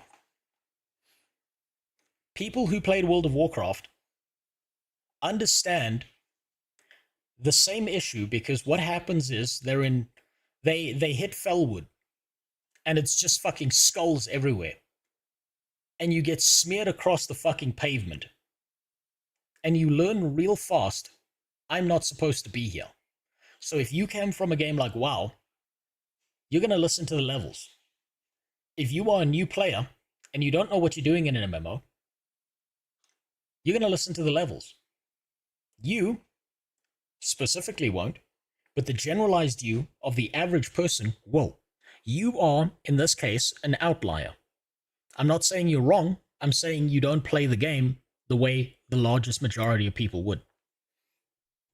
Everyone life story, and you can just go see for yourself the environment and actually figure out what you need to do. Sometimes I don't even read what I need to do. I just go in, I see the meter goes up, and I'm like, okay, I'm in a quest area, and I just start doing shit, and something works and fill the bar, and I'm like, okay, I understand what's going on here. And it's so good. Yeah, you see that explains it. You're an RPG player. I've played a lot of RPGs. I know exactly what you're doing. You're not thinking like an MMO player. You're thinking like an RPG player. You're thinking extra XP. You're thinking, let me get ahead of the curve. Let me find that one weapon that's going to let me fucking smoke my way through certain things. I have 5 million healing potions that I'm never going to touch in my bag until the end game. And then the game's going to finish and I'll be like, oh shit, I should have used those potions. What did I lug them around for? You think that explains it? Because I know how RPG players think differently from MMO players. Good and such a clever system, because it actually makes you use your brain and watch your surroundings and understand for yourself what's going on. I missed what he said. Yeah, I gotta hear this again. Figure out what you need to do. Sometimes I don't, because this is so good. The fact that you don't need to hear everyone's life story, and you can just go see for yourself the environment and actually figure out what you need to do. Sometimes I don't even read what I need to do. I just go in, I see the meter goes up, and I'm like, okay, I'm in a quest area.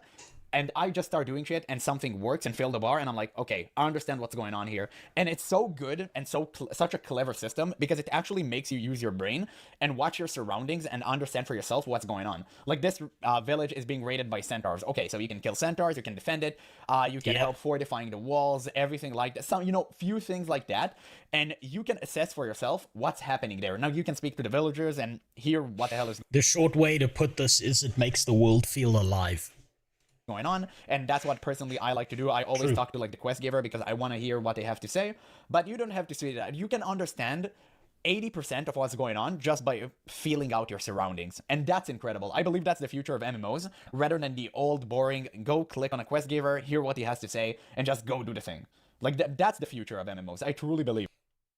I haven't heard it phrased that way before, but I think he's right. I think this system I can imagine in a future MMO. This sounds better. So the problem is implementation, I think. If it's done in a really shitty way, it's terrible. And if it's done in a good way, the way that Guild Wars 2 has done it, it's fantastic. Believe that. And I really hope more developers would implement this in the future, because this is a really great system, and I enjoy it dearly. Out the progress bar by following the instructions you're given. And when you're done, you can fuck right off to the next zone, because the quest also auto-completes for you. If you do, however, care about the story, you can talk to the quest giver, get more information. So it seems that MMO players fall into the trap of equating every MMO title with the one they experienced they had. Yes. Unironically, yes. If you want to know how bad this problem is, you can take a look at New World. New World was developing itself as an open-world, full-loot PvP survival MMO. People played the alpha playtest and fucking loved the game. And they could have adjusted the game to better prevent things like griefing and so on and so forth. However, what the piece of shit who was in charge of New World at the time decided was, hey, Everyone is so used to and conditioned to playing World of Warcraft that we need to change New World into a theme park MMO.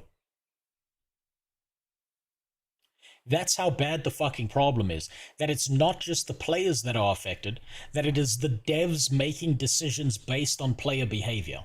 That's how fundamentally embedded it is in the mind of the average MMO player. That the experience is going to be homogenous regardless of what MMO they're playing.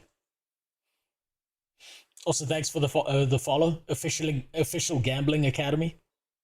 Welcome. If you want to send some of that gambling money my way, know that I'll sell myself out for $3 million. About the situation, and when you're done, that same quest giver also turns into a vendor. Sorry, I said 3. I meant 300. That you can use to dump out all the junk filling up your bags, as well as buy things with a currency called karma points. Now, the end goal of every hard quest is just about the same. You're trying to fill up that progress bar over there. But it is at least nice that the game gives you an option on how you intend to do so. Where the system falls short, though, is in its lack of... Will you take on stake sponsors? It depends, Filter.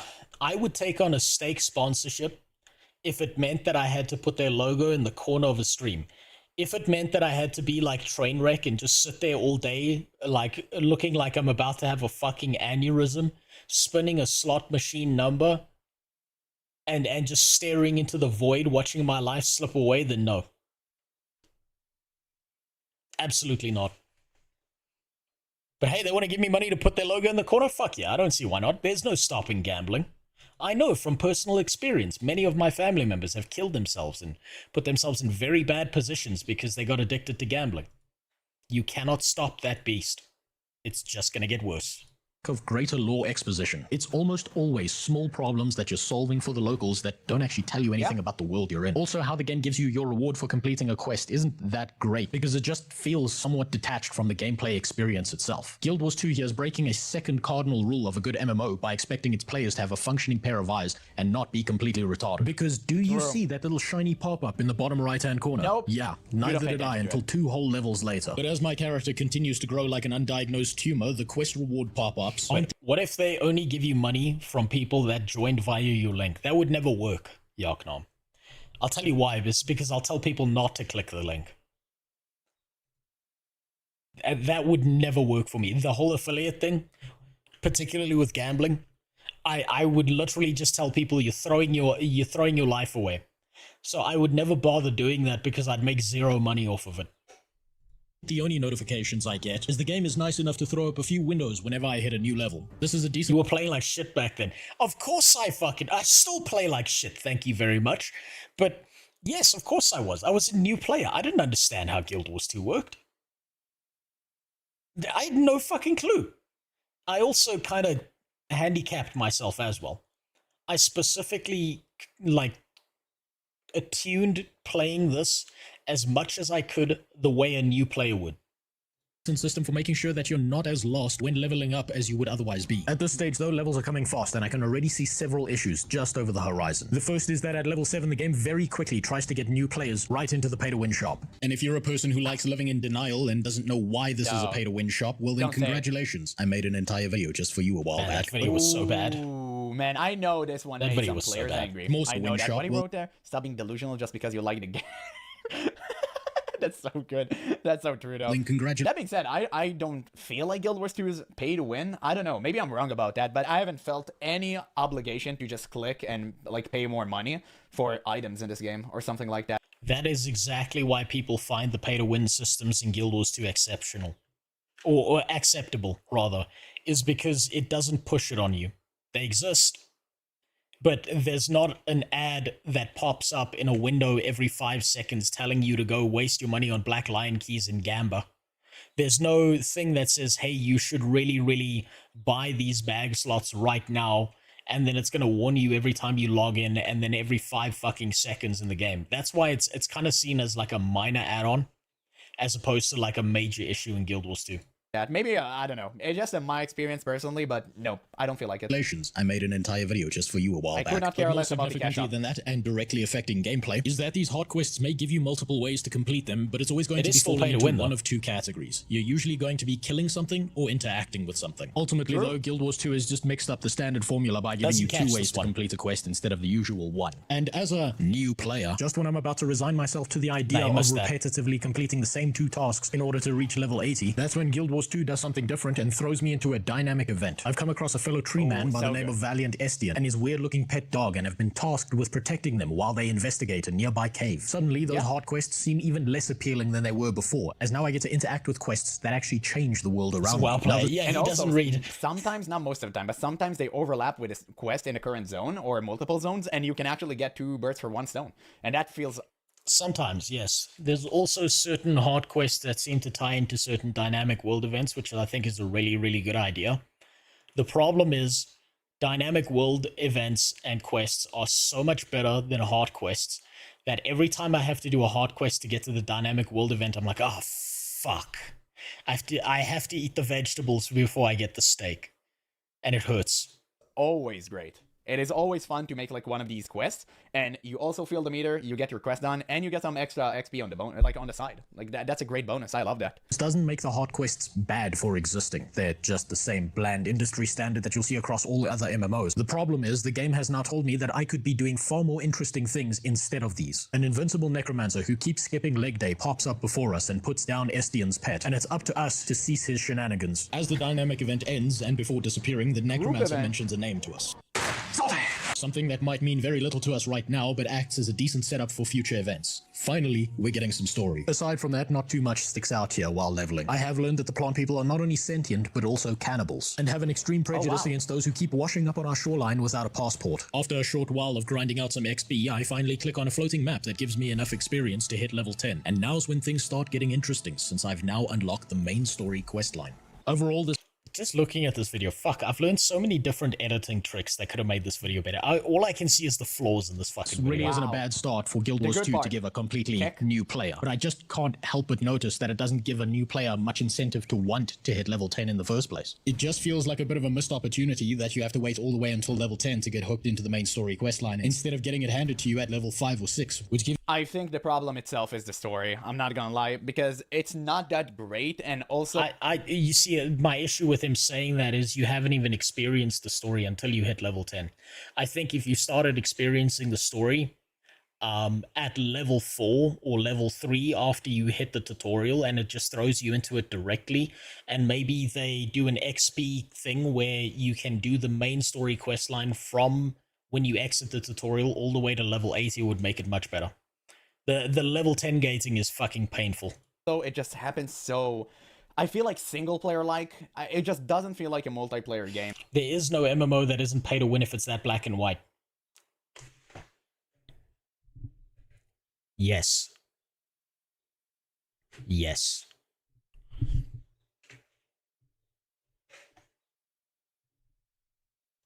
Man, it just feels like you're the hero, you're doing everything, and it's like everything is about you, and all the important characters are talking to you, and it's disassociating yourself from reality, where Guild Wars 2 is a very highly social game. You meet a lot of new people, and you get to interact with them on a daily basis when you play this game, and the story is just so far from that. It just feels like you're playing alone. And then the term is kind of useless in context. No, it's not. Your argument is... if everybody has AIDS, then nobody has AIDS. No, everybody now has AIDS. That's not how that works. And on the off chance that there is an MMO that doesn't have any pay to win in it, then what are you going to say? It don't work like that. If they're all doing it right now, they're all doing it right now. That doesn't mean that there's the potential for it to not happen in the future. It's highly unlikely that it's not going to happen in the future. And I don't like that. I love the fact about World of Warcraft that you're just being part of a much bigger story than you. It was the best thing ever. And Guild Wars 2 just completely missed out on that, in my opinion. And that's unfortunate, especially due to the high social nature of this game. It's just so off-putting to me. But that's why I'm just waiting for the main story shenanigan tree to end. I finished it once on my warrior, and it was like fine, but it's nothing too special. You a more immediate reason to care about the game. Thankfully, though, getting to level 10 is... And also, whenever you get like a letter when you finish some sort of a zone, or you get a letter from Logan himself, it's just so weird. It's so weird. It is weird. It's kind of weird to have your mailbox strapped to your ass and you just get random letters like you've got fucking your phone in your pocket and people keep on WhatsApping you. It is a little bit strange and it takes you out of the experience. But I have no idea how they would implement the message system or a different system to the messages that would make your character move forward in progression terms. Weird. Like, I understand the sentiment behind it, but it shouldn't be the case. It's not difficult or time consuming, so if this is the moment in time that a new player stops caring and puts down this game, I would probably call it more of a filter than a wall. And I'm not a fucking normie, so I push on. I finish up the quest I was doing, accidentally hit level 11, and gain access to the talent tree system, or hero training as it's called. Now to your average degen addict MMO gamer, this doesn't seem like much, but consider... Wait, they should just make the story mode of dungeons required in solo ball. I agree, 100% agree. Some of the best story elements and components that you get in the base core gameplay experience are going through the dungeons, and I fucking wish to God they were integrated into the story. Even if it meant that you got a party of 4 NPCs to follow you into a dungeon and do that dungeon experience and actually get to watch the cutscenes because everyone else is fucking blitzing the dungeon, it would be way better. Again, the new player. The game is suddenly throwing a lot at you all at once with very little guidance. Just how the fuck am I supposed to know? MMOs are meant to be sociable, yes. However, MMOs survive on the back of solo players. There are more solo players in MMORPGs than there will ever be group players. What to pick as a new player, or if I True, it's very confusing at start, like at first, but it's actually really, really simple. It's not that difficult. I remember when I played for the first time, obviously now it's different because I already know what to do, but when I played the first time, it did confuse me a bit, but I quickly grasped it. That being said, I would have definitely liked if they gave you like maybe a recommendation or something. That could have been dope. For sure. Just to make it a little bit easier on the player. Should even pick anything at all, and just save up these hero points for some time later in the future when I do know what I'm doing. Oh well, I suppose I'll just pick whatever looks cool and become the local crack dealer for my community. But that being said, all of this doesn't matter because you get the points really, really quick by the time you're 80. And yeah, you need everything like anyway. So it doesn't really matter. It's just a matter of... I'm about to say that in this video, what he just said. Order. But still, it is kind of overwhelming at first. Selecting the elixir training now to finally focus on that main story questline. Wait. What the hell is that thing? And once again, just like in my first impressions video, Guild Wars 2 has gone ahead and debuffed me with a severe case of ADD. And I just can't help but need to investigate the area with the floating rocks that reminds me of that one Blue Monkey movie. This is what good world design looks like. You can't help but want to find out what the hell is going on within a particular area. And here's where I also come across my first hero challenge and learn that I can pick... Man, I really do not miss Keith. That fucking bicycle stealing twigger can stay the fuck away from me. Up hero points throughout the world by going to specific locations or interacting with specific NPCs. Suddenly I don't feel so bad for having dumped some points into the Heisenberg tree. And that right there is a sign of well thought out game design. I was just introduced to the hero point system and a mild dilemma about spending these points, and then been told by the game that it's okay to screw up and that you won't be punished as a new player for spending your points because you can always go out into the open world and find more if you need them. And I didn't need to read a single word out of the fucking game wiki in order to figure this out. It simply emerged as a solution from playing the game. And there's no better way for you to explain how your game works than through emergent gameplay. You know, I've noticed, like, I feel like me doing this right here. Hold on. Where is it? As a new player for spending your points because you can always go out into the open world and find more if you need them. And I didn't need... I feel like doing these kind of memes, no one actually reads them. I feel like if the meme's not that obvious, people just skip this entirely. Because it just looks like the fucking average wiki. It's kind of 50-50. Yeah, I suppose it like requires you to be paying attention to what's on screen. But this one's like way more subtle, and I wonder if these are even worth doing. Because I don't think I've seen a single person react to it who's actually spotted this outside of maybe Muckluck. But then again, also, he is a WoW player, and WoW players don't read, so that's fair. need to read a single word out of the fucking game wiki in order to figure this out. It's simply emerged as a solution from playing the game. And there's no better way for you to explain how your game works I think than Muckluck's through the only one I've emergent seen who gameplay did. rather than having to read a wall of text. All right, little diversion. Glad that's over. Back to the main story quest. Wait, hold on. That's a path in the sky. Okay, look. I'll be quick this time. And before I knew it, one ADD instance had led to a full-blown ADHD meltdown, and I'm spending the next hour of my life trying... I still think about this fucking jumping puzzle and how retarded I was for not seeing the fucking steps over there. I still feel like I was running into the other area, into the other zone, trying to find the entrance. Man, I was fucking retarded for like an hour and a half doing this. To figure out how the fuck I get up there. This is another one of those things I really feel makes Guild Wars 2 special. Actual wiki edit or inspect element. I did edit a few of the wikis, but that got caught real fucking quick. Guild Wars 2 players who use the wiki pay attention to it. So unfortunately, by the time I wanted to screenshot it, it had already been detected and I had to use inspect element. The terrain isn't just your surrounding environment, but a challenge for you to face. Drew, right now I'm at Melkor's Leap, and if you know the place, man, it is littered with riddles and stuff that you need to actually do to get to a certain point. It was so difficult for me to figure out some of the stuff. I actually had to Google the answer because I couldn't find one. One of them in particular that I do remember is like the whole... To be fair, the stairs are locked behind an event. They can disappear. I would use that as an excuse if the stairs weren't open and there for me to use like 90% of the entire fucking time and I ran straight past them. That's the problem. Hole in the wall. It was so weird. You have like ton of bricks, and the smallest hole in the wall you need to pay attention to when you go up. Otherwise, it just looks like a dead end. If you know which place I'm talking about, then yeah, it's crazy. I just forgot the name. But wait, Rose saying on the video, MMO players don't read, then question why they don't read. Welcome to the duality of man. It's so insane. It's so insane. Thanks for the follows. You need to go like on the top of the bridge to reach some sort of a vista. This is what I'm talking about. I don't know which jumping puzzle he's talking about. Like 20 minutes, I was running around in circles trying to figure out how the hell I reach up there until I just Googled the solution because it was too difficult for me. Also, nobody answered in chat. It was like, yeah, it was insane. To interact with but it was and fun, a puzzle to solve. It's also a great way to keep your players interested in paying it. He asked people in chat. What that tells me is he was probably an Alliance player.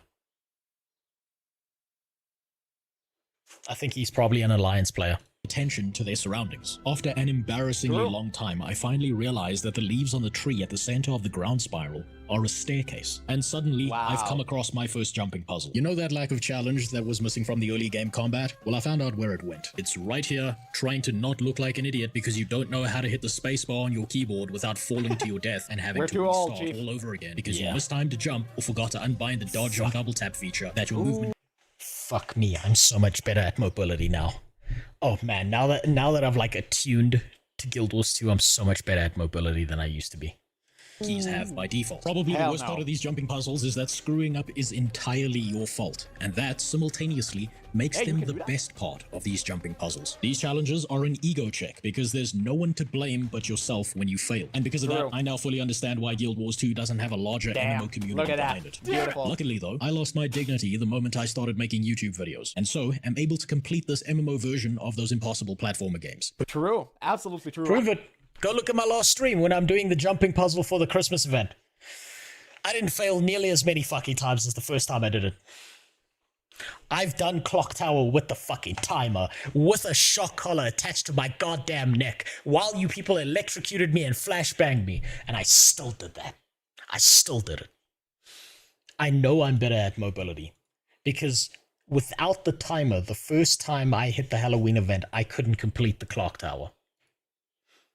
The fact that the wiki is so important is also a problem of Guild Wars 2, in my opinion. A new player should not have to rely on a wiki at all. I agree. If it's like I said in this video, if it's that important, put it in the game, not on a second website. I recently did a jumping puzzle in a cavern where you had like these tiny like dots that you needed to perfectly land on, otherwise you just fall and do it all over again. It was so annoying, man. I wasn't recording any of it. I was super pissed, but oh my god, when I finally reached that chest at the end and I got the achievement for the jumping puzzle, dude, I couldn't be happy. How often did people shout place when shocking you? They didn't have to. Do you want to know why? Kaya, please just go. Because every time I was electrocuted, that would play. Happier. It was crazy. It was crazy how difficult that was, but it was a total ego check, and it was insane. I was fuming. Wait, it's not over yet. This motherfucker shows up to tell me that I've only really solved half of the jumping puzzle. Much like a Minecraft YouTuber drawing in its prey with the promise of reward, I'm led to a secluded area where no one can hear my screams, and proceed to fall to my death again and again. Fucking hated this part. Amusement. My reward, should I succeed. I hated these fucking mushrooms so much because there's so many blind corners in it where you jump to the wrong mushroom and you're just automatically fucked. And every time you jump, you hit like the bottom of the mushroom and then you just bounce into the ground. God, I hated it so much. Is probably a piece of gear. His reward throughout this entire incident is my suffering. Alright, listen, I take back what I think about jumping puzzles being a fun little piece of side content. I mean, they would be if they weren't designed by Satan himself. For sure. Eventually, though, I succeed and my suffering comes to an end. I gotta hand it to the Guild Wars 2 devs. It was a pretty brave choice of them making these jumping puzzles so complex early on, because surely they can't get any worse than this. Alright, that's enough distractions. Guys, don't tell them.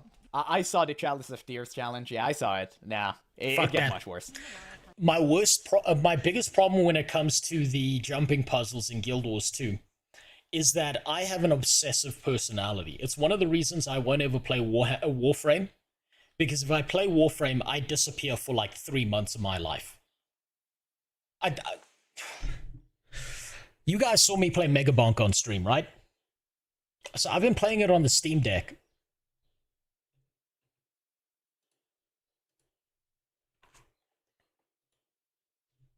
While I've been getting my PCs fixed. Without any guides, without any YouTube, without looking up anything.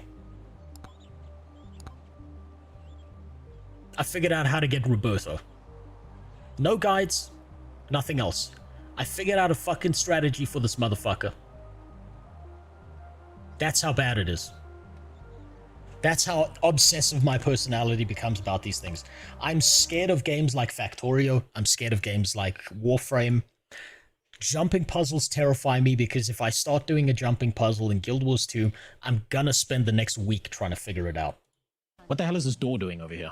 That's a lot of options. I don't know, clock tower seems harmless. No. Wait. I tried this. What? Oh I tried this and I needed to stop or I was going to spend the next 7 hours doing it. Yeah, fuck that. Alright, now it really is time to get back on track. I'm 4 levels above where I should be and I enter the Sylvari city called The Grove for the very first time. It's not much to look at. Its layout is multi-layered and confusing as all hell, but it is just about what I would expect if I were to ask a bunch of vegetables to construct a city for me. Now, some of the less progressive members of the MMO community might put this down. This is literally the best crash out video I've seen about World of Warcraft. This crash out was legendary. I loved it so much. It's too bad his face is covering. Oh my god. Every now and then I still go back and watch some of the WoW crash outs because they're so fun. In years. No, this is the best crash out video about WoW in all times. I'm sorry. It's so good. It's rich video. You should check it out. He was melting down about Bobby Kotick. This is not Sith. This is Rich, I believe. Stuff. It was glorious. It was glorious. It was the best thing in the entire world. Sylvari having a lack of schools or any kind of formal education, but I can promise you that the cause of our suffering is purely socio-economic in nature, and entirely the fault of the Asuran elite who keep kidnapping all of our mathematicians. So after getting sidetracked a few more times, I finally worked my way towards the storyline quest I said I'd have a laser-like focus on a few hours ago. At this level, I'm still an unkillable god of destruction, and the Letters Knight was also dumb enough to bring a knife to a gunfight. Aside from that, I'd be lying to you if I said I remembered much of the early game story aside from a sweet potato that forgot how to wear pants. And also rescuing some guy whose foolproof plan to defeat the guy in invincible leaf armor is to hit. This was so fucking dumb. This whole thing about the guy being in invincible armor was so fucking dumb. With a hammer. I also learned that our arch nemesis, the Salad Man, is part of a rival gang in our corner of the produce supermarket aisle that prefers the color purple to green. Look, there's not much explaining that needs to be done here. They're kind of the edgy reflection of our own faction. You can tell by their name, the spikes on the armor, and the fact that they're probably still listening to Evanescence to this day. But as we continue down this quest line, something begins to dawn on me. Do you know how I can... He's into goth girls. Tell that something's missing from the story of Guild Wars 2 here? I don't remember the name of a single plant person that we've come across so far. The only exception... It's so funny. That's literally how I assess if a story was good or not, is whether I remember the characters. It's literally the same thing I do. It's great. There are so many nameless characters that die in the core gameplay experience that are so fucking unmemorable that I had to start taking notes to try and remember their names. Crazy. That being said, about Guild Wars 2, I remember 90% of them. Not because the story is good, but because the characters are, like, memorable, if you know what I mean. Into that rule is probably Kale over here. I remember her because the game told me her name over and over again through repetition more than anything else. The problem with the main story quest line up to this point is that it's given me very little reason to care on a personal level, because none of what's really happened so far necessitates the involvement of my character at all, aside from once upon a time having a dream about fighting the green M&A. Tybalt was amazing, so was Forgel. Fuck. Who else was good in the core gameplay experience? No, that's about it. Because that's what I chose in the character creation screen. It's like being the eternal third wheel in a relationship or a WoW retail enjoyer. Cool shit is happening around you, but instead of being... And Rootlock only good if you do the dungeons. Involved, you're assigned to sitting in a chair, watching it happen. And look, I do understand that Guild Wars 2 is a game of multiple storylines and some are going to be more interesting than others, but a new MMO player may very well have made the exact same choices that I have and been given very little reason to care about the story or the game at all. Sure, the game's given you an overarching story to follow, but it just doesn't seem to be one of those games that thrives on early game lore. There's just nothing here that I see that would get you deeply invested into the story on an emotional... Tell me how I know you enjoy feet, Zo. Tell me how, ask me how I know. Emotional level, and that's a real shame, especially when you compare it to the other components of Guild Wars 2 like the gameplay. Combat in this game feels good, controls are responsive, but the story just doesn't have that same kind of pull. As your average game lore enjoyer, it does feel like some crucial elements of telling a good, solid Zerfrost is outing himself as well now, I see. Story that people care about are just missing at this stage. But once we are done turning the Green Knight from a person into a memorial, we are introduced to our mom, who also just happens to be a single mother. Don't read too much into that. Something I thought about mentioning, but I didn't in this video, is she's even got the hair thing. Anyone who knows enough black people knows what the hair thing is on black women. They know exactly what the fuck I'm talking about. She's probably also picking up all those welfare checks because turns out she's also the mother of each and every single Sylvari in existence. It's at this point in time that realization... No, it's not a bonnet. It's a different thing. It's got a hole in the top, not the bonnet. Not the bonnet they wear to sleep, the other one. Begins to set in. My complaints about the Guild Wars 2 story at the early levels are completely invalid. I've just been looking at this from the entirely wrong perspective. And suddenly, the true, 100% accurate Guild Wars 2 Sylvari story begins to dawn on me. Oh, wait. I know I made a joke about this being like a version of the Rainforest Ghetto in the beginning of this video, but are you meaning to tell me I just endorsed and protected the incestuous relationship of two thug shaker brothers? So we're a guy who just came back home after being imprisoned in a dream. The first thing that happened was we got handed a gat. All we've been doing up to this point is jumping up and down to get into weird places, marking out areas that we claim as our territory, and getting paid for gunning people down. You realize our gang it took him a long green, time, but the he guys got there. against us are purple. Yeah. He got there. And we all live on... Finally. My god. Finally. This isn't Guild Wars 2. Oh man, the theme. It's coming. This is just San Andreas with leaves. Oh, yeah, dude, this. I still listen to this track to this day. Long-term sense, sick. Dude, the ending, what the fuck? Okay, that's crazy. Okay, that's good. It seems to be the end of the video. That's yeah, there we go. Okay, awesome. He's gonna skip around right there. Let's see if he's got any final thoughts. Have I ever been with a black girl? No. I have been with 3 women in my entire life and got to hear every story under the fucking sun because I know so many people who've been with so many other people. That's one of the joys and one of the saddest parts about going to engineering. I've been with 3 people and I wish it was 1. It was such a waste of my fucking time being with the other 2. I've been with an Indian girl, and let me tell you, she fucked like a tranquilized mattress. And the first one was a fat white girl whose name I don't even remember, who was so bad, who was so fucking terrible, that when I lost my virginity, I literally pulled out of her and went to sleep. I valued sleep more than finishing. That's how bad it was. It's like getting a pizza that you think's going to be delicious, and it gives you food poisoning. And what was worse was the same girl that I then lost my virginity to. I found out she fucked one of my friends. And he said, bro, you are so lucky you banged her when you did. Because at least you showered before you did it. He said when he took her pants off, It smelled like opening a fridge door in an abandoned warehouse.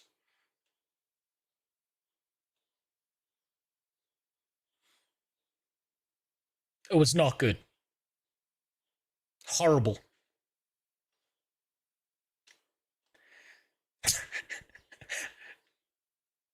And now I'm sure Connor wouldn't mind if I told you this. After doing that, she asked him to go down on her.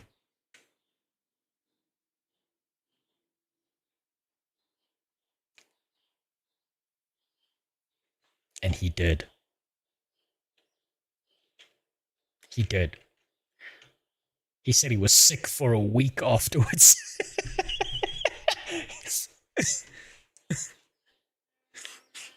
And then, me being very lucky, by pissing her off by pulling out and going to bed instead. She had no interest in me, thank God. But she pregnancy scared my friend. She was like, I'm pregnant. And the argument he said he had with her was like, I don't know how the fuck you got pregnant, because by the time we started banging, I was thumbing in fucking rope. He was like, look, I was fucking softer than soft serve ice cream. I don't know how the fuck you got pregnant, because I didn't even get to finish. So it wasn't a me problem. It wasn't a me problem, because there were two guys, two of us, who had the same issue. It's horrifying. Absolutely horrifying. Man, I wish I never had that experience. That's awesome. Wait, what is it? It's both old and new. Oh yeah. And a special Just subscribe to him. Yeah, great video. I'm gonna leave a link in the description. You guys there was probably 500 if you haven't already. This guy's so good. It's the best Guild Wars 2 content creator. He's just the best. Oh, thank you. There's no competition out there for this dude. And unfortunately, he stopped making videos for some reason. I'm back to it this year. I don't know why. People just told me his PC explodes constantly. It doesn't explode. I accidentally kicked it over and fucked the entire motherboard and cracked it, and my GPU caught fire, and then my house collapsed on me twice. I've fixed it up temporarily. I'm hoping the rain doesn't hit my house again and cause the roof to collapse a third time. I've had to fix up a lot of shit. Hopefully most of my problems are solved. It's so unfortunate because he's great. I love this. I loved everything about this video. It was excellent. But yeah. Always wanted to know if black girls are different in bed. Well, I have very many stories of white guys fucking black girls. I went to university in a 90% black country, Reckless Banana. I've heard every story under the sun. Okay?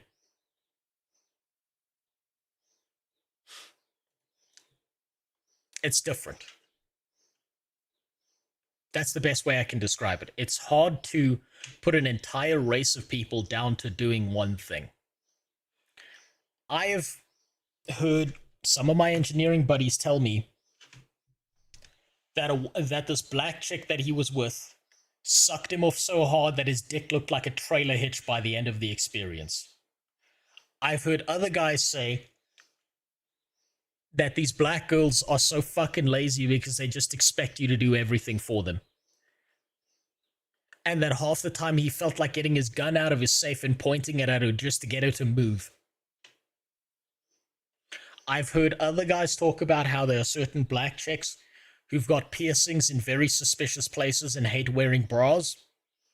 I've heard about very fucking conservative black chicks who go to church every Sunday and love anal. I've got to hear every fucking story under the sun. And I'm going to tell you this now. Those are the tame stories. Because I'm not even going to touch on the shit that I heard from the fucking furries. I went to engineering. I saw everything. I've seen guys show up at the computer lab at 2 in the morning in pink programmer fucking socks because they needed to hop on Simulink and MATLAB because their drone wasn't working and their project was due in the next 5 hours. I've seen guys who white guys, by the way, with dreadlocks so fucking long and nasty that when they enter the room, it's like they've entered, it's like watching Goku go Super Saiyan mode, except the aura around them is green, not yellow. I've seen it all. It's horrifying. I've seen fucking stories about the girls in my class trying to fuck the fucking engineering lecturer because they wanted a free pass in the class, only to find out that the dude was gay. And on 3 separate occasions, he suggested plundering the asshole of several straight guys to get a bump in their mark.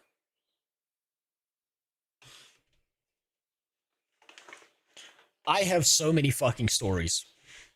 Both about when I was in school, because I went to an all-boys school, and when boys are left alone with no girls around them, they become animals. And I have so many stories after school, when I went on matric vac. I have stories of the time I used to train 8 hours a day in mixed martial arts. I have stories about sportsmen. I have fucking stories about engineering students. And I have stories, horrifying fucking stories, actually, about businessmen. Because I've had to work as a project manager. I have an infinite amount of fucked up stories. Because at that point in time, I wasn't streaming. I wasn't sitting in a chair. I was out living life, and I kind of regret it. You reckon these stories are over-exaggerated because dudes like to meme? No. No. Well, some of them, yes. Okay, but it's a certain type of guy that likes to exaggerate. And you can tell who that guy is, because when he tells you the story the first time, the second time he tells you it's different. Suddenly there's not 2 black girls trying to fuck him, there's 7.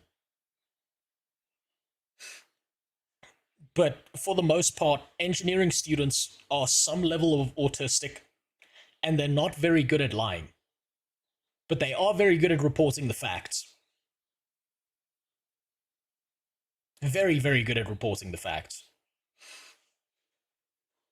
I've got a story about a guy I went to engineering with who, he went through a bad breakup. He went on a bender, started drinking. He found some woman who was like 45 years old, wanted to fuck him, and he was like, fuck it, why not? It's been a few months. He went over to her house, and because he was drunk, he couldn't really fight her, and then she fucking tied him up because it turned out that she was an actual porn dominatrix, and she fucking pegged him all night long. And I know because he left his phone open on the desk, and she was still messaging him, and she sent him the video through WhatsApp. I caught a glance. And I will always remember that. Do you know why? Because at the time there was a very popular series that was going around. And she had put background music to the pegging session.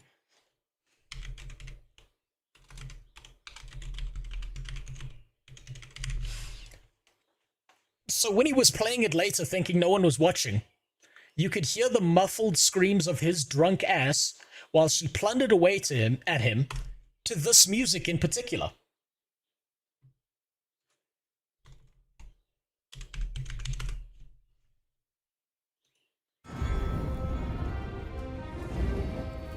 It's burned into my fucking memory. I cannot hear that soundtrack without hearing the muffled screams of that guy getting ass plundered. And one day we were drinking at a place called the Jolly Roger. I don't even know if it's still open. And he got pissed drunk again. And he admitted to me he kind of liked it.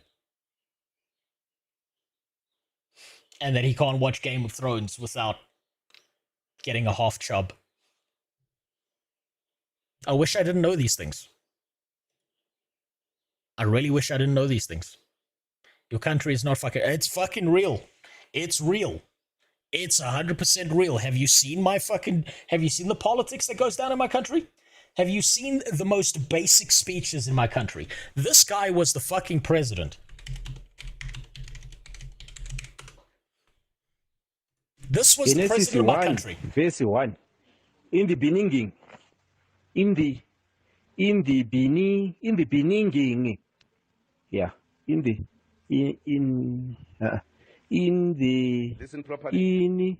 beginning, yeah, in.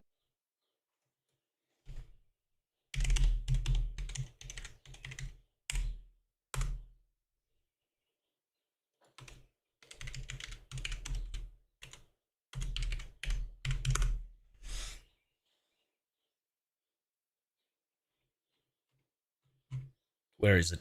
Where is it?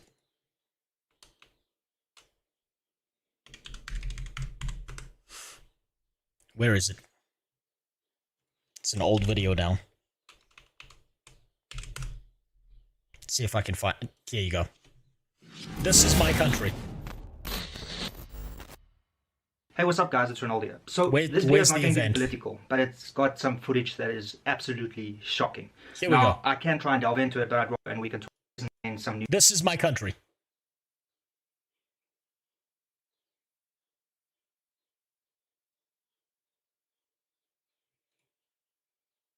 That's my country. Do you want to know what the name is of that delivery service?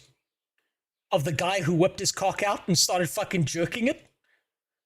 Unironically, the name of the delivery service he worked for is called Mr. D.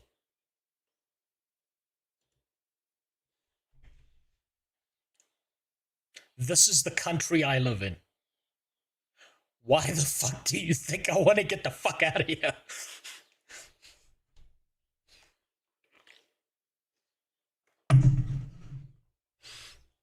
He fucking whipped out his schlong and he's just like, yeah. That's the country I live in, okay? I wouldn't fuck with you on this because it would be like, what would be the point of me fucking with you? There's like literally no point to me just fucking bullshitting. This is just the shit I've seen. And you think, like, this is the thing, is you think what I'm saying is wild. I've lived a milquetoast life in comparison to some of the wild shit I've seen. I used to know a guy who used to train with me in mixed martial arts, who was an Asian guy, fucking straight off the boat from China. Do you know what he would eat every Friday at the gym? And it stank to high heaven. He would eat a bowl of rice with a tiger penis on top of it that he would buy through the fucking black market because he believed it gave him the soul of a tiger. I know so much fucked up shit, and to me it's normal. To me it's mild. Because the other people in my country, the shit they do is insane. The dude keeping it in his pants, at least the Indians were getting it. No, he pulled his cock out, dude. He pulled his fucking cock straight out and started fucking jerking it. His cock is out in that video. It's just been blurred, obviously, because you can't put that on YouTube. What the fuck did you link me? Today I'm gonna make it quick. Guild Wars 2 VR. Okay, shit, I'm gonna keep that open for later. Okay, I'm gonna play some Guild Wars 2 now. I have every story under the sun, or at least the ones I've experienced. It gets a lot wilder. There are people who do wild shit. I live in the same country where some guy fucking jump kicked Arnold Schwarzenegger in the back and started screeching, "Please help me, I need a Lamborghini." You can look that one up. That's real as well. You have no idea. You have no fucking fundamental understanding. My country doesn't feel like a real place. Now let's play some fucking Guild Wars 2. I know a front page guy on Twitch who would like to eat that too. What, eat some strong? Or the tiger penis. What is this? Motive Candied Karma. Takes effect immediately upon receipt. Grants a large amount of karma affected by karma bonuses. Well, alright. You're gonna give me free shit? Might as well use some of it. Where did that thing go? Did it auto-consume? I think it did. Oh well.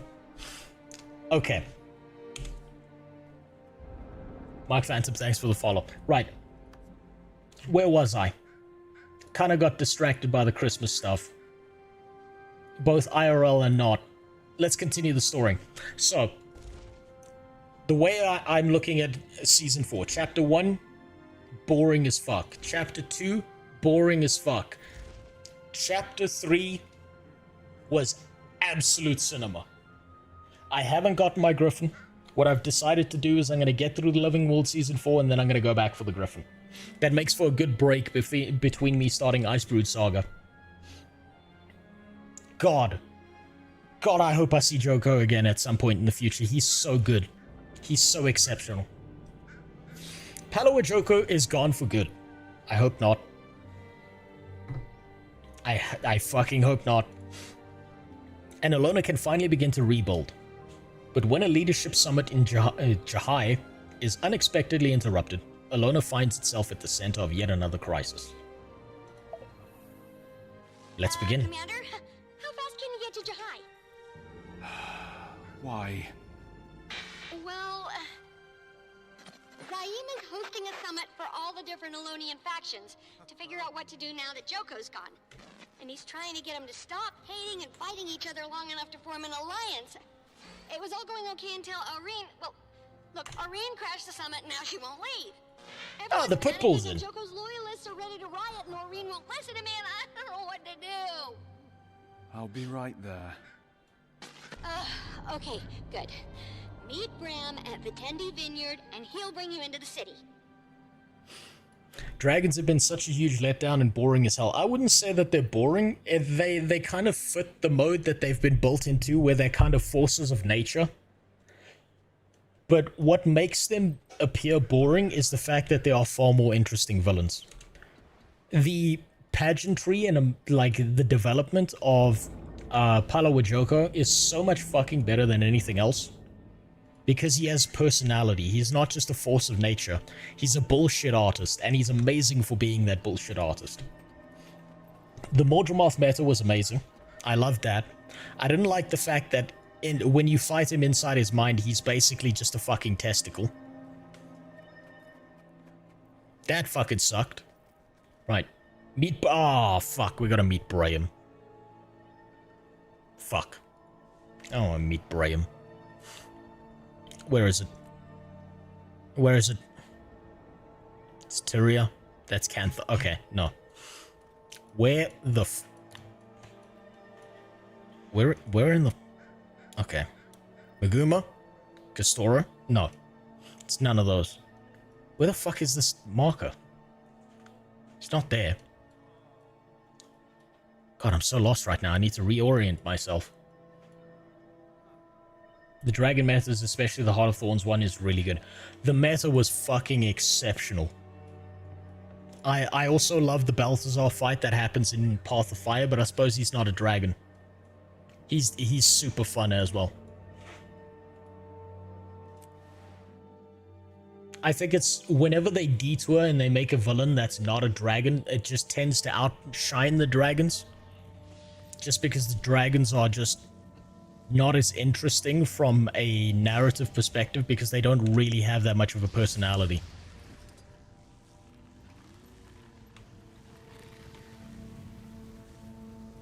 I suppose that's the issue with them. Also, the fact that Krakatoa really wanted to fuck his daughter is real strange. He was pounding Glint's pussy like you can't believe. That's why Aurene looks like such dog shit.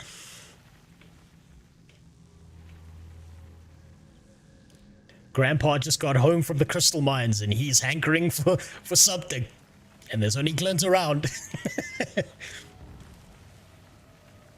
It's his whole issue. Scarlet was also an amazing villain. Yes, she was. But got the short end of the stick. You know who could have also been an amazing villain, but was kind of fucked over from a story perspective, was Foulane. Foulane could have been a way better villain than what she was set up to be. Because she had a build-up, if you follow the Sylvari story, and then they just nuke that shit because she just becomes Mordramoth's bitch instantly. And then just falls over dead. Ah, it was pathetic. Okay, that waypoint is quite a way away. So I think I'm going to go for the story element first.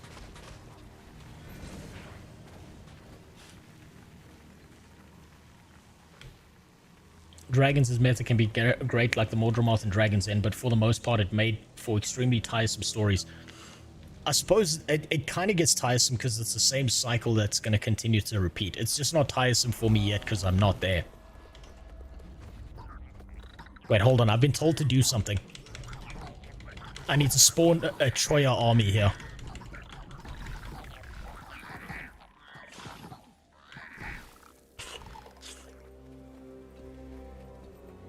Commander. Oh, God. If we don't get Look at this Orion out of there bitch. soon, Udamishi and the others are going to start a war. Again. Udamishi's at the summit. Yeah, it's been a Oh, weird God. day. This You'll see retard. when you get there. Don't want to cause a panic in the city, so we'll use the back way in. Old Corsair route, right under Joko's nose. I have severe brain fatigue. Wait, what mastery am I working towards? Crystal Champion. Okay. Let's see. Are you a warrior of both body and mind, or a simple barbarian? Answer my riddles to prove yourself. Fire away. What about this? It has many tongues, though it cannot taste. It can always be fed and never gain weight. What is it? My ex. No, I'm sure she's fat now. Let's see. Fire. That was a simple question, but well done nonetheless. What is your response to this? Greater amounts of you have... Wait, the greater amount you have of me, the less of others you will see. What am I? Darkness. Was that luck or true knowledge? No, it's me playing Simon Says. This. Regal in color, though born of the earth. When crushed and aged, I can be great worth. What am I? Grapes? You are correct. That's wine. It seems appearances deceive. Oh, fuck you. Do you know this one? You fucking wrinkly bitch. Some wish to be rid of me. For me, others... Wait. For me, others greatly yearn. Speak normal. All have me, but once I'm lost, I'm never to return. What am I? Youth. Ah, it Mortal, was nothing. You've proven to be quite clever. Easy. If you've spoken to a woman, that last one's real fucking easy. They never shut the fuck up about wanting to be young again. Easy.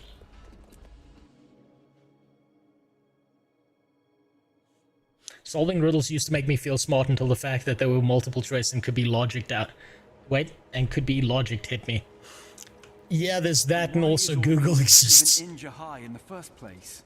She's been all over Alona lately. Defending villages, cleaning up the branded. Pretty impressive stuff. Joko hit Jahai pretty hard. So I'm guessing she swooped in to check on him. Seems like it took a lot out of her, though. Collapsed right there in the summit room. Collapsed? Do you think it's because of... Eating Joko would give anybody indigestion. But maybe she's just trying to do too much. Jahai Bluffs has too many achievements. I don't even care about them. So it's not my problem. About that. Timey wanted an update on Krauk. Only we can't raise Kaz and Jory on the comm. She's starting to worry. I'm sure they're okay. Keep trying. Let me know as soon as you reach them.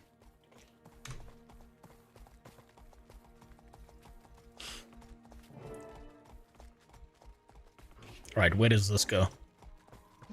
Please tell me this is a race quest. Welcome to Jahai, Commander. I love being a racist. Let's talk to some people. Fools. Celebrating his death? How quickly they forget all the good he did for Alona. The heretics will be punished for their treachery. Joko is amazing. Even after Joko's death, he still has an impact on the people. Some people say he was the best Lich. I just say he was the greatest. Fucking hell. Aren't you scared? A year ago, they would have killed you without a second thought. A year ago, they didn't have a choice. Now they're free. All they want is to feel human again. Give them a chance. Right. I don't care about these people's problems. I know it's stupid, but I can't shake the nerves. It's just... What nerves? You're Long since dead. I've been a person. You'll be fine. Listen, your descendants are gonna love you. What if they fucking hate him and he's just like an alcoholic piece of shit? What if Grandpa here is outdated and he sits around the Christmas table saying, I don't like the color of my granddaughter. Some shit like that. Race mixing is a sin.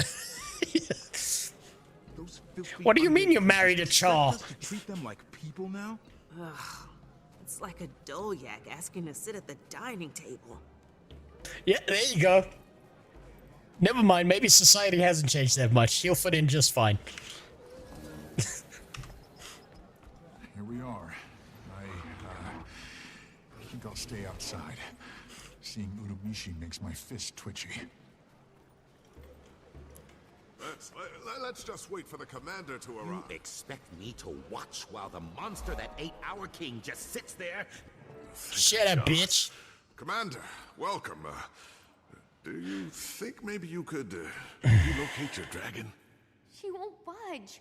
I think she was waiting for you. See, I've got another story to tell you just because I saw her. Aurene, we need to leave. Let these people do their work. Ah, not even the so-called commander can. Come on, Cupcake. You've had enough children to eat for now. Come on. Okay, yeah, I'll give you another story just if you want some context. So, it's fairly common that in university you're gonna find like mixed race couples. This is very common, right? Happens all the time. I've just gotta, I gotta say it the way it is, the way I saw it. There is a certain subsect of black girls that go to university that have a real fucking hankering for white dick. That's what they want more than anything else in the world. It's not all of them. It's just like a specific subsect. All they're looking for is some cream in their coffee. One of my classmates, he was deep into chocolate. He dated a girl with a hairstyle very similar to what you see here. He used to use her hair as a pillow when they fell asleep. And while other activities occurred.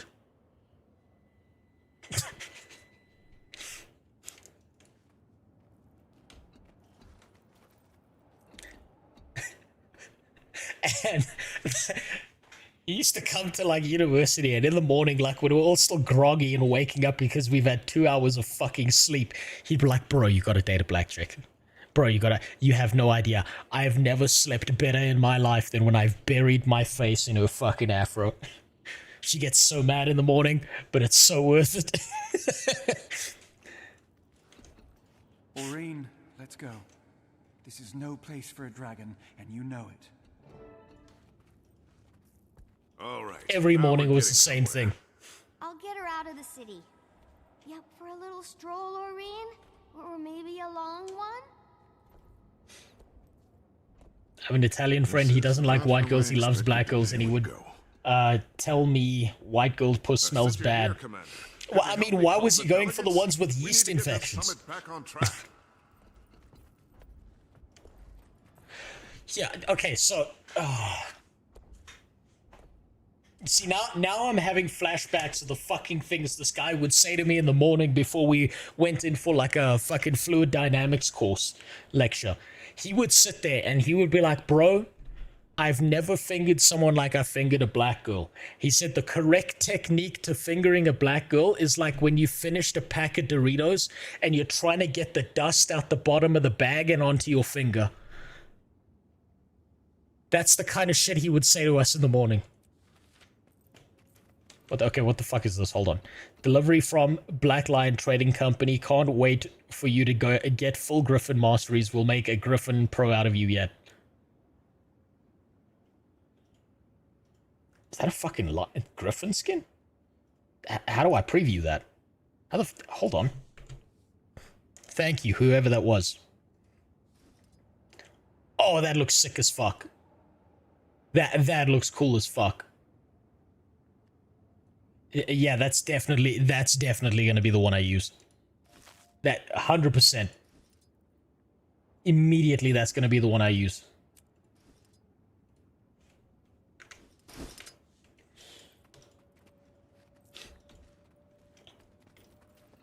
Where? Hold on, you've distracted me. I have no idea where I'm supposed to go. Okay, there. Oh, there we go. We'll talk to Pillow. Ambassador Sienna. She speaks for the Free Awakened. Free Awakened? We've shed the chains of servitude for the promise of a new life. The fuck out of here, robot. Grateful for the second chance. Oh, and by the way, I trust you got in okay. The route was my idea. Yeah, remembered it from my Corsair days. Thank you. Again.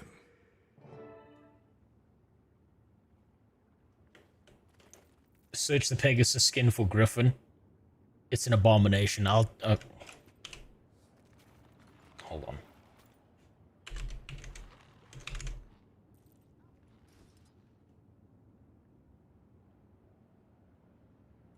This is exactly why women play Guild Wars 2. You know that horse girl you used to know in school? That's the skin she's using now. Redeemer Kosan is here on behalf of the Order of Shadows. Welcome to the show. Quite a circus, even before your dragon showed up. These people aren't gonna play nice anytime soon. All that centuries-old hatred and distrust. I don't expect them to like each other. I just need them to agree on something. Anything. New tyrant, maybe. Nothing brings people together like a common enemy. A lot of interracial marriage in SA. There's a fair amount of it, but because of cultural differences in the way things work, this is generally the kind of path of how this happens in South Africa, right? Okay, every now and then it'll be like a white guy marries a black girl, and then obviously he will have to do the cultural stuff, and that'll be something like Lobola, which is like when you have to buy a cow and then like give it to her family, right? And like black guys always make the joke, they're like, I don't know why I'd want to buy a cow just to swap it for another cow, stuff like that. But generally speaking, a lot of interracial marriages that happen in my country kind of work out like this, where because the cultures are so separated, if there's an interracial marriage, usually that couple will get married, tell everyone they're married, and then fuck off to another country. Because they don't want to put up with the shit that they're going to get from both sides of the family, right? That's generally speaking a big issue that occurs, right? The other side of it is there's like a traditionalist element that comes primarily from a lot of black families, right? Where it's not a choice. It's you will be marrying a black guy. So what they do, a lot of black girls are like, well, I'm going to experience every shade of schlong while I'm in university before I settle down with a black guy, right? Same goes for the black guys, right? They're like, I'm going to get as much multicolored pussy as I can because I know that when I go back home to the township or to my village, I know that I have to marry that one fucking bitch in the village. And I don't know why my mom had to pick the angriest black girl there when there were like 20 other ones that were way better. So I know I have to marry her. You mean African, not black? No, I mean black. Do you know why I mean black? Because there are multiple different cultures. I mean black because multiple different cultures who arrive at the same conclusion. There's the Zulu, there's the Sotho, there's the Vendas, there's the Xhosas, there's the Tswanas, the Tsongas. They all have different cultural elements around them, but generally speaking, a lot of them end up in the same kind of cultural thing. And usually speaking, when you look at it from those black cultures in particular, what happens is they'll each arrive at the same conclusion. Now, you gotta not think of this as a perspective of, how do I say this? I use black as kind of a catch-all term here. If a black guy married a white girl, it would be less of a problem than if that same black South African guy married a Zimbabwean girl, right? He would get more shit marrying a Zimbabwean African or black person than he would if he married a white chick. So I'm using black as a catch-all term for the large majority of cultures that occur in the country. Same as I'll use white as a catch-all term for the multiple white cultures in the country. There's not just one white culture in the country. There's the Afrikaners, there's the English, there's the Portuguese, there's the Greeks, there's the Italians, there's the Russians, who are very fucking insular. There's God, what's the other one? There's a few Czechoslovakians, but I don't know if I can call them a community, really. Probably the Slavs more in general. There's a few Germans down here as well. They love their chocolate. So when I'm using the terms black and white, I'm using them as a catch-all term for all the white cultures and all the black cultures at the same time. Arcana Beru, representing the Morden Crescent. You're back. I've died plenty of times, Commander. It never sticks. I trust we can put this incident behind us? Is he the next villain? Zaim, I was the picture of diplomacy before the dragon showed up. Anyway, I'm sure we'll all get what we deserve. All I know is American-born. It's not exactly like that unless they're from a family that migrated. Yeah, it's not like being American is completely different. It's a completely different universe. Let me give you some perspective. Zerfrost, I don't know if you're from South Africa or not. So, in South Africa, there's an entire race of people. Their identity is being colored, right? Now, if I went overseas and I called someone colored, I would that would probably start a fight. But the specific racial group of the coloreds are people that have Malaysian descent, African descent, and European descent all mixed together, right? Which is commonly confused with the colloquial term of colored being one white parent, one black parent, which is not the same thing, right? So me using the term African doesn't make sense because I'm in Africa. Everyone here is African. Their passports are African. They've lived here their whole life. They've built a culture down here that's specific to Africa. Even the whites. They've each got a specific, unique culture that is bound to Africa. And if they went overseas, even if they were around people of the same race, it wouldn't be the same culture. Right. If I was... Okay. If I was... Let's say I finally did eventually manage to get to the US, right? It would be more correct for me to call them African Americans or the black, I suppose, in that country. But if an African came from Africa and then moved to America, I'd call him an African because he's from Africa.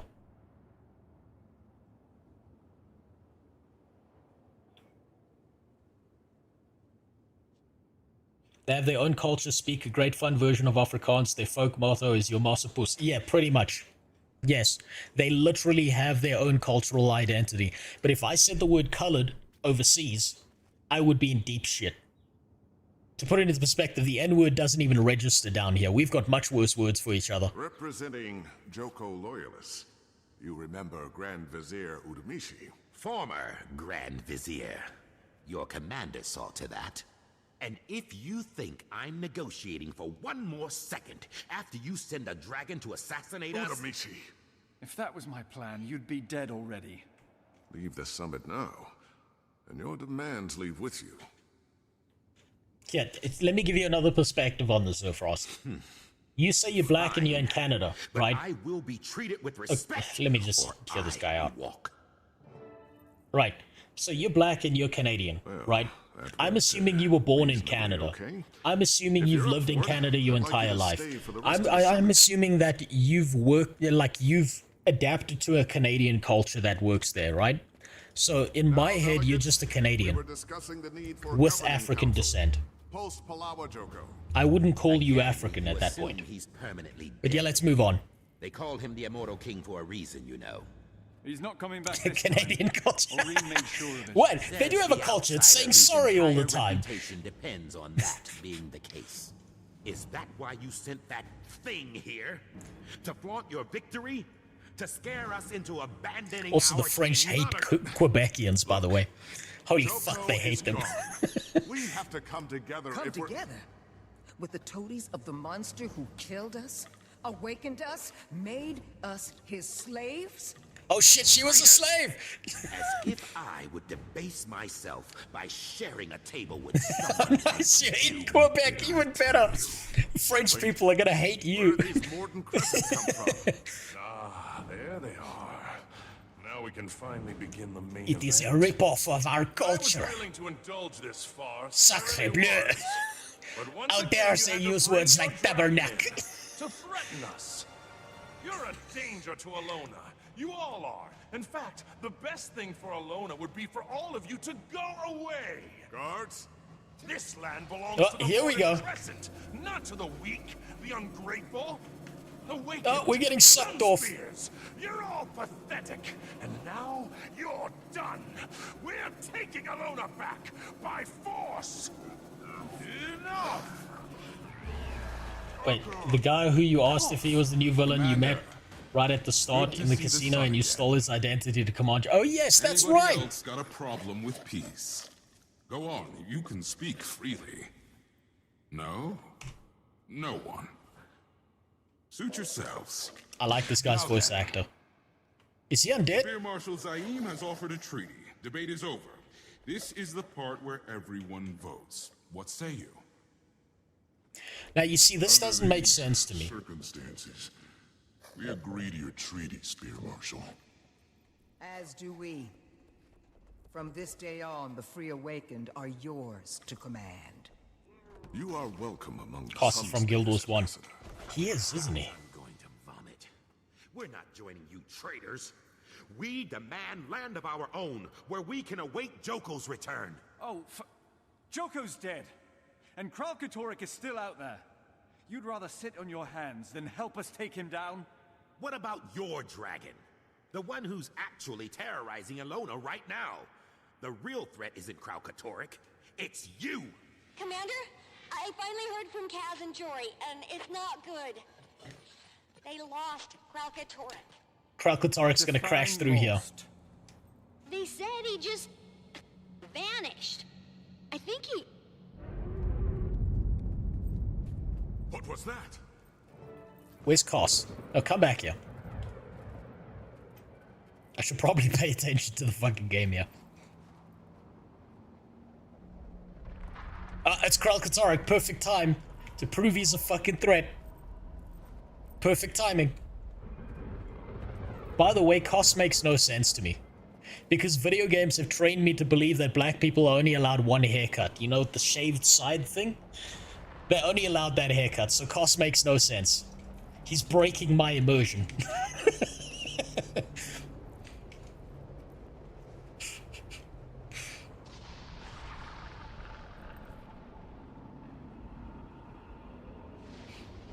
It's Krell's butt buddy, the Shatterer. What? Am I supposed to go somewhere? Or is this just... Oh, wait, never mind. Okay. Commander! Never mind. Something. Oh shit, he looks cool as fuck. Everybody out! This way! He looks cool as fuck. Oh my god. God damn. Commander! What was that? Kralt sent his lieutenant after us. But that Shatterer is supposed to be dead! Oreen's in no shape to fight. I'll try to get her out of the city. Yeah, she's still got a stomach ache from eating Joko.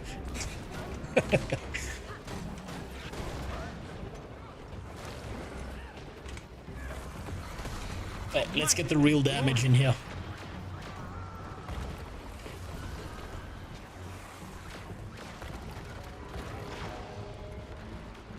A pixelized blur? What do you mean?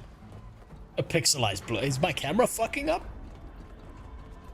Looks like it's doing alright. There are Free Awakened trapped in the room ahead. We can use them as a distraction and escape. You can't be serious. We have to help them. Didn't you fight him in the base game? I think I did. Can't remember. Base game's kind of unmemorable. Oh, look. Oh, fuck, that's cool. Guess not. That's cool as fuck. Naeem, take the others and get them to safety. But my people! I'll help them. Go! I think I would remember a dragon that looked that cool. If you're talking about Guild Wars 1 though, I barely have any memories of Guild Wars 1. That's the real issue. Wait, locate and rescue 3 awakened inside the fortress. Alright. No virgin till marriage. It's okay, so there are certain hyper-traditionalist Zulu cultures where virginity isn't something that's given, it's taken. So it's like what a guy's got to do from his village is he's got to sneak into a neighboring village to find the girl he wants, kidnap her in the night, and then they're married. Oh God, the dragon! Most of the time this is played off as more like a pantomime thing these days. Follow me, and I'll Where it's not like a kidnap and rape thing, it's like she's like, hee hee, kidnap me, but like, yeah, it's different. You know, the bad shit still happens along with the good. Might and glory. What? You coming with me, bud? No, I guess not.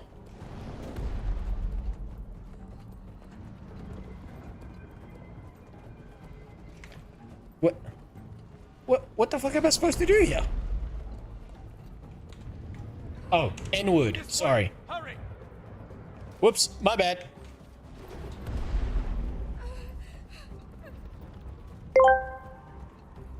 How fucking big do we need to make the end for you? Much bigger. It's not Mechabellum, okay? Mechabellum, they just spam the N-word at you all the time. Did I just get that person killed?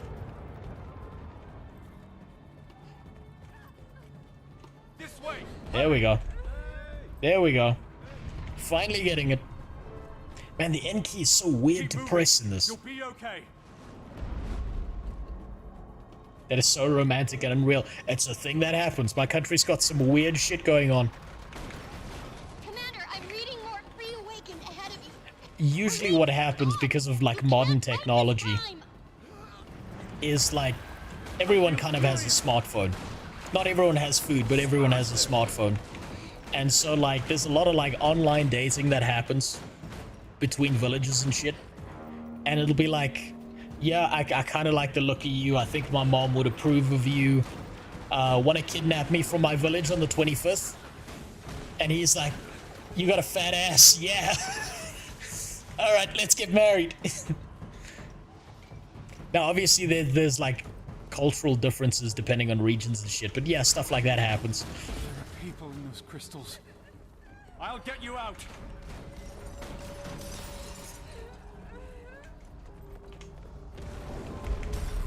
Might and glory.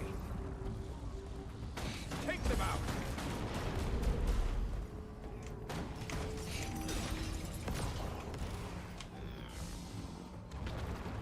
I still remember the Temple of Cormio when Rose saved those Elonians by screaming the N-word at them. It's kind of like that scene from over here. Do you know that scene from Always Sunny, where he saves the guy by by yelling the F slur at him? He's like, "What? I did the right thing. I saved him."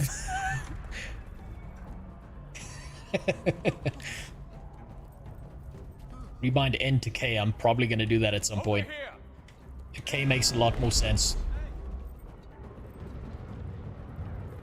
It actually doesn't, but, you know.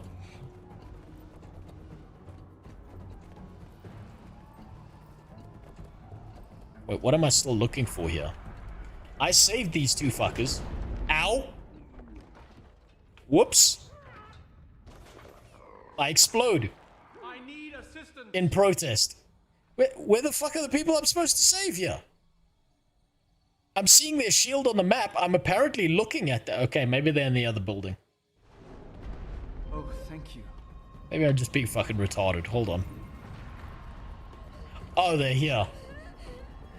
Over here. Let's get your buddy over there. Let's get you all in a group. That way when Kralkatorix smashes you all, he gets you all at once.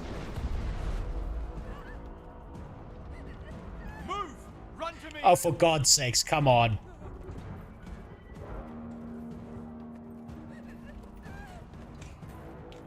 I bet this fucking region would have far more intensity if I wasn't fucking retarded.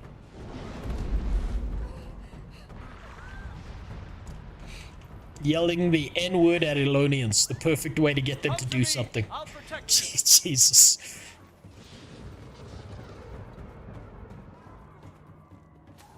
Aside from the fact-checking, what are you doing on your incognito character? Desperately trying not to get ahead of where I am in the game.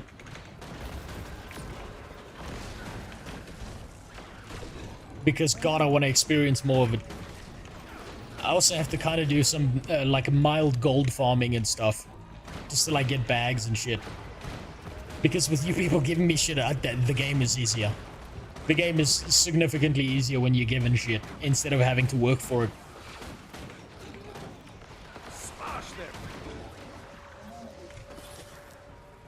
No, thank you. Someone at ANET played Lemmings and really loved that game. Oh no, I can tell. Gone? Orain, please! I'm trying to get her out of here, Commander, but she really wants to fight! How are you liking the expansion story so far? Path of Fire? Exceptional. Heart of Thorns? Exceptional. Living World Season 4? One chapter's been great.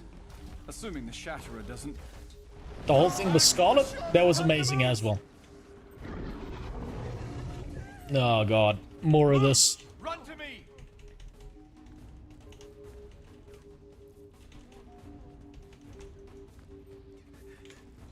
Where am I supposed to get you guys? Through here, aren't they? Okay. Yeah, there we go. Chase them this way. Thank you, Kralkatarek. Or Kralkatarek's bitch. You helped me. Ah, fuck. How many times do I have to spam the N-word at these Elonians before they listen to me? God damn it. Over here. Just one more. There we go. Should have listened to me earlier. Now where's that dragon of yours? You were right, Commander. No running. We won't be chained again. Glory. Was that Braim's voice actor? I can immediately recognize it because it makes me cringe.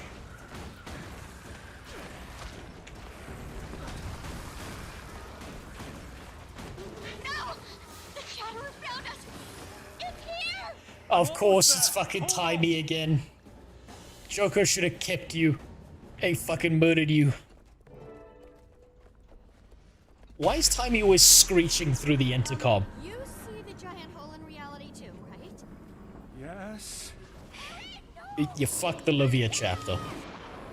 God, that theater kid play shit was so out of place.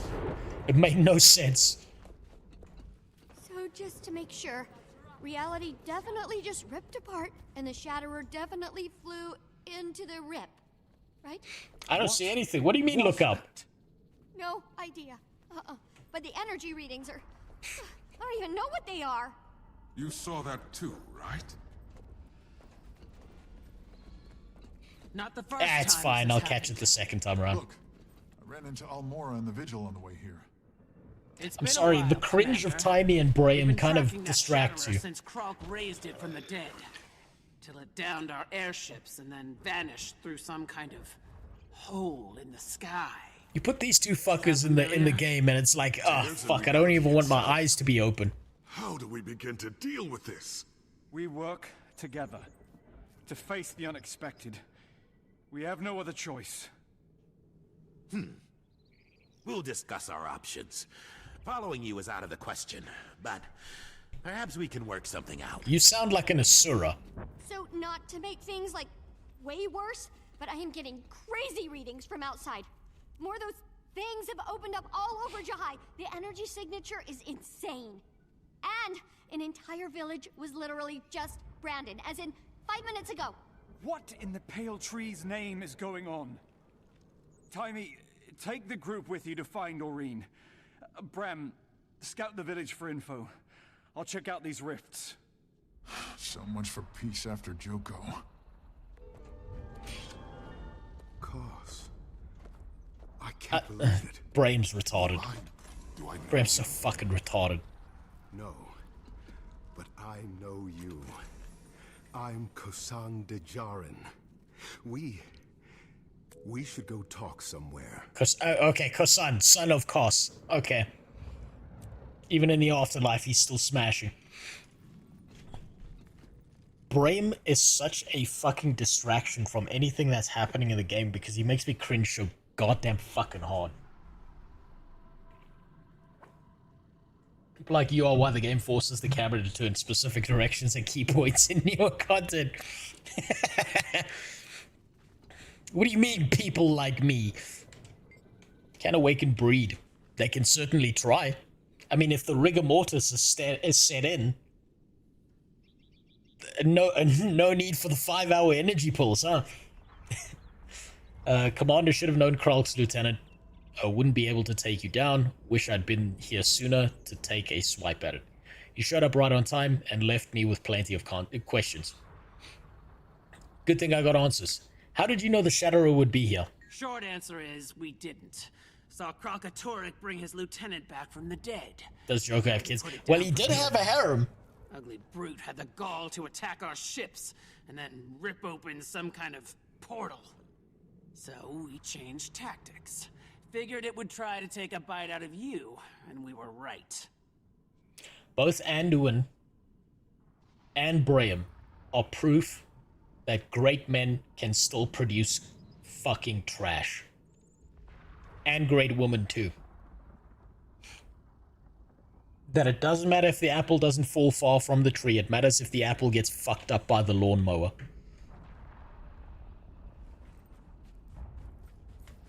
You. Still gotta talk to you. Thank you for what you've done for my people, Commander. You're as good as your word.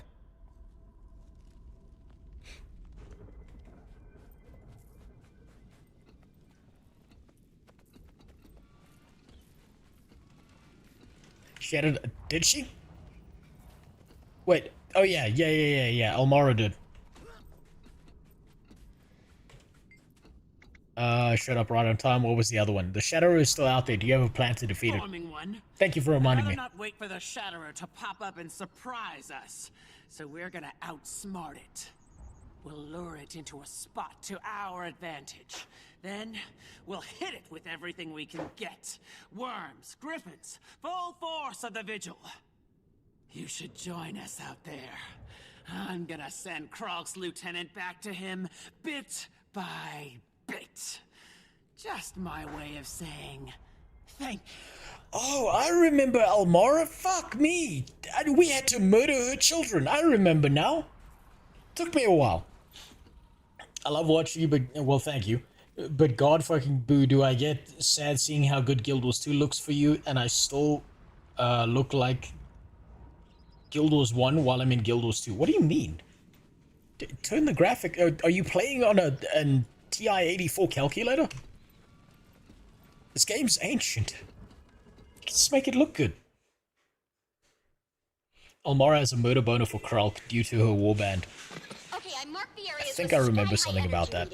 If you can, try and take a sample from each of them. Look how cool that shit looks. Your comm device should let you transmit sample data to me. And fucking fantastic. Be careful, okay? Some of us still use DDR2. Dance Dance Revolution 2? I never played that one.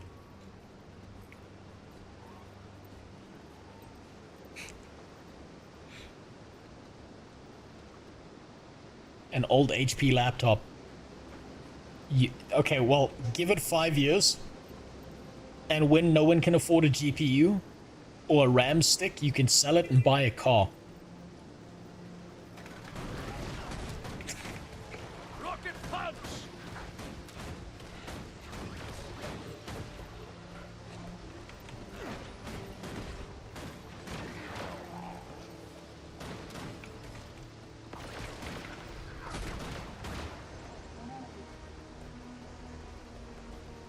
You know what?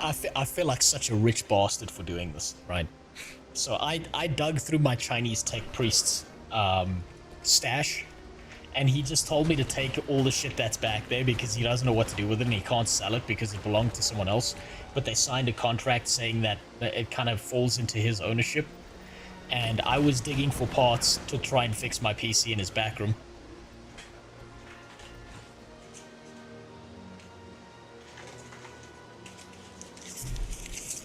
I found a way to pay for my kid's college fund.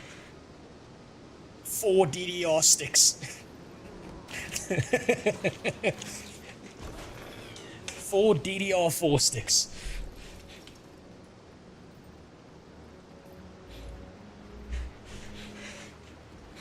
Give it a year. I'll be living in a mansion. You know that scene in Euro Trip where they give the guy like a penny and he's like, I'm gonna open my own hotel now, fuck you.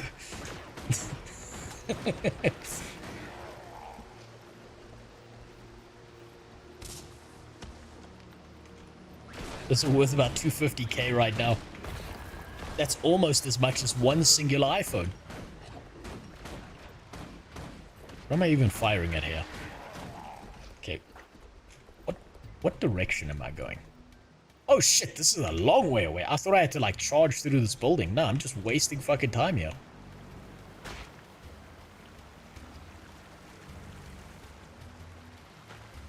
I don't need to do shit. These guys are not my problem. Oop, never mind. They're becoming my problem. Get me out of here.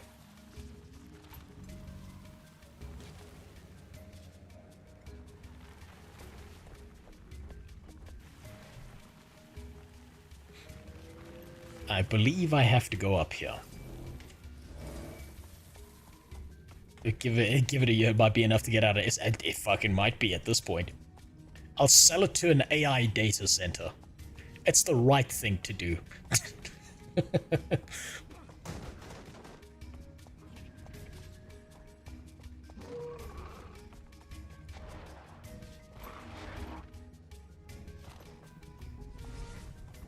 Looks like you've reached one of the anomalies. What do you see?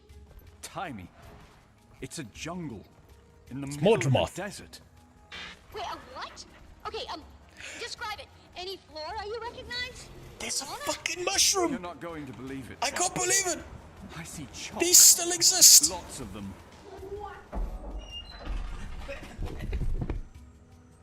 Did you say Chuck?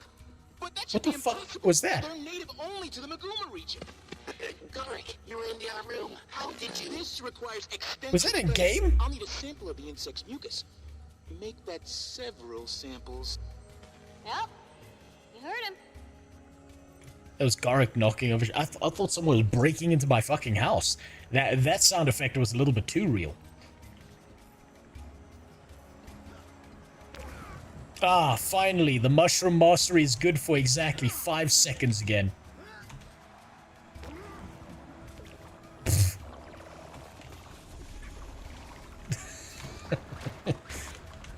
Might and glory.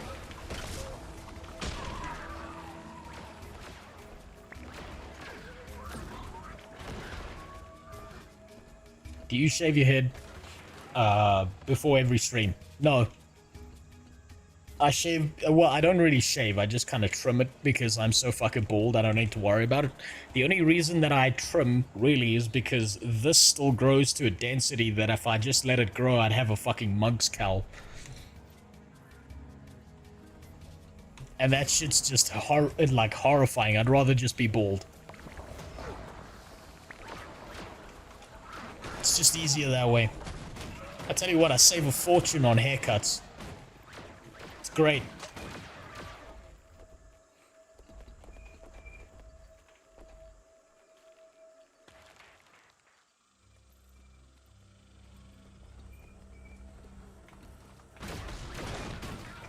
Smash them.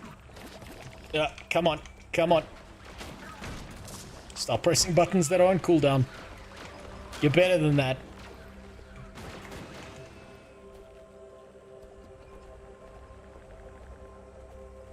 Well, what's the result, Gorek? They're Chuck. Maguma Chuck. In the desert. What a time to be alive. The Blish X timey So, theories. a chunk of I bet he's got a Laguna is vibrate now function. in Alona. Writing that down. It's too bad. When Timey has already been promised to, Joker. Damn it. Thought I could hit that.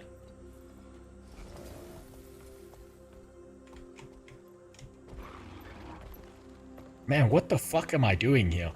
God damn it.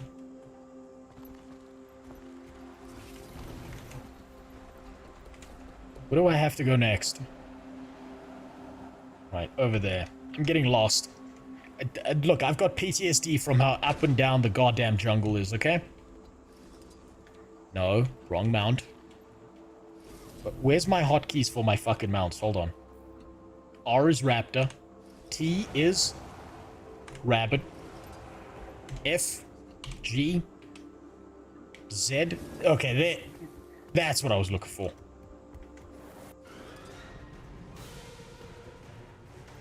Did I just fuck up? Oh no, there's just a dynamic event going on. Okay, let's grab some Fucking data. pocket raptors. Wait, do I read? Rand did.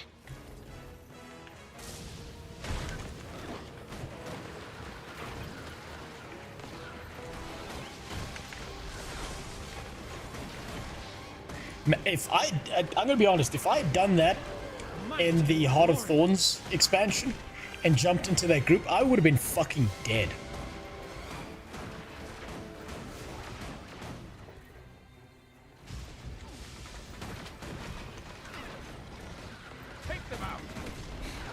They just had to make you feel like the masteries weren't for nothing, huh?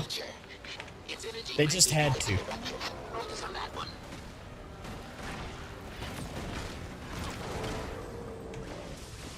Commander, we've gathered enough data from this incident to confirm the branded originated from those ruptures. Oh. Which Oh, means hello. Ralk is involved. But we still don't know what these things are. We gotta check out those other sites. There was a new Arc Wallow there. Hold on. I'm getting the sneaking suspicion I'm supposed to go in that direction.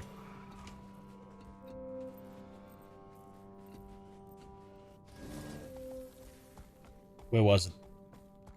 Over here? No, that's the Sandog portal. There's a new Arc Wallow somewhere here. I know I saw it.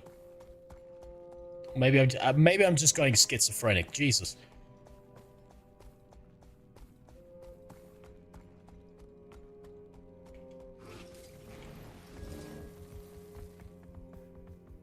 No Arc Wallow show up on the map.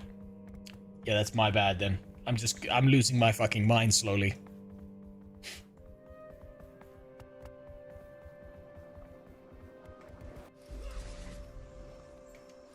Okay, let's go back here. We'll go to the entrance here.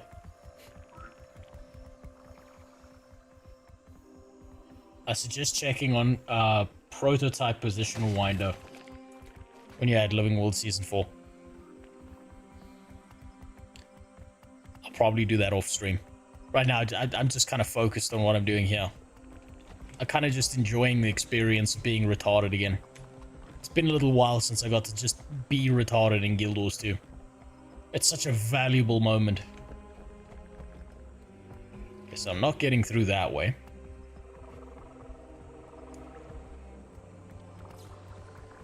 Okay, this is an isolated zone by the looks of it. So I kind of have to go this way. I believe it was obtainable from one of those maps. I'll probably look it up off stream. Just so I have an idea. What are all these fucking treasure caches doing here, though?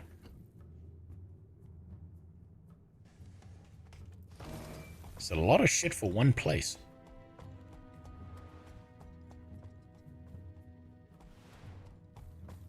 There's a waypoint, and I'm gonna go get that.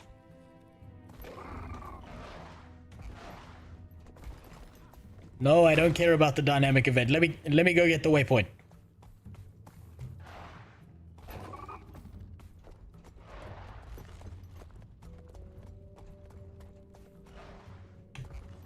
There we go. That feels better.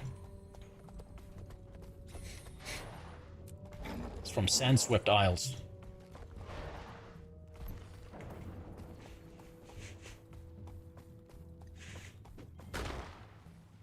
They expect you to use the Path of Fire mounts from now on in map design. Yeah, they're kind of pigeonholed into making you use them. Because if they don't, then they're kind of taking something away from the player instead of giving it to them. But I'm also kind of glad that they do, because it means that we're not going back to a map that's similar to Heart of Thorns. Or at least I hope so.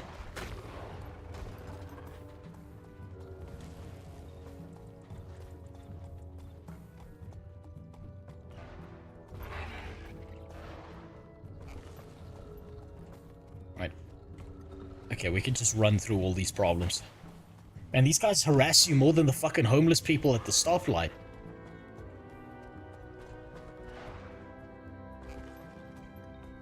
I'm gonna lose my mount now.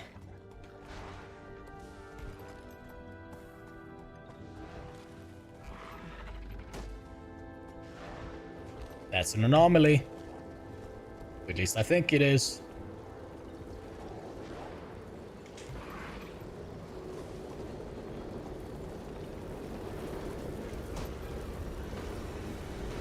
Whoa! The fuck? What? What? What? Can you get the fuck out of here? I don't think this was something I was looking for.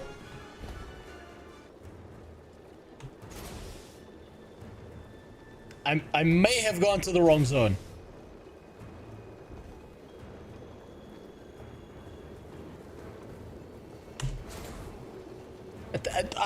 A big purple bubble. The other two were big purple bubbles. Of course I'm gonna think I have to run right into it. That made the most sense to me.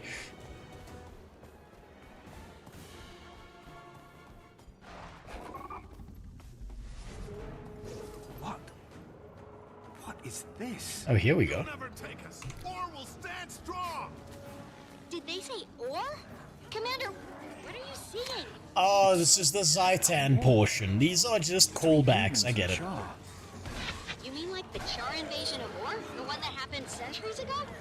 Wait a second. Okay.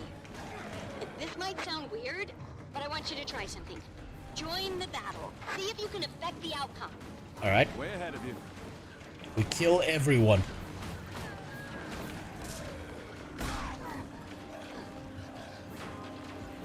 I understand. Murder everyone. Take them out.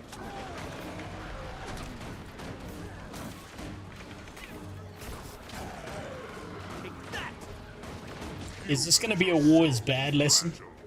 The Vizier's tower's as good as ours. Now we burn ore to the ground. Oh, okay. Okay. Fight's over. Now what?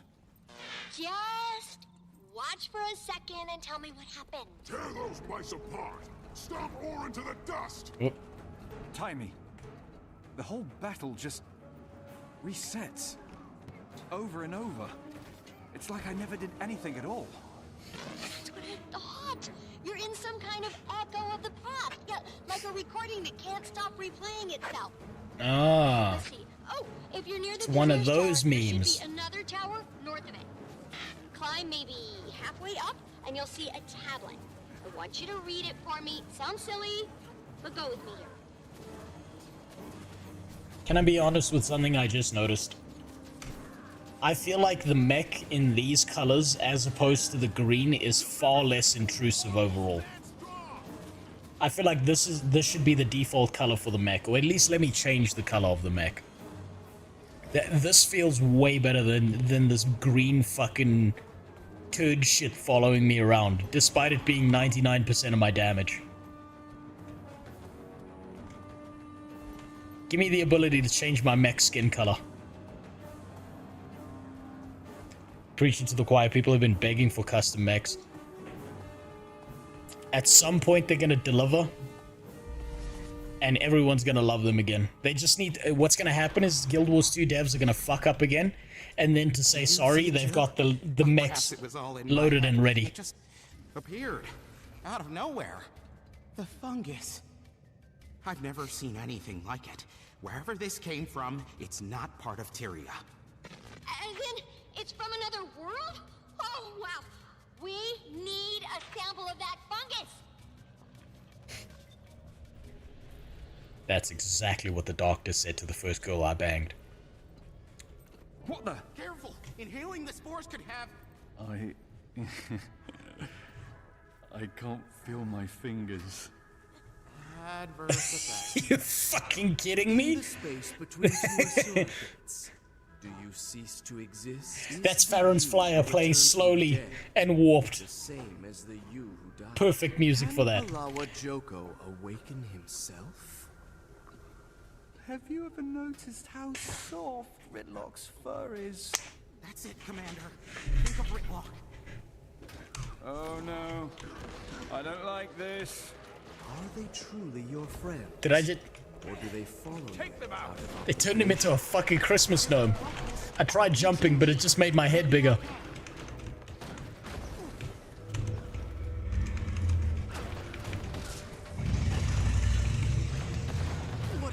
Oh god, that's perfect. Okay, this is pretty fucking based. Mad King Thorn? I don't remember him being my friend. The fucking Farron flyer music playing in slow-mo is great.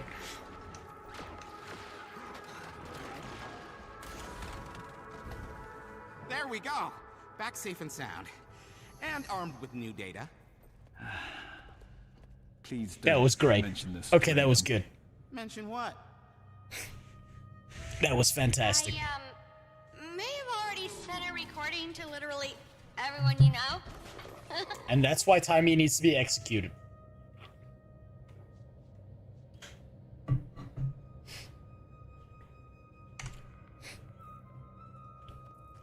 I'm not doing what Timey's telling me to. It's just coincidental that I'm doing a thing I want to do.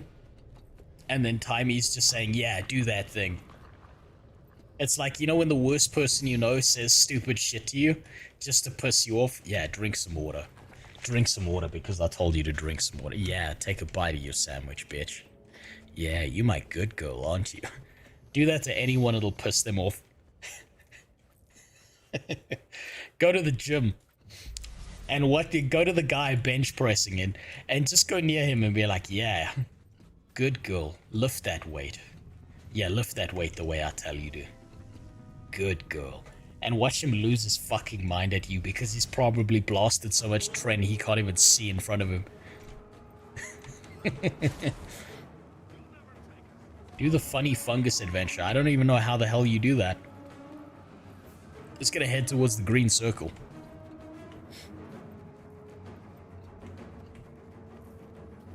Oh, okay, they're above me. How the fuck am I supposed to get up there? Oh, wait.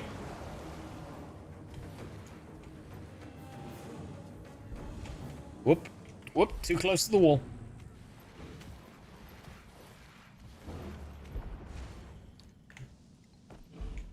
Okay. Okay, I think I see a way up. I think I see it. No. No. Stop. Stop. Fuck.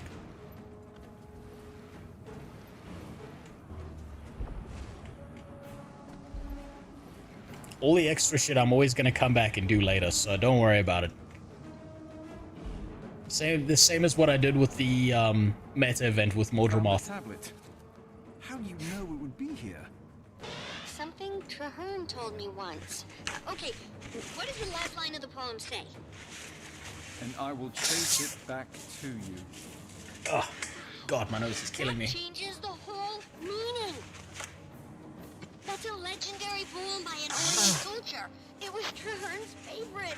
The final line was lost when the city sank. I wish he could have seen this. When the fuck did she ever talk to Traherne? She's just making shit up as she goes along because she's basically Rey from Star Wars. Ripped out of time. Ugh. Wait till the prior hears about this one, right? She's just Rey from Star Wars. She sat in the Millennium Falcon, fucked it up, and it magically worked. And you are not gonna believe this. I don't believe it. That disturbance you saw at the summit? By the way, John Boyega should have been the last Jedi. They stole that from him. He was way better than Rey. Ruptures are occurring in the barrier between our world and the next. That's what's causing, well, all of this. And you know how we saw Branded climbing out of those rifts? That means, Yes. Kral Katorik is inside the mists. I've insider knowledge on that film. Well, please enlighten us. have never been able to... Guys, I need you over here. Now. We got survivors. A whole group of them. The two worst people are talking. And I don't want to hear about either of them. Big house on the north side. I'll be waiting. I prefer comparing her to Raven from Harry Potter. I don't even know... Raven. I don't know who the fuck Raven in Harry Potter is.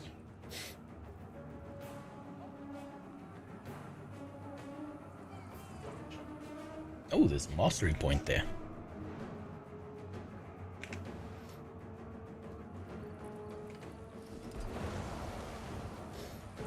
I don't even remember there being a Raven in Harry Potter. I'm pretty sure That's So Raven was that show about that one black chick. I don't think she was in Harry Potter, if I remember correctly. I remember, you know, J.K. Rowling chose culturally sensitive names for each of her characters. Seamus Finnegan, the Irish wizard, was continually blowing shit up. She named the Asian girl that Harry went for Ching Chong. That's about all I remember.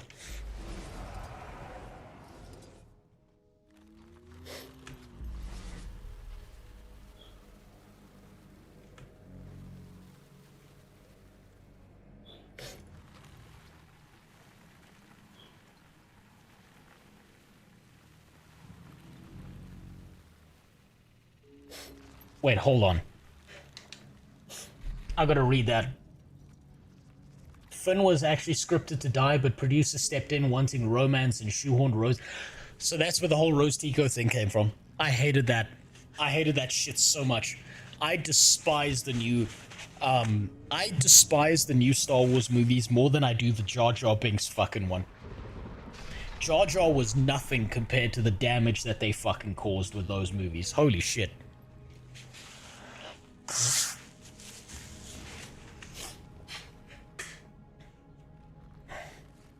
Those movies were a disaster. Holy fuck, they were so bad. I think John Boyega should have been the Jedi that was trained by Luke. Luke shouldn't have been like a salty old bitch man. Literally the entire story of Luke Skywalker is that he's the guy who never gives up hope. That there's always a chance. That there's always some way forward. You just have to hope enough and find it. And they made him into a salty old blue titty milk drinking bitch. They just shit all over his entire character development.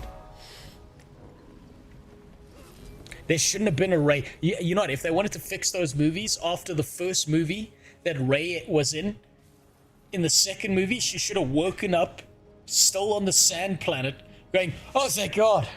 It was just a dream. And then she just goes back to being a fucking slave in the desert.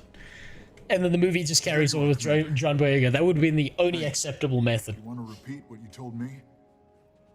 Somehow Palpatine returned.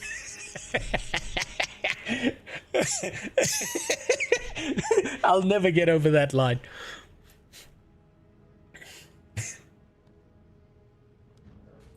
My Immortal, that was... Oh, the My Immortal fanfic. Oh, okay, you reminded me. I remember watching that through Internet Historian. Rose was based off of some girl Ryan Johnson had a crush on in high school. That explains why it was such dog shit, because his crush was about himself, not about the girl he had a crush on. We saw that dragonfly overhead. The one who's been helping people? Next thing Jar Jar should have been a Sith, the way he was meant to be. Our home was gone. But how did you survive? The entire village is branded. We were in here when it happened. It didn't reach us. You make heads or tails of this, Timmy? Blish? No, not unless... Of course. The mountainside. The brand can't penetrate that much bedrock. Okay, we need to take everyone somewhere. Deep underground or something so we can form a plan. Somewhere like, Hey, give me that thing. How does this even work? Hello, Commander. I know a place. Old Sunspear Sanctuary from long ago. Probably been abandoned for years. For years. Yes! Commander, can you meet him there? Bram too. We'll keep looking for Aureen. And then, we figure out how to fix this mess. You know what? I think the problem with Luke losing hope and then regaining it because of Rey fucks the entire story up. What I think should have happened is I think that John Boyega as a character should have been written the same way Himmel was written in Freerun, where he's not the chosen one, he's the one who chose to do something, right? And the entire whole Jedi prophecy shit falls apart, and it turns out that all of it was happening because they believed it would happen.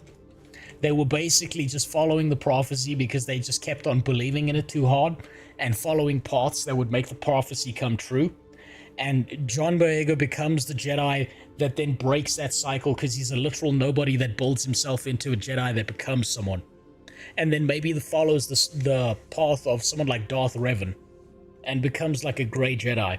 That would have been a way better storyline to follow. And Luke then realizes that he's also been trapped in the cycle of believing in prophecy and horseshit all the time. And that there was always a way out, they just could never see it because they were so blinded by it.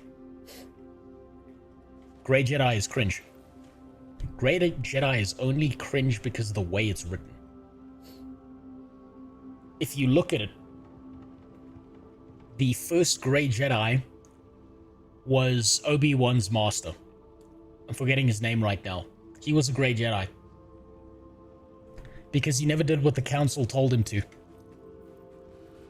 And he was a better decision maker than all of them. Qui-Gon Jinn. That's the name. That's the name.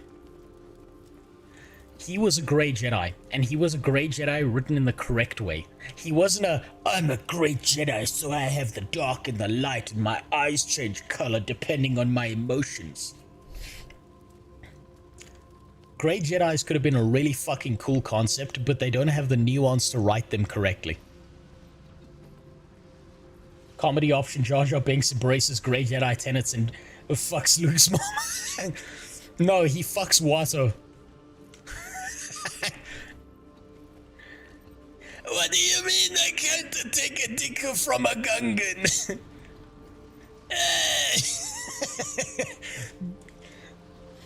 That would have been the real comedy option. Watto becomes the last Jedi. I'm a Jedi now, and it makes sense because Jedi mind tricks don't work on me.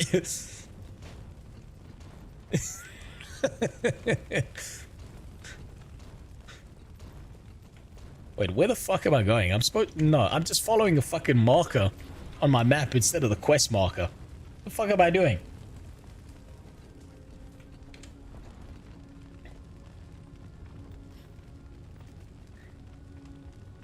Short side question. Who the fuck do you think Watto was based off of? Because there's no fucking way. There's no fucking way Watto was not based off of someone that George Lucas interacted with. No fucking way. My bet is Harvey Weinstein, but I'm not sure.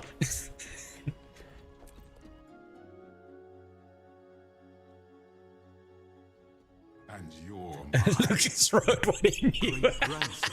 I know where you're fucking going with that, Cyro. I see. Commander, you okay? Kralkatorrik is in the mists. Chunks of another reality are bleeding into ours. We have to fix this, Bram. Hey, we will. We always do. Let's get this place ready to welcome the survivors. Then we'll handle the bigger problem.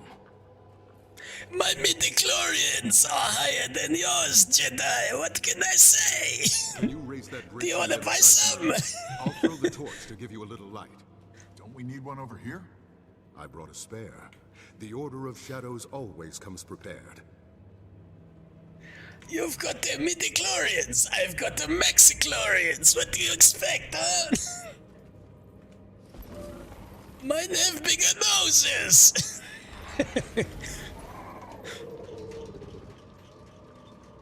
Tatooine was promised to Watto's people 3,000 years ago. My wife hates it when I do the Watto voice, by the way. She fucking despises that shit. When I go, Annie, come over here, Annie. Annie, wipe my ass for me. You know nobody's been here in a long time. Not since I left it, probably. Eddie, you left me with your mom. What other choice did I have but to give her the Toydarian schlong, huh? How could you do that to your own mother? And me now, your stepfather. Almost there. The brand did a number on this place, but the inner chamber should be safe enough. We can use it as a base from which to form our battle plan. Figure out how to clean up. And Anakin's just sitting there going, now this isn't pod racing. Finally found Aureen. She fell out of the sky over Gandara. Fell out of the sky? She's fine, but she needs to rest. We're on our way to the sanctuary now with a few I civilians. think he wears a fun little hat on Sundays. I think he wears a fun little hat every day, if I remember correctly. Activate what? Her final gift to us. Used her magic to keep the area safe. Have you ever asked your wife to blow you in that voice? If so, how did you? No, well, we've done some funny shit. I'm not gonna say it. We've done some shit where we thought it was just funny and we kind of broke down laughing during sex. That's all I'll say. Just because we thought it was hilarious. We have a good time.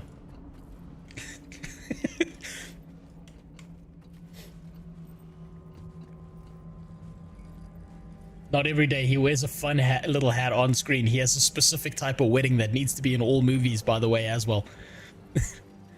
Find the entrance to the inner chamber. Well, I'm guessing it's the big fucking purple wall, huh? Or am I wrong?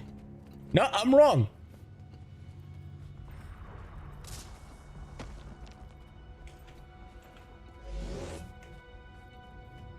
Is it here? Spider webs. Because the problem with this place is it's too cheap. Might and glory. Good thing I brought the right gear. Corn and tar. Burns a little hotter. Just give me the word.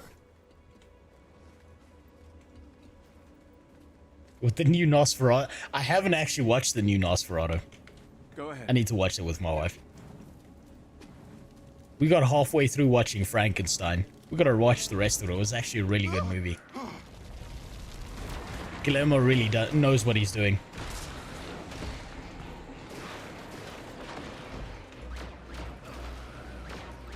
Spiders, of course. Can't have spider webs without spiders. Oh, shut up, Brahim. What did I tell you? Inner chamber is safe. Braham's scared of spiders, but Vagina is scared of Brahim, so... You know, even trade-off. You become addicted to Guild Wars 2. I've been addicted to Guild Wars 2 for a while. If I stop playing it for like a week, I start thinking about the game. Current residence redecorated. What matters is that it's safe from Kralkatorrik. If my history lesson was correct, lighting these fires will activate Cormier's protection spell. Is this Path of Fire? It's Living World Season 4. And you might want to stand back or something. It hasn't been. I think, you know what brought on the Star Wars talk was probably all the desert shit around me here. Because I don't like sand, it gets in everywhere. Imagine that being your pickup line and it actually working. I don't like sand. If you think about it, Anakin was kind of retarded. They put their faith in a fucking Down syndrome kid. Outer ring lighting. Webs must be blocking the fire.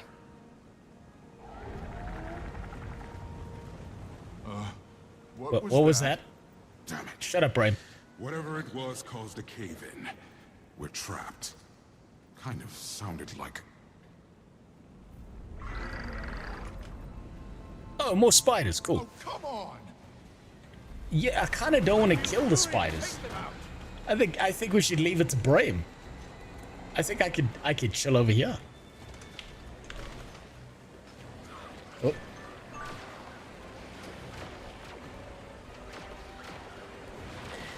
Annie, what do you mean you only got your mom half off? I got your mom completely off. Hey!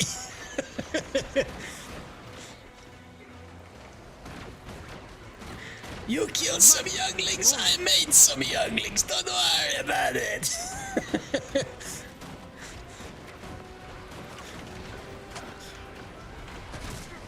Blighted little things just keep coming. He's busy. You check on the other braziers. Unless Bram wants to sit this one out. Me? Don't be ridiculous. I could stomp them all dead in 10 minutes flat. 10 whole minutes. Leisurely pace. 7 minutes. Ah, now you're talking. Hassan, my boy, let's show him this family can hold our own. Annie, that one slave threw a rock at me. Hit him with 5,000 missiles, huh? Oy vey, Annie, what do you mean you founded Galactic Mossad? That's what you find out in George Lucas's original scripts. That he had an entire race called the Mossadians.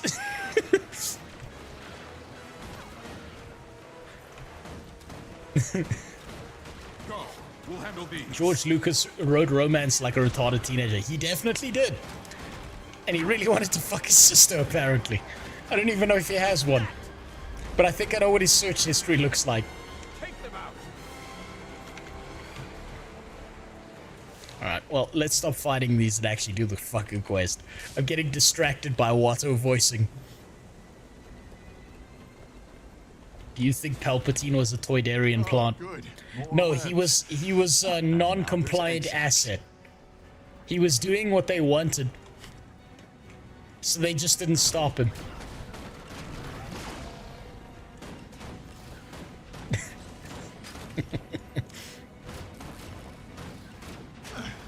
That wasn't so bad. Oh, there we go. 3 more minutes. Not a chance. Man, the Star Wars movie, like the recent Star Wars movies could have really been good, and they severely fucked them up, huh? I'm still sad about that.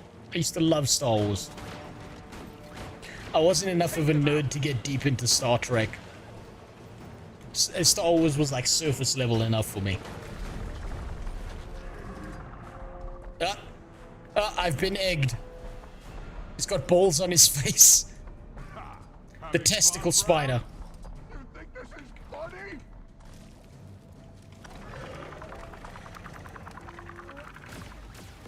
That was pretty cool, actually.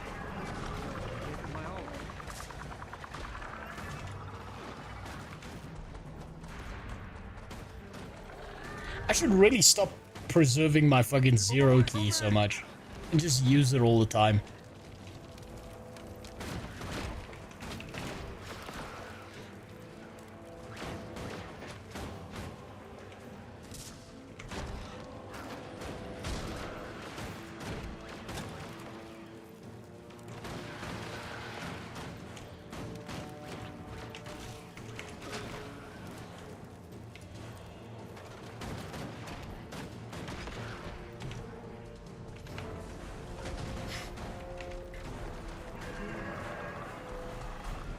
There we go, back in the ballsack spider.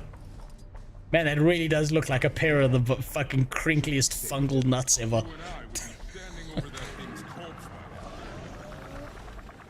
Take them out. Firing main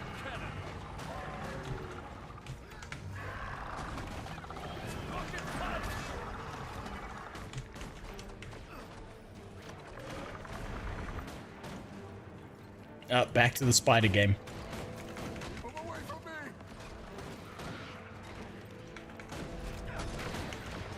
might and glory. Oh, that was a waste. I could have dealt with that egg. I will repeat what George was thinking. It could have been even worse. Focus on the webs. Okay, I got this. Oh, this gay little bitch. I wish these spiders would kill him right here. Fuck this guy.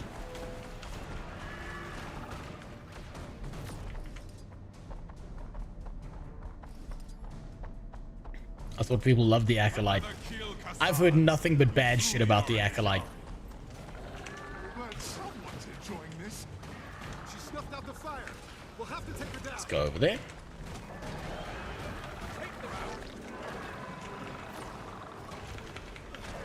That was a neat little boss fight. Not too bad. Not too bad at all. Oh, popped like a pimple.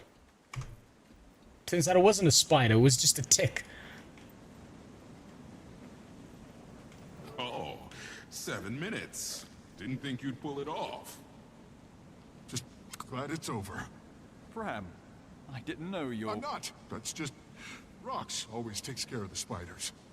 I think we can relight Cormier's fires now. Commander, do the honors? You'll need this. Catch. Wait, took me ages to convince myself the elite skill doesn't need to be saved for emergency. Swapping to an elite skill with a short cooldown help train. Yeah, no, I'm still in that mode. A new name. I hereby declare thee Sun's Refuge. I'll tell you why I don't trust the Acolyte, the Acolyte percentage ratings. I'll show you now why. Oh, shut up, Timey. What are these rocks doing here? You mean in a rocky cavern? Fuck you.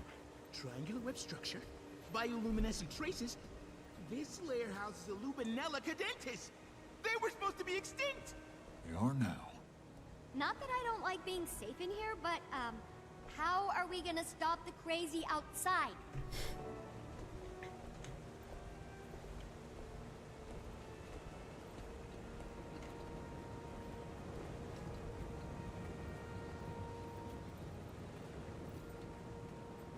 The power of one, the power of two, the power... Oh god, don't remind me of that line, Dean. The fact that they couldn't count past 2 was impressive, but... in the midst is destabilizing the border between our world and the next. How many is this? So what does that Many. I don't want to sound biased, but reality might disintegrate. Well, what does that mean? Wait, you know what? Never mind. I don't want to know. Why is I am Jesus returned by the flame. That villager said something that stuck with me. Right before the rifts appeared, they saw Aurene. The same thing happened in Jahai. The Shatterer attacked after Aurene paid us a visit.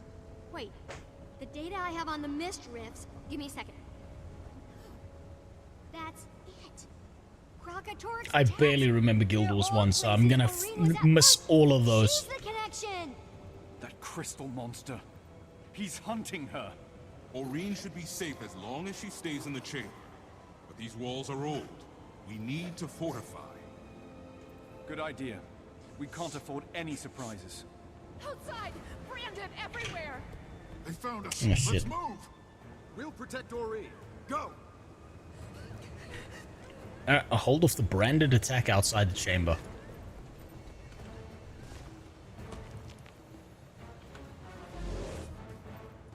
Take me there. This rift, a big one. We need to close it. Zaim, get the civilians to safety. Bram, let's shut that rift. Right behind you. I feel furious. Let's just laser cannon them down, then we should be good.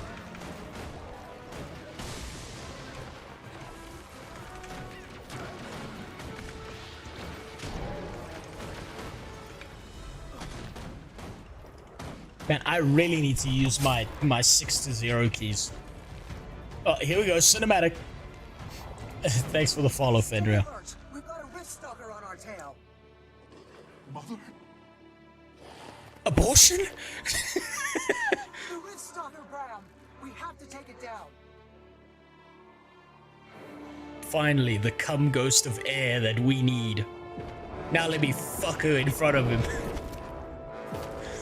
God, please tell me she comes back.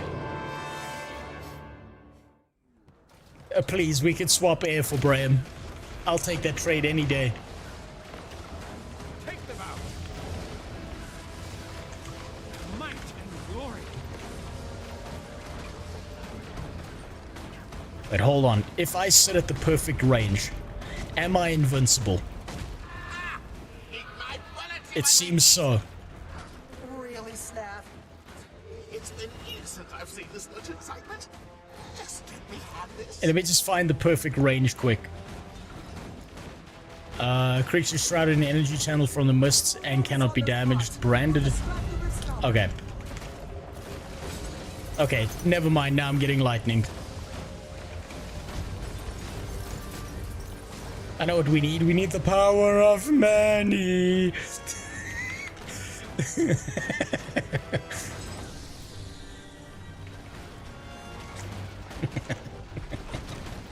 Fuck me, what a bad line that was. Attacking enemy targets. Graham, watch it. Sorry. You're better than this. Mommy! He's just having a fucking PTSD moment right now, seeing his mother again, realizing that he can disappoint her ghost all over. Rocket punch. Take them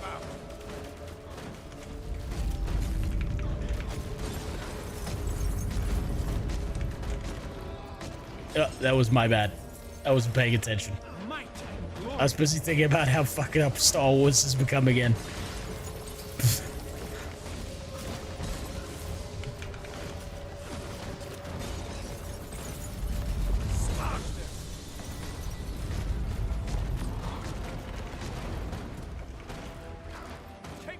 Almost got it.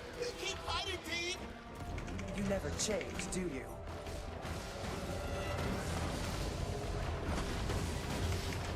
Might and glory. I didn't need to heal there as nearly as much as I thought I would need to.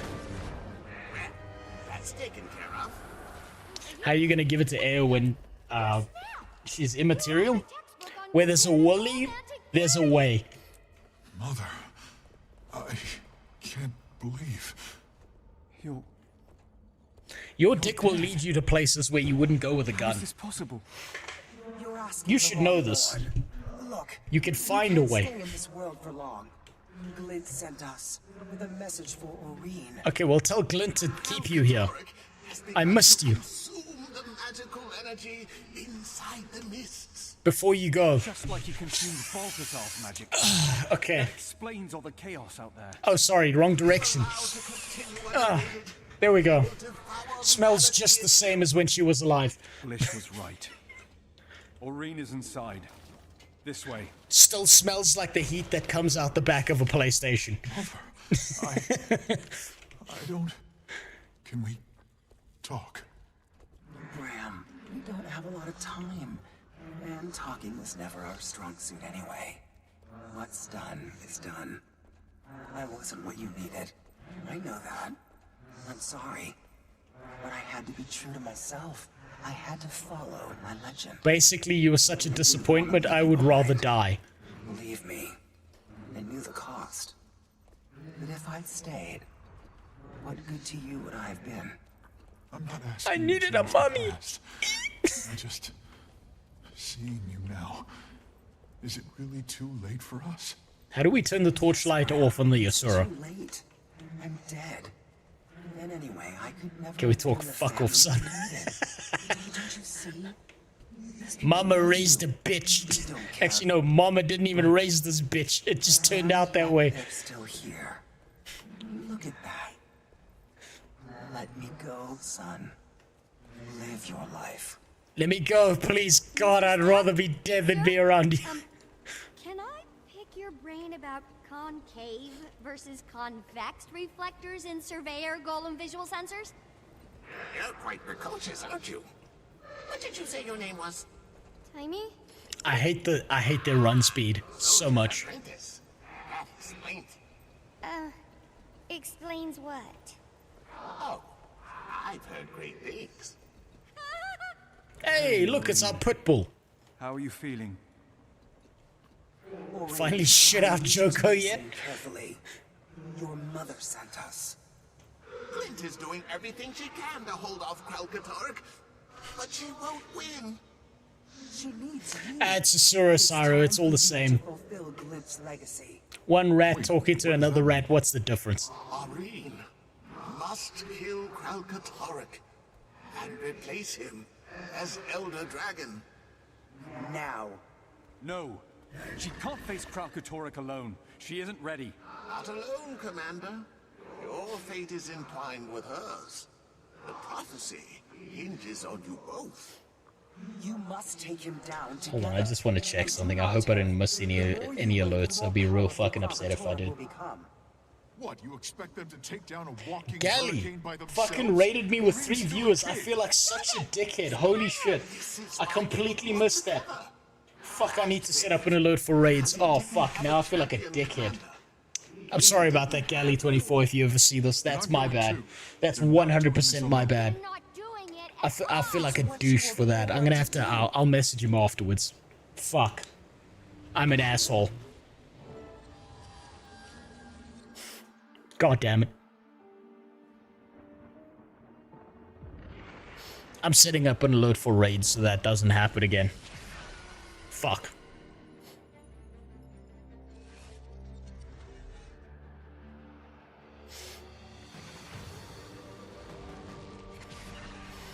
Oh, fuck you, filter. Fuck, I've such... Oh, I just completely missed that because I've been so distracted. This is cool as fuck, though.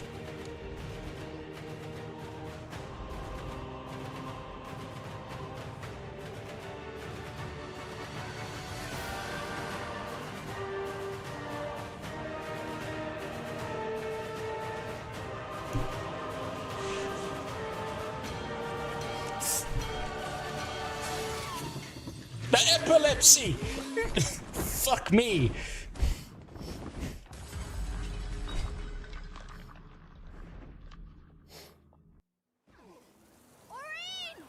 Mother? Jesus Christ, this game really fucking hates epileptics. Aureen has had a premonition, a vision of the future, of multiple futures. Outcome is always the same. Guild Wars 2 applies Darwinism to the human race. Aureen dies. We just came from outside. Aureen broke straight through the branded crystal. She's gone. Oh gods, not even the dragon will face Kralkatork. What are we going to do? We have no way to know when he's coming. Please, everyone, calm down. Calm down. You saw what it's like out there. Cormir, hear my prayer. Actually, I think I can... Comes out of nowhere. Yeah, Cormier's not hearing shit, bud. Wrong god to pray to. She fucked off. Everyone, Blish has something to say. You're frightened, and you have every right to be. But we need to be strong for each other. We need to stay calm. How are we supposed to stay calm when an Elder Dragon could attack at any moment? Luckily, handling dragons is what the pack does best. The commander and I have a plan to keep you safe. What is it then? What's the plan? Patience. If anyone can think his way out of this, it's Blish. He can do anything. Inaccurate, but thank you. I believe I can create a device that will warn... Congrats, Tilda. And we're going to begin working on it immediately. Right, Commander? Yes, of course. Lead the way. I'll send word to the remaining Sunspears, Commander. They should join us here soon. Are we supposed to just trust him? A golem? What if we have to leave again? I would say, are we supposed to just trust an Asura rat fuck, but okay.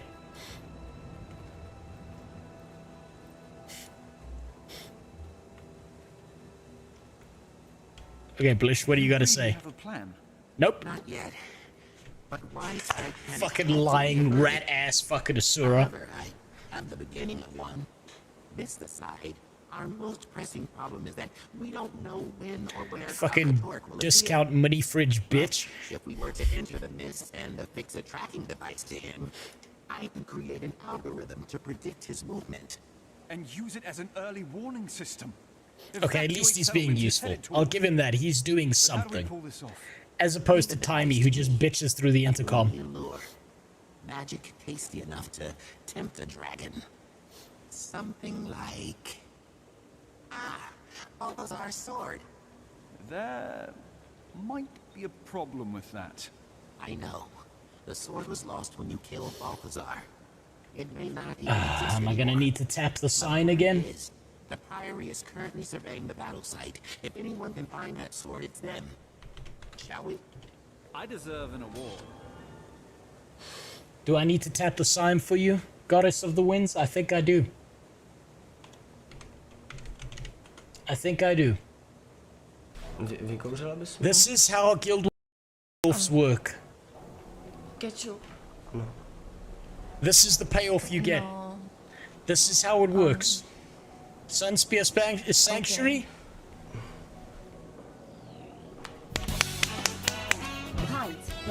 That's the payoff you get. You thought you were gonna get something special, huh?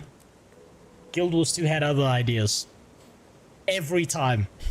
Don't make me tap the sign again.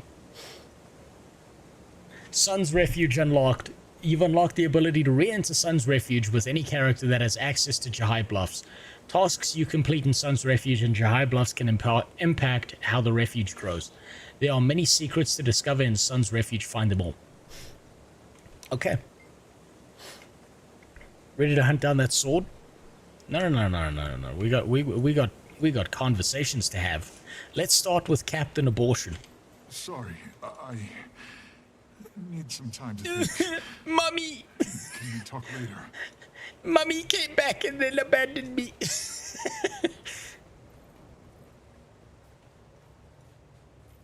Dang it! I should have asked for his autograph. He's a ghost. Can't he even hold a pen? I mean, no. he can hold a rifle. Besides, hero worship is unhealthy.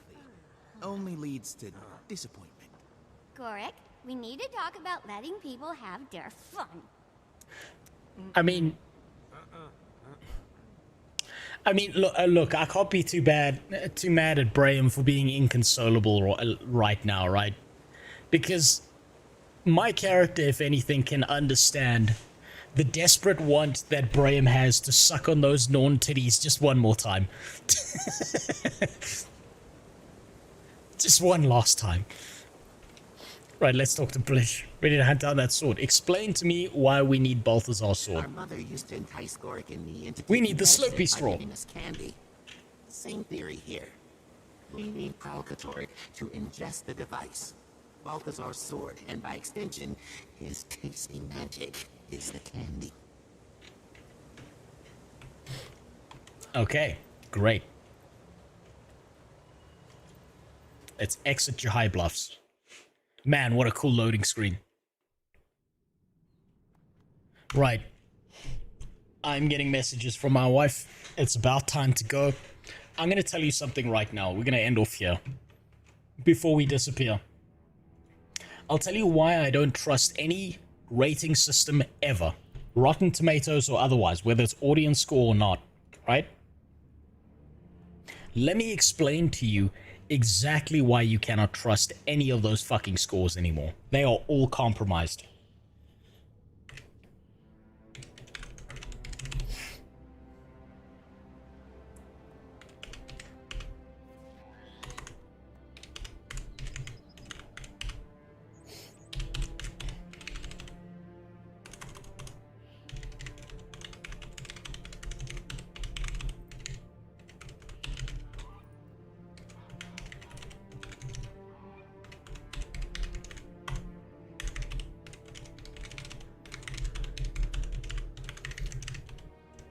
Ranking them by audience score from highest. Yeah.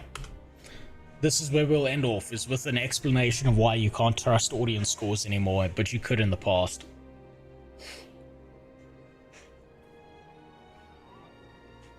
This is exactly why. You're telling me that the best movie that Disney has ever released is Raya and the Last Dragon.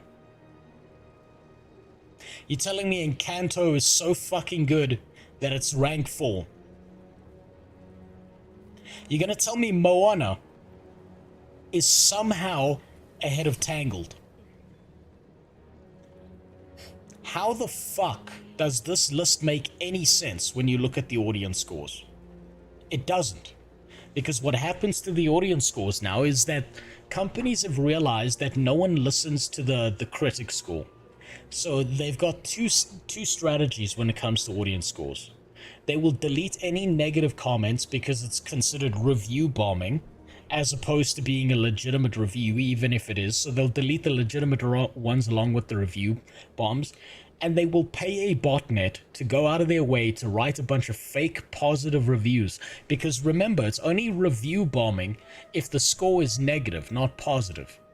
These companies have registered, they know how to skew the game.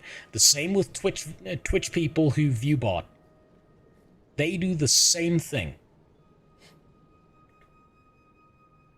They understand that in order to win, we need to rig the game. So people don't trust these. You shouldn't trust any of these fucking scores. None of them. How the fuck is Pocahontas only a 64%? Makes no sense. And yet somehow, where is it? Somehow, Fantasia is above that. How the fuck is Bambi at 38? Exactly. Bambi's a classic.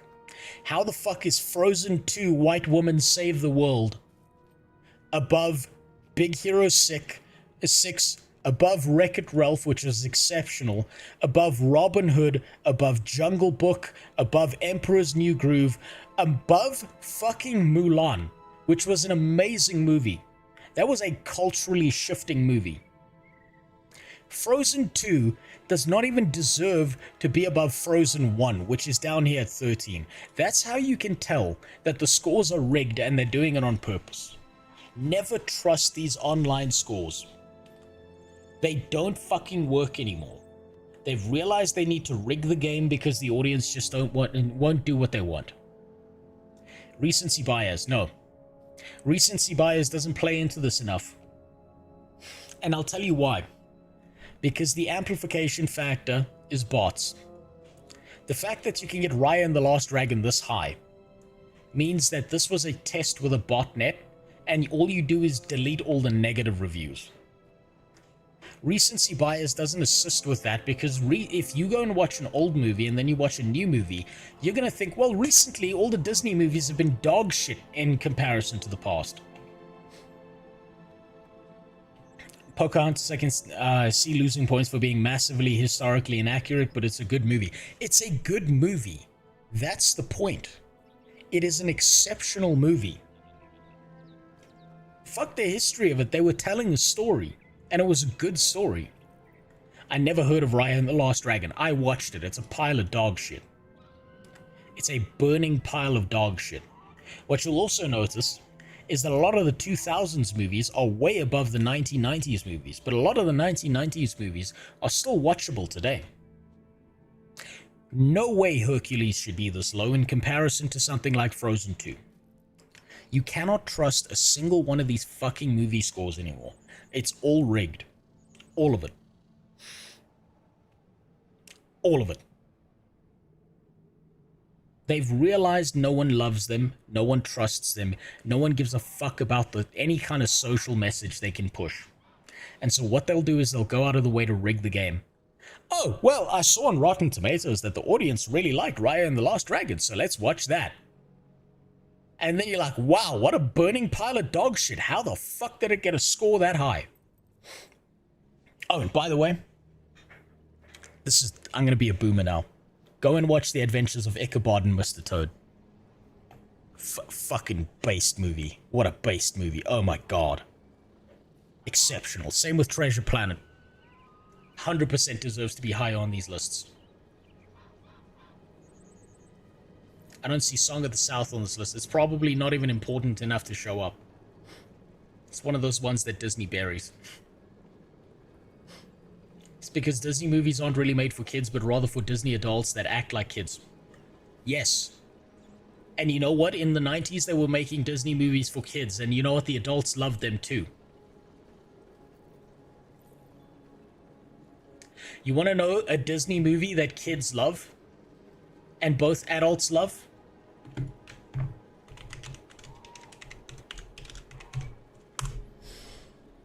They don't make movies like this anymore. They just don't make them like they used to. It was an exceptional movie, and if you watch it as an adult, it is a completely different movie as when you were watching it as a kid. Titan AE from the 90s was also good. Yes, it was. So was Atlantis. Atlantis was fucking great. Hunchback of Notre Dame was amazing, and they will never make another Hunchback of Notre Dame because it touches on the concept of lust. These movies like this, will never, ever, ever be made again. And it's really, really sad. You know why it's sad? It's sad beyond imagining. Because, yo, if I'm being honest, Elastigirl had a fat ass. She started a trend.